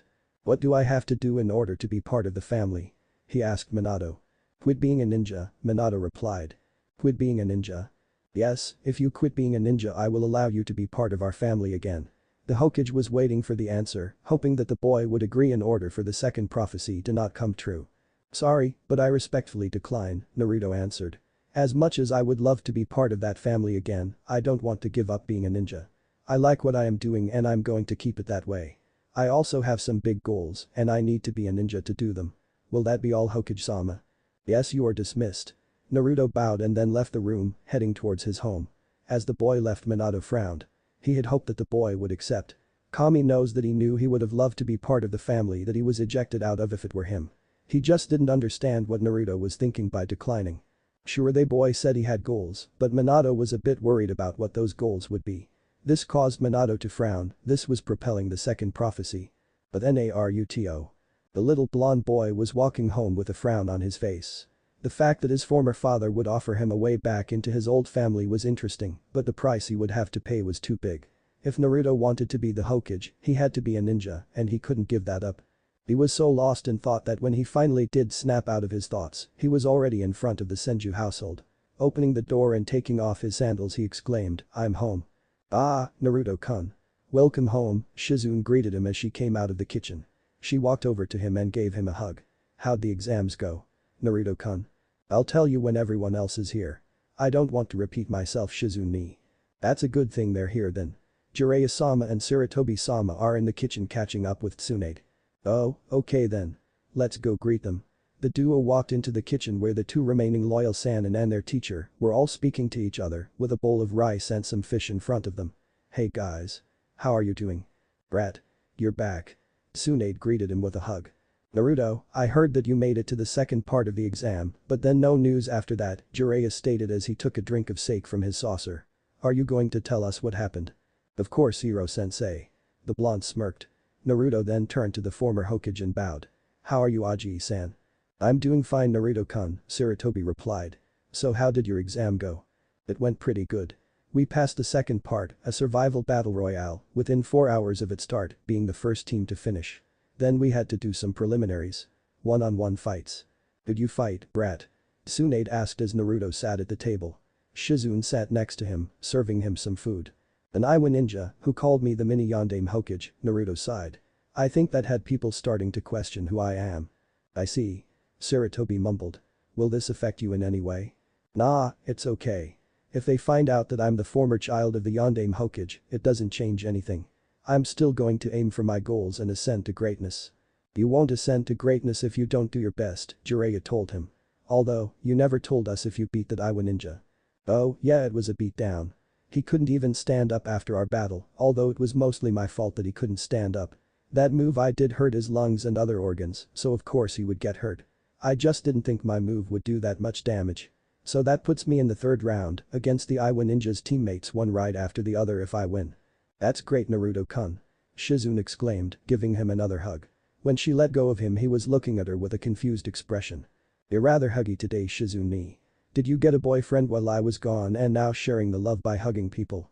That had the teen girl blushing. What? I didn't get a boyfriend. Can't I just hug my little brother when he comes home from a big event? "You can, but you're being all affectionate all of a sudden." Naruto then turned towards the rest of the group. "Did she get a boyfriend? I mean, I keep telling her to get one and now she's all huggy." That had the adults laughing at Shizune. "Well, if you must know, kid. We think Shizune here has a crush on you," Fureya said, but was stopped when Tsunade elbowed him. What the pervert here was trying to say was that we suspect that Shizune has a crush on someone. "We're not saying who yet since we are not sure, but we'll let you know when we do," Tsunade told him before smiling at Shizune. The team glared at her master, but was still red in the cheeks. Another round of laughs occurred. "Naruto-kun, I hope you train hard during the following month. You're going to be facing tough challenges in the following round," Sarutobi advised the young boy. "I know that, Aji-san. I mean, if I want to beat Itachi in the finals I need to train hard since he is going to be training hard too," Naruto replied. "That reminds me, is Asuma-san still here? I need to ask him to help me finish my chakra training." I'm sorry Naruto-kun, but he has already left to join the 12 guards. Ah, it's okay then. I just want to have help cutting that waterfall in half, a few pointers is all I need. Naruto then went quiet thinking hard about what else he needs to learn during the following month. Hey Aji-san, can you help me out with a few Raiten jutsu? Why do you need to know a few Raiten jutsu? Because I only know one right now. I need to expand my list just a bit. Knowing Itachi, he's going to train in using Suiton. Plus it wouldn't hurt to know more about Raiten against an Iwa ninja. That is true. How about I train you 1 hour a day until the day of the exams? Why only 1 hour? The blonde boy asked with a frown. I still have to work on Naruto-kun. Oh yeah, you should retire from handing out missions. You're not getting any younger.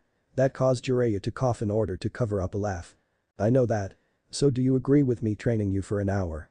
Naruto nodded. Good, what else do you think you are going to do for training? I'm going to ask Yugao-senpai's boyfriend to teach me the basics of Kenjutsu and after that just master everything I already know.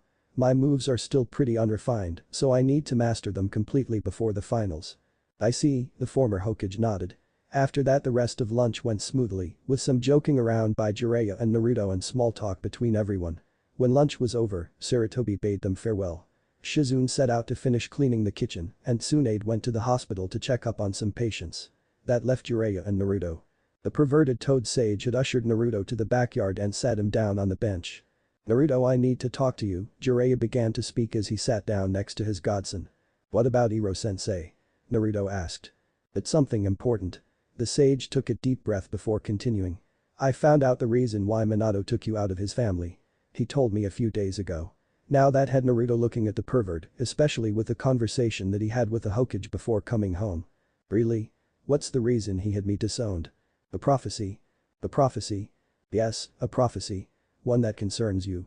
Apparently from what the toad sages said to him, that one day in a few years you will go and somehow make Minato lose everything. The respect of the village, his family, his position as Hokage, everything. That made Naruto frown. And you double-checked with the toad sages on this? Yeah, Jiraiya sighed. I visited the great toad sage himself and he told me that he had gotten a second prophecy the day the girls were born and told Minato. You only found out about this recently? Yeah. Apparently the old toad didn't think I needed to know it since it doesn't concern me. Is there anything else he said about disowning me other than seeing me as a threat to him? Jiraiya shook his head. That made Naruto's frown deepen. Well, he may have been my father at one point and he may be Hokage right now, but I have to say he's being rather stupid. I'm 7 years old and I can see that is some pretty dumb reasoning. I totally agree with you. I ended up punching Minato across the face and called him out to be an idiot. He said that he won't regret his decision, that he knows that what he did is the right thing. Both males frowned at that. It would be a few minutes before someone would break the silence. Something is wrong here, Naruto started. Something really wrong. Hokage-sama was hailed to be one of the smartest people in the world and all of a sudden he's off doing this. Disowning me, his own flesh and blood. Acting too overly cautious due to some stupid prediction. Something is up. I agree, Jiraiya nodded. Something happened in that small time span between the day of the girl's birth and the following day of the prophecy. Something must have happened to Minato during that small amount of time. How does that explain Kakashina-sama? Naruto cursed himself for slipping up. Well, he had no problem calling his father Hokage-sama, he still had a tendency to call Kushina-ka-san if he didn't catch himself, just like his little shouts of. Jiraiya smiled at his grandson when he heard the little slip. She suddenly doesn't remember me. I think Minato has something to do with that. I heard he knows a seal that allows him to cover up or even erase memories. So you're guessing that between the time of my sister's birth and the following day, something had happened to Hokage-sama? Jiraiya nodded when Naruto asked that. I'm guessing you're going to be looking into that then, Iro-sensei. You got that right, kid. So you won't be able to ask me for help during the following month. Also, I'm going to be heading out, checking up on my spy network. Got you, I already have a full plate anyway. I mean mastering what I already know will take up almost all my time, but I also intend to learn a few new things during that time. Like those Raiten and the basics of Kenjutsu. Yeah. And I need to experiment in a few new subjects. I found a few things in Kumo worth looking into, namely if I want to beat some of the ninjas they have. The 7-year-old stopped, remembering something. I just noticed something. What? During the prelims, the fighting order was rather weird. Every match had a whole team go one right after the other. For the first match of the prelims was me versus an Iwa ninja. Then it was Itachi versus Yuga-senpai. Then there was this group of Konoha ninjas I didn't know who went right after us. Does that mean anything at all? Not really, I just noticed it. Especially since during this next round it seems like it's happening again. How do you guess that? The first 3 matches contain the only Kumo team left in each match. Then both of my matches will be against Iwa ninjas when I win the first match. That is peculiar, Jiraiya scratched his chin. Does this worry you? No. Again, I'm just saying it was rather weird. He then stood up and stretched his legs. Naruto turned to Jiraiya and gave him a smile. Well, if you don't mind, I'm going to take a nap. I'm sleepy. Go on then, take your nap, the perverted man motioned for him to go into the house. As Naruto reached the door, Jiraiya remembered something. Naruto. What is it, Iro-sensei? Tsunadeheim is making me tell you this so you won't get surprised. Kushina came looking for you during the time you were gone. Bright blue eyes widened when they heard that. She came wanting to know more about you since you are in Uzumaki. She wants to meet with you several times a week to get to know you better if you are willing to. So she's not doing this because she remembers me? Naruto frowned. No. So are you willing to meet up with her? The blonde closed his eyes for a moment before nodding his head. I wouldn't mind. Even if it is under rather different circumstances, I'll still get to spend time with her and I do miss her. Well, you're just a mama's boy, huh? That made the blonde blush. Shut up, Iro-sensei. Naruto shouted before going into the house and slamming the door due to his embarrassment. No need to be worried, kid. Everyone loves their mother. Jiraiya then stood up himself and stretched. I might as well tell Kushina the good news. I wonder how those two will react to each other. The toad sage then disappeared in a swirl of leaves. But Itachi. Itachi and Mikoto had returned home and unpacked. After that, Itachi found himself standing in front of his father while his mother went to tend to his brother after not seeing him for a long time. His father, Fugaku Uchiha, had a dark green kimono top and blue pants. His brown hair was combed over revealing his forehead and Konoha headband. He sat cross-legged across from Itachi. So Itachi, I heard from your mother that you were able to win your fights easily, Fugaku said after taking a sip of tea. Hi, Otu-san. Most of my battles and tests were rather easy, Itachi replied.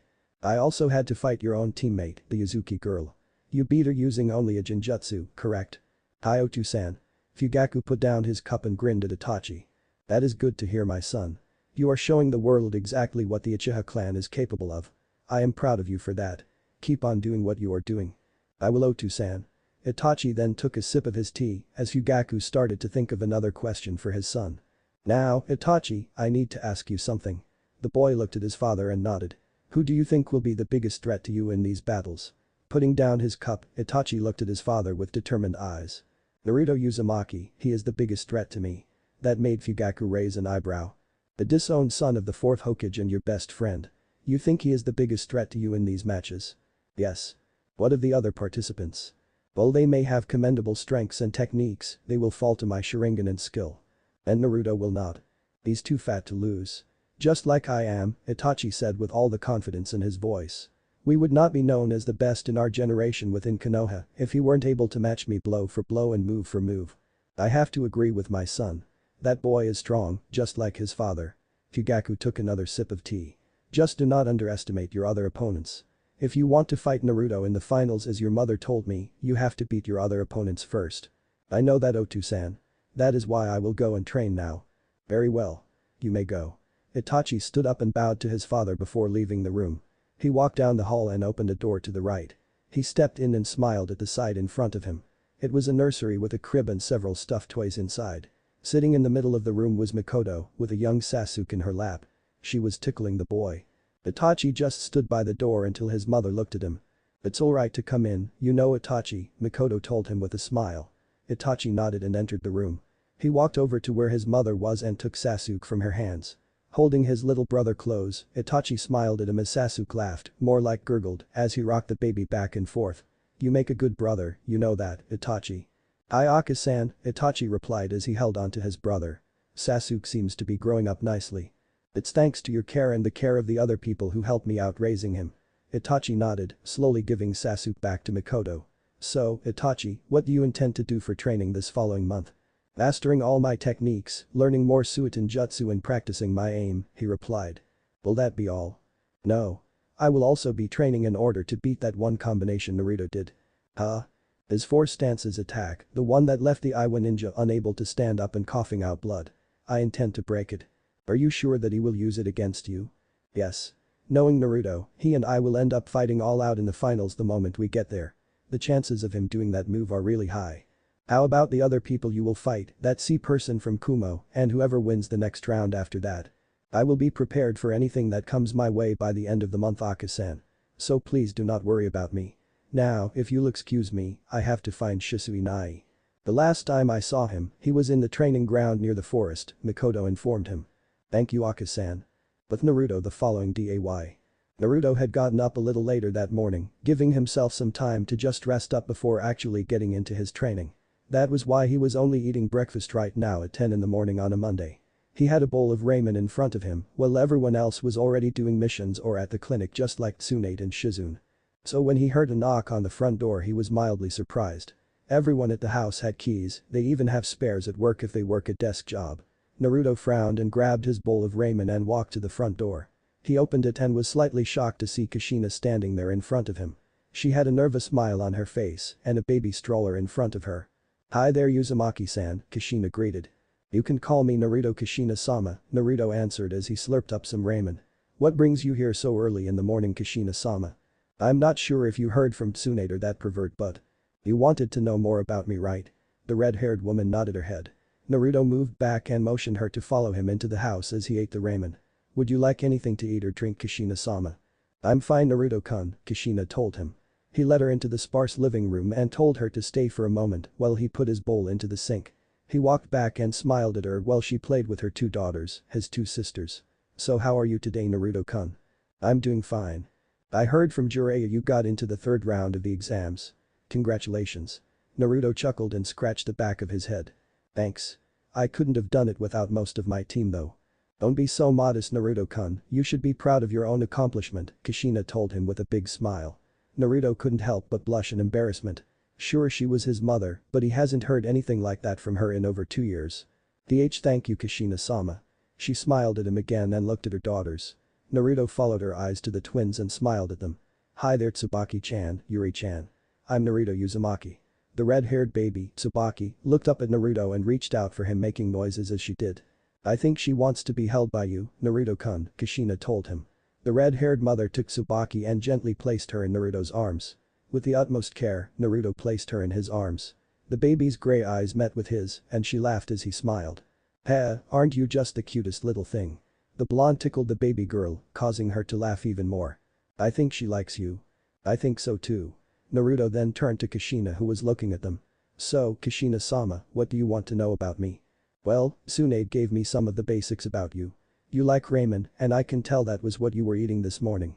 She giggled as Naruto smirked, knowing that was the truth. She also told me that your birthday is on October the 10th.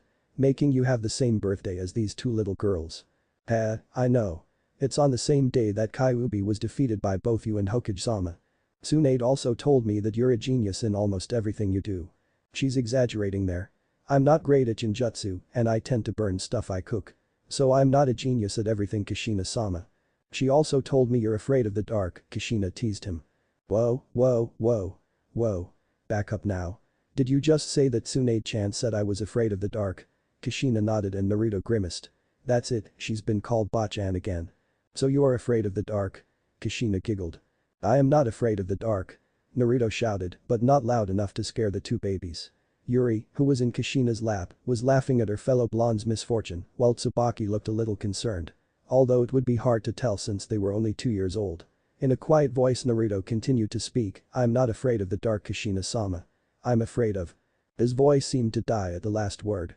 Can you please repeat that Naruto-kun? I didn't catch that. I said I was afraid of. Huh? I'm afraid of ghosts. The blonde exclaimed as his face turned as red as Kushina's hair. The wife of the Hokage started to laugh at him, although all in good nature. It's not funny Kushina-sama. I mean you can't explain what they are. They're not scientific at all, heck you can't even explain them with that caused Kushina to laugh even more. Aw, come on. I'm sorry Naruto-kun, Kushina said in between giggles. But that was just funny, and you looked so cute when you were explaining why you are afraid of them. That caused Naruto to frown. So I also heard that your best friend is Mikoto's son, Itachi. You're friends with Mikoto-sama? Naruto asked. Of course he knew, Mikoto used to visit them when he was still part of the family along with Itachi, hence their friendship. Yeah. We were friends back then when we were kids. She helped me beat up the kids who made fun of me and my chubbiness when I was younger from time to time. That caused Naruto to sweat. From that point on, it was just Naruto and Kushina speaking to each other and enjoying their time together. While for Naruto it was a chance to reconnect with his mother, even if she didn't know it, for Kushina he was a link to her destroyed home country. So they spoke for about 2 hours, before Naruto said he had to train. As she was about to leave she decided to offer him something. "Hey, Naruto-kun." "Yes, Kushina-sama. How would you like for me to teach you? I mean, I was able to teach my husband most of what he knows." Naruto smiled and shook his head. "Sorry, my plate is already full with my regimen." "Oh, I see," Kushina muttered. For some reason she seemed disappointed at him saying that he couldn't accept her help. That made Naruto wince. "Although, you can help me with something." That made Kushina perk up. "I have this scroll, for the Uzumaki sword style." "You mean you have a scroll for the Emperor's style?" Kushina asked in awe. "You're lucky to have that. I lost mine years ago." "Because you gave it to me, Ka-san," Naruto thought to himself. "I'm also fighting someone who knows this style in the next round. Whether or not he really is in Uzumaki or just using it due to Iwa gaining their hands on it, I'm going to need help learning some of it as well as know how to fight against it." "I don't really know if I can help you there, Naruto-kun," Kushina told him. "I wasn't a sword master." "I don't need you to be. I have someone else teaching me how to use a sword. I just need your advice and see if I can get the right amount of chakra into the moves." Kushina smiled and nodded her head enthusiastically. "Okay, I'll help you. Just make sure you show everyone what an Uzumaki can do." "Alright, Kushina-sama. I will." Before Kushina left, she gave the blonde boy a hug, surprising him. He hugged her back and she bid him farewell along with her kids. When she was out of hearing range, Naruto sighed. "Man, now I just added another thing into my schedule. I wonder what Itachi is going to do." But Itachi. Itachi was looking at a paper on his desk. It had his schedule of how he was going to train. Not by hours, not yet, he just decided what he was going to do.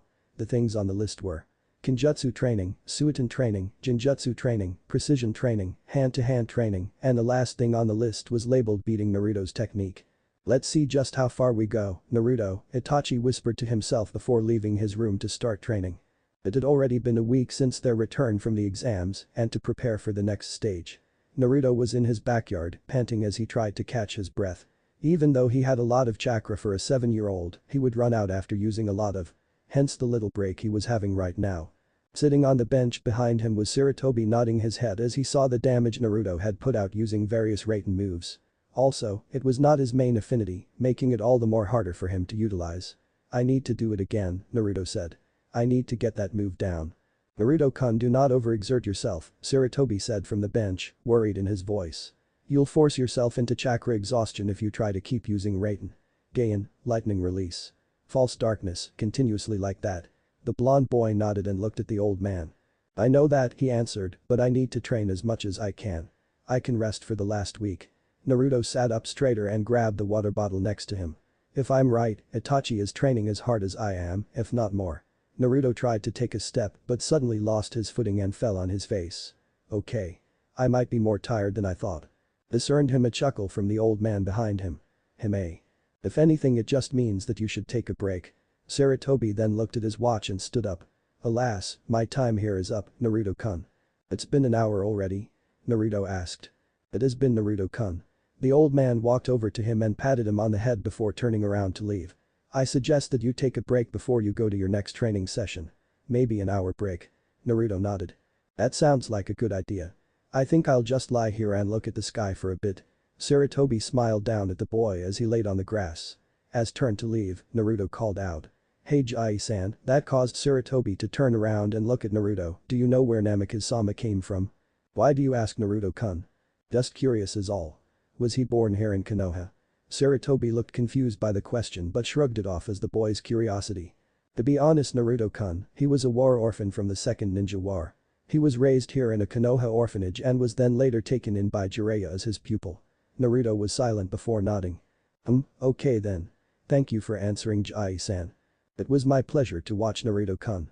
The former Hokage was finally able to leave and the boy was left to his own devices. As he laid there staring at the sky, he had a frown on his face. "That explains a bit then," Naruto said to himself as he stood up. Making sure no one was around. He decided to do a jutsu that he's been trying for the past few days. He had made a cage bunshin ready to help him practice the move.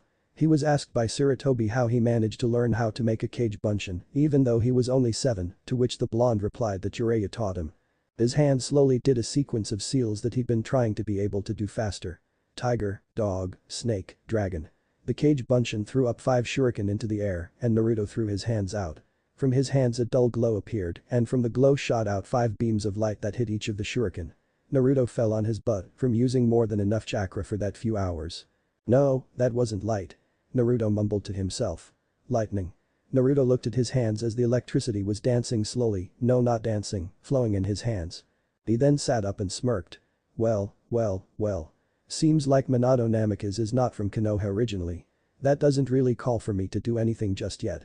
Well, maybe talk to Darui-san when we get back to Kumo, I need to find out the name of that technique I just did. Naruto then stood up and jumped on his feet. Might as well eat some food before heading off to meet Hade.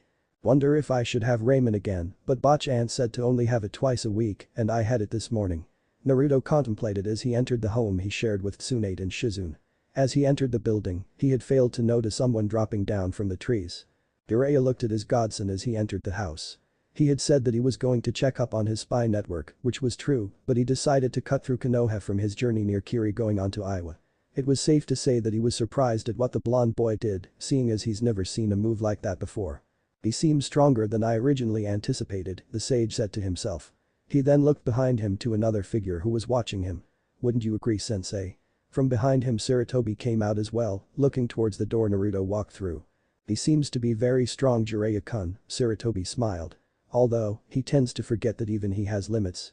Overexerting himself by using so much chakra within an hour doesn't really show that he is ready to be.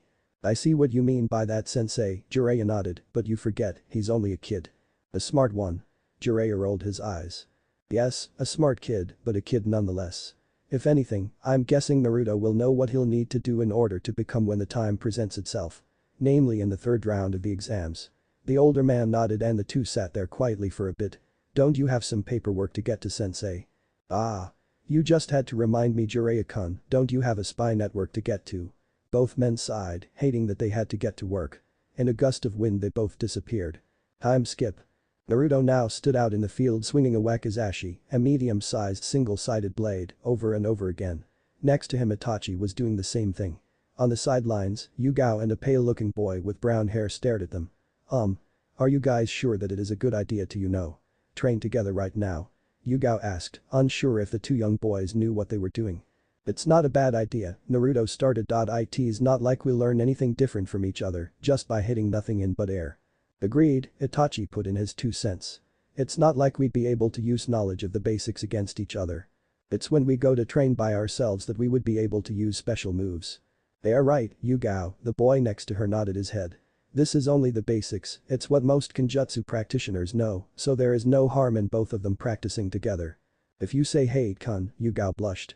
From where the two boys were standing, Yugao heard snickers coming from them.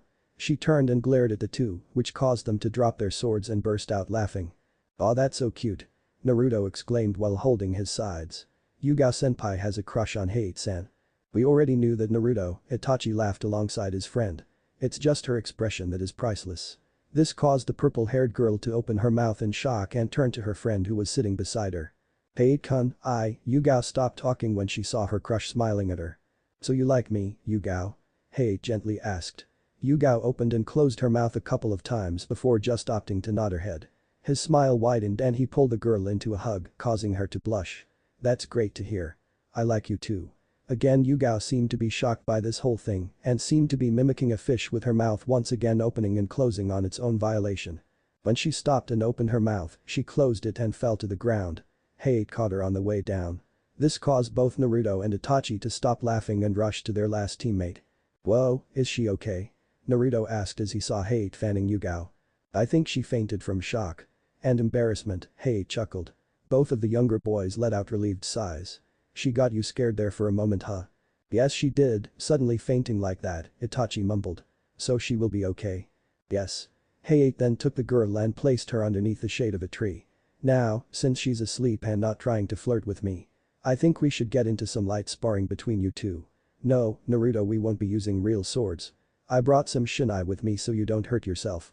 The two boys nodded and grabbed the 2 wooden swords that were offered to them and walked to where they were practicing with their real blades. Hate instructed them on what they did wrong as they clashed blades, leaving the purple-haired girl asleep in the shade. Time skip. In the training field, a rock was sliced around the edges several times simultaneously by some invisible force.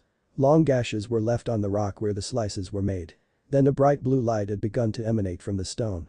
A few seconds later, a foot covered by blue chakra slammed into the rock, causing it to burst, and threw the person back. Naruto bounced on the floor with a thud, and he let out a groan. Ugh. That hurt a lot, Naruto grumbled.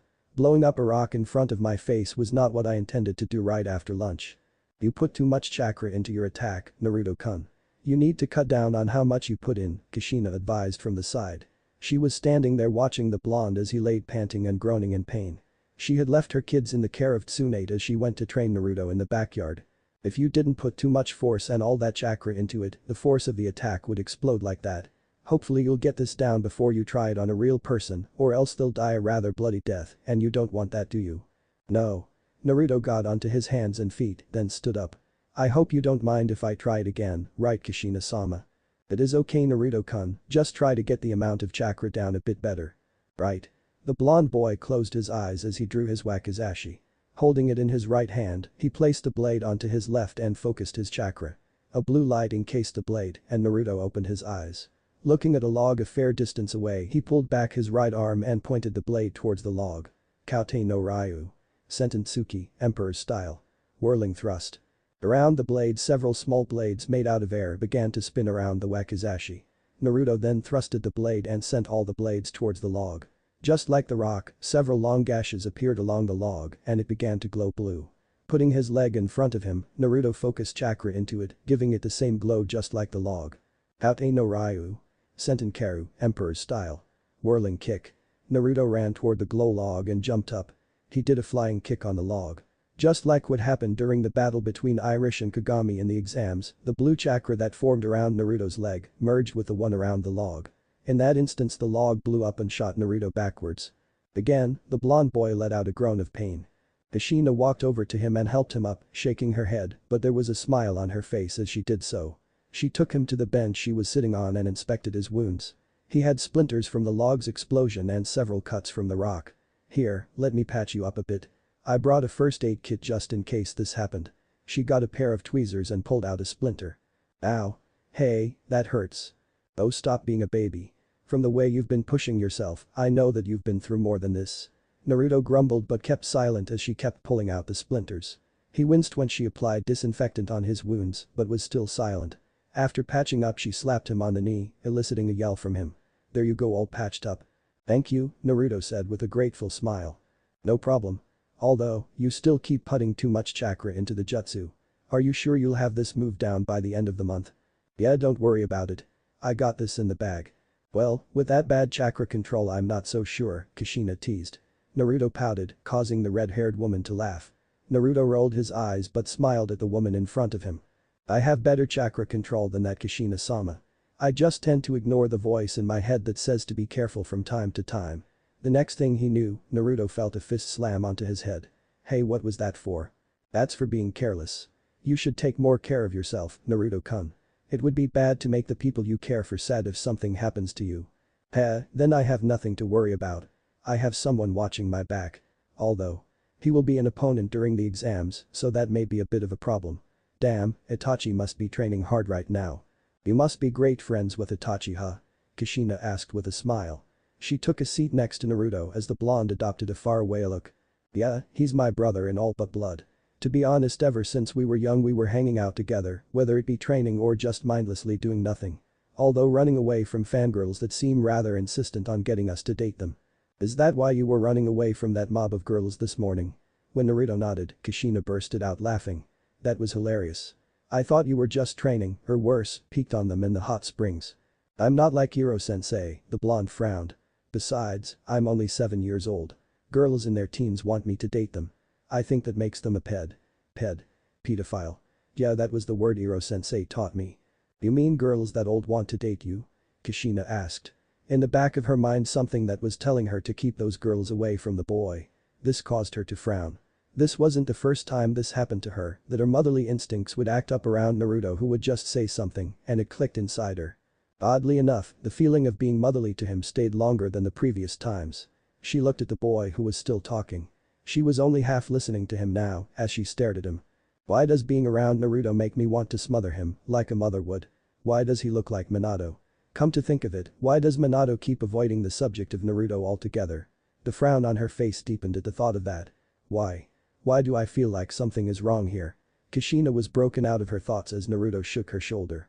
Kushina-sama, are you okay? Kushina stared into his eyes and saw the concern in them. That look made her want to smile, but she couldn't fathom why. She couldn't understand why just seeing him brought out all these feelings. She opened her mouth and let out a sigh. Naruto-kun. Yes, Kushina-sama. Who are you really? That caused Naruto to bulk up. His eyes widened when he saw her confused face. Who are you? What do you mean by that? The boy stuttered. Who are you? Just who are you? Kushina was turning hysterical. Who are you? Why do I feel connected to you? She stood up and started to pace. Why do I feel like I need to mother you? Why do you keep bringing up these emotions that someone would have of their child in me? Kushina-sama, please calm down, you're going mad. Don't tell me to calm down.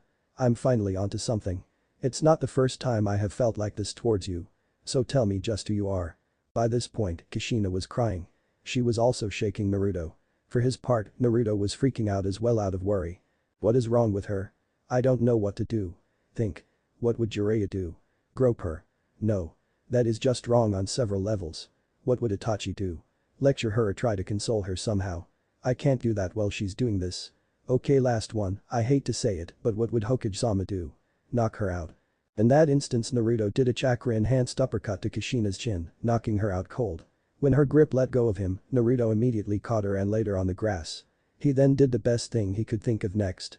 Bachan. Time skip. Kushina got up with a groan and slowly got up from the bed she was in.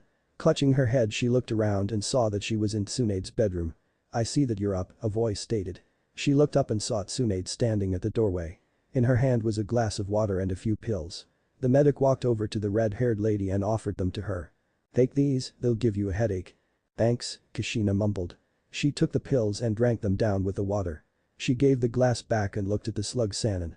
What happened? That is a good question. What happened to you? Tsunade crossed her arms under her bust as she looked at her. Naruto came running into the house shouting that something happened to you. She took a seat on the bed alongside Kushina. You made him worried. Freaking out like that in front of him. He was forced to knock you out. He did. Yeah. Where is he right now? The red-haired woman asked. He had to go by train right now. He wanted to stay and make sure you were okay, but I reminded him that if he wants to win the exams, he'd have to focus on training. I promised him to take care of you and that he'll hurry on his way back from training by himself. What happened? He said you started asking him something over and over again in hysterics and that you were crying. Do you remember what happened? I can't barely remember it.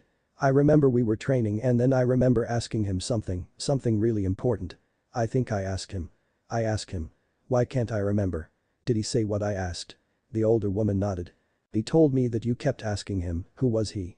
In that moment Kushina's eyes widened. I remember that now.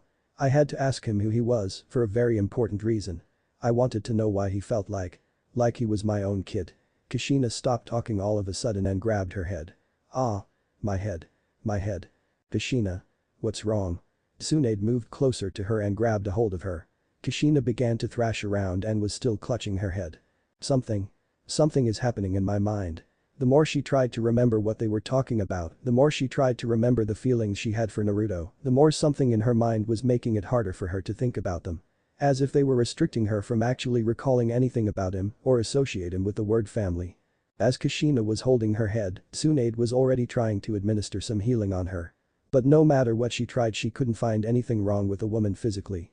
After a few more frantic moments, Kushina fell onto the bed once again unconscious. Tsunade ran a diagnostic jutsu on her and tried to once again find what was wrong with her friend, but once again came up short. I can't tell what is wrong with her. This is bad, Tsunade whispered. How can I help her if I don't know what to do? Tsunade, what's wrong? Jiraiya shouted as he burst through the door. Looking back, one Sannin looked at the other.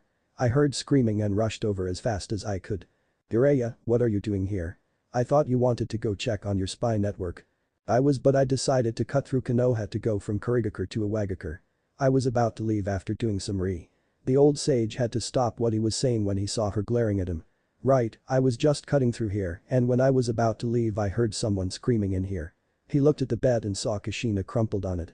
What happened to her? I don't know. She was acting crazy earlier on today, from what Naruto said. Jiraiya, can you see if anything is wrong with her? Medically, she is as healthy as a horse. There is nothing I can do about this. Well, I don't know what you want me to do. I'm not good at healing. Just do something, please. Jiraiya sighed and walked over and brought out a scroll, hoping to whatever deity out there that he can do something to help her out. But Naruto. Naruto was sitting in the park meditating. He wasn't really up to training in anything after seeing what was happening to Kushina. The fact that she was going a bit crazy had him worried. So he just sat cross-legged in the park and closed his eyes and meditated to calm himself down. So far, about an hour of meditating, he was able to calm his worries down. His eyes opened when he heard a pair of feet stop in front of him. Looking up, he saw a heavily bandaged man with his right arm in a sling. "May I help you, sir?" Naruto asked politely, since he was brought up to be polite to strangers. "You're Naruto Uzumaki, correct?" the elderly man asked. Naruto slowly nodded his head. He was already getting prepared himself, depending if this was an attack or not. When the old man saw him tense, he let out a small chuckle. "Do not worry, boy, I am not here to hurt you. No, in fact I am here to help you." "Help me?" "Yes. Let me introduce myself. I am Danzo Shimura. I am part of the council of shinobi who work under your father." "How do you know that?" Naruto grounded out. "I knew you before the whole mishap 2 years ago. The one done by your father." "He is not my father." "Fine, Yondaime. It surprised me when I heard that you had managed to make it to the third part of the exams in Kumo." "Oh, I didn't know they spoke about that in the meetings. I mean, the exams are pretty small compared to most of the other topics that the council should speak about." "You got me wrong, Uzumaki-san. I did not hear about this from our meetings." "No, I heard about this from my team that I sent to Kumo," Danzo admitted. "Oh, so those quiet dudes are your students?" "Yes, I couldn't attend very well due to some circumstances." Naruto's eyes darted to the bandages before looking back at his face. "So why are you here, Shimura-san?" "As I said, I am here to help." "Shouldn't you be helping out your team instead?" "I should, but you did something in the test that made me want to give you a scroll to help your training." "And what is that I did with Shimura-san?" Naruto asked slowly, wondering what he did to get attention from this person. "You seem to be able to use chakra. That is rare for us in Konoha." "Oh, yeah, I know that. Other than myself, I know that the only other users were Asuma-san, Yondaime, and apparently." Naruto looked at Danzo with a critical eye. "You?" "Yes. From what I know, Asuma Sarutobi is currently away and you are not going to ask Yondaime for help. I came here looking to share my wealth on the subject. So I have come to offer you a scroll containing 3 easy futon." Using his good hand, Danzo took out a scroll from his clothes and offered it to Naruto. The blonde boy looked at the thing suspiciously, wondering if he should take it or not. "Do not worry. Again, I am only trying to help you again." Naruto stood up and slowly grabbed the scroll. He took the scroll and read through the 3. His eyes roamed and his eyes widened. "You are just going to give this to me? These are rather helpful to far mid to close range. Some of these are high-class moves. Not ARS rank, sure, but these are high up there. And you're just giving these to me?" "Of course, anything to help the new generation." Naruto opened his mouth and closed it a couple of times before offering it back to Danzo. "Oh? You do not want these?" "I do, but I can't accept these. I don't know how to repay it if I accept this." "No, keep it," Danzo smiled. "All I ask you is to not lose in this tournament." "Huh? That's it?" Naruto asked, confused. "Yes. I have a lot riding on you. So please do not lose." Naruto put the scroll into his pocket and nodded. "Thank you then, Shimura-san." "No thank you, Uzumaki-san, for doing your best out there in the exams." With that, Danzo turned and left the park. Naruto touched the scroll in his pocket before shaking his head and turned to leave the park as well. He decided to go back home and check up on Kushina. As he walked away, Danzo was watching him from the shadows of an alley. He turned to leave when he ran into someone. "Hell, Hiruzen, how are you?" Danzo asked. Standing in front of him was the Sandaime Hokage, and he didn't look happy. "What are you up to, Danzo?" Sarutobi demanded. He did not like what his old friend was up to, seeing as he did not know what he was thinking. "Why, Hiruzen, you suspect me of something?" "You are always scheming, Danzo, I have to assume you are up to something. Why are you so interested in Naruto?" "So you saw our little meeting, did you, Hiruzen?" Danzo smiled at him. "Do not worry, I am truly out to help him out. I see no reason to hinder a shinobi of the leaf after all, Hiruzen." As the crippled man left, Hiruzen watched him, wondering what his old friend up his sleeve. Scene change. As Naruto got home, he was met with the grim faces of Tsunade and Jiraiya.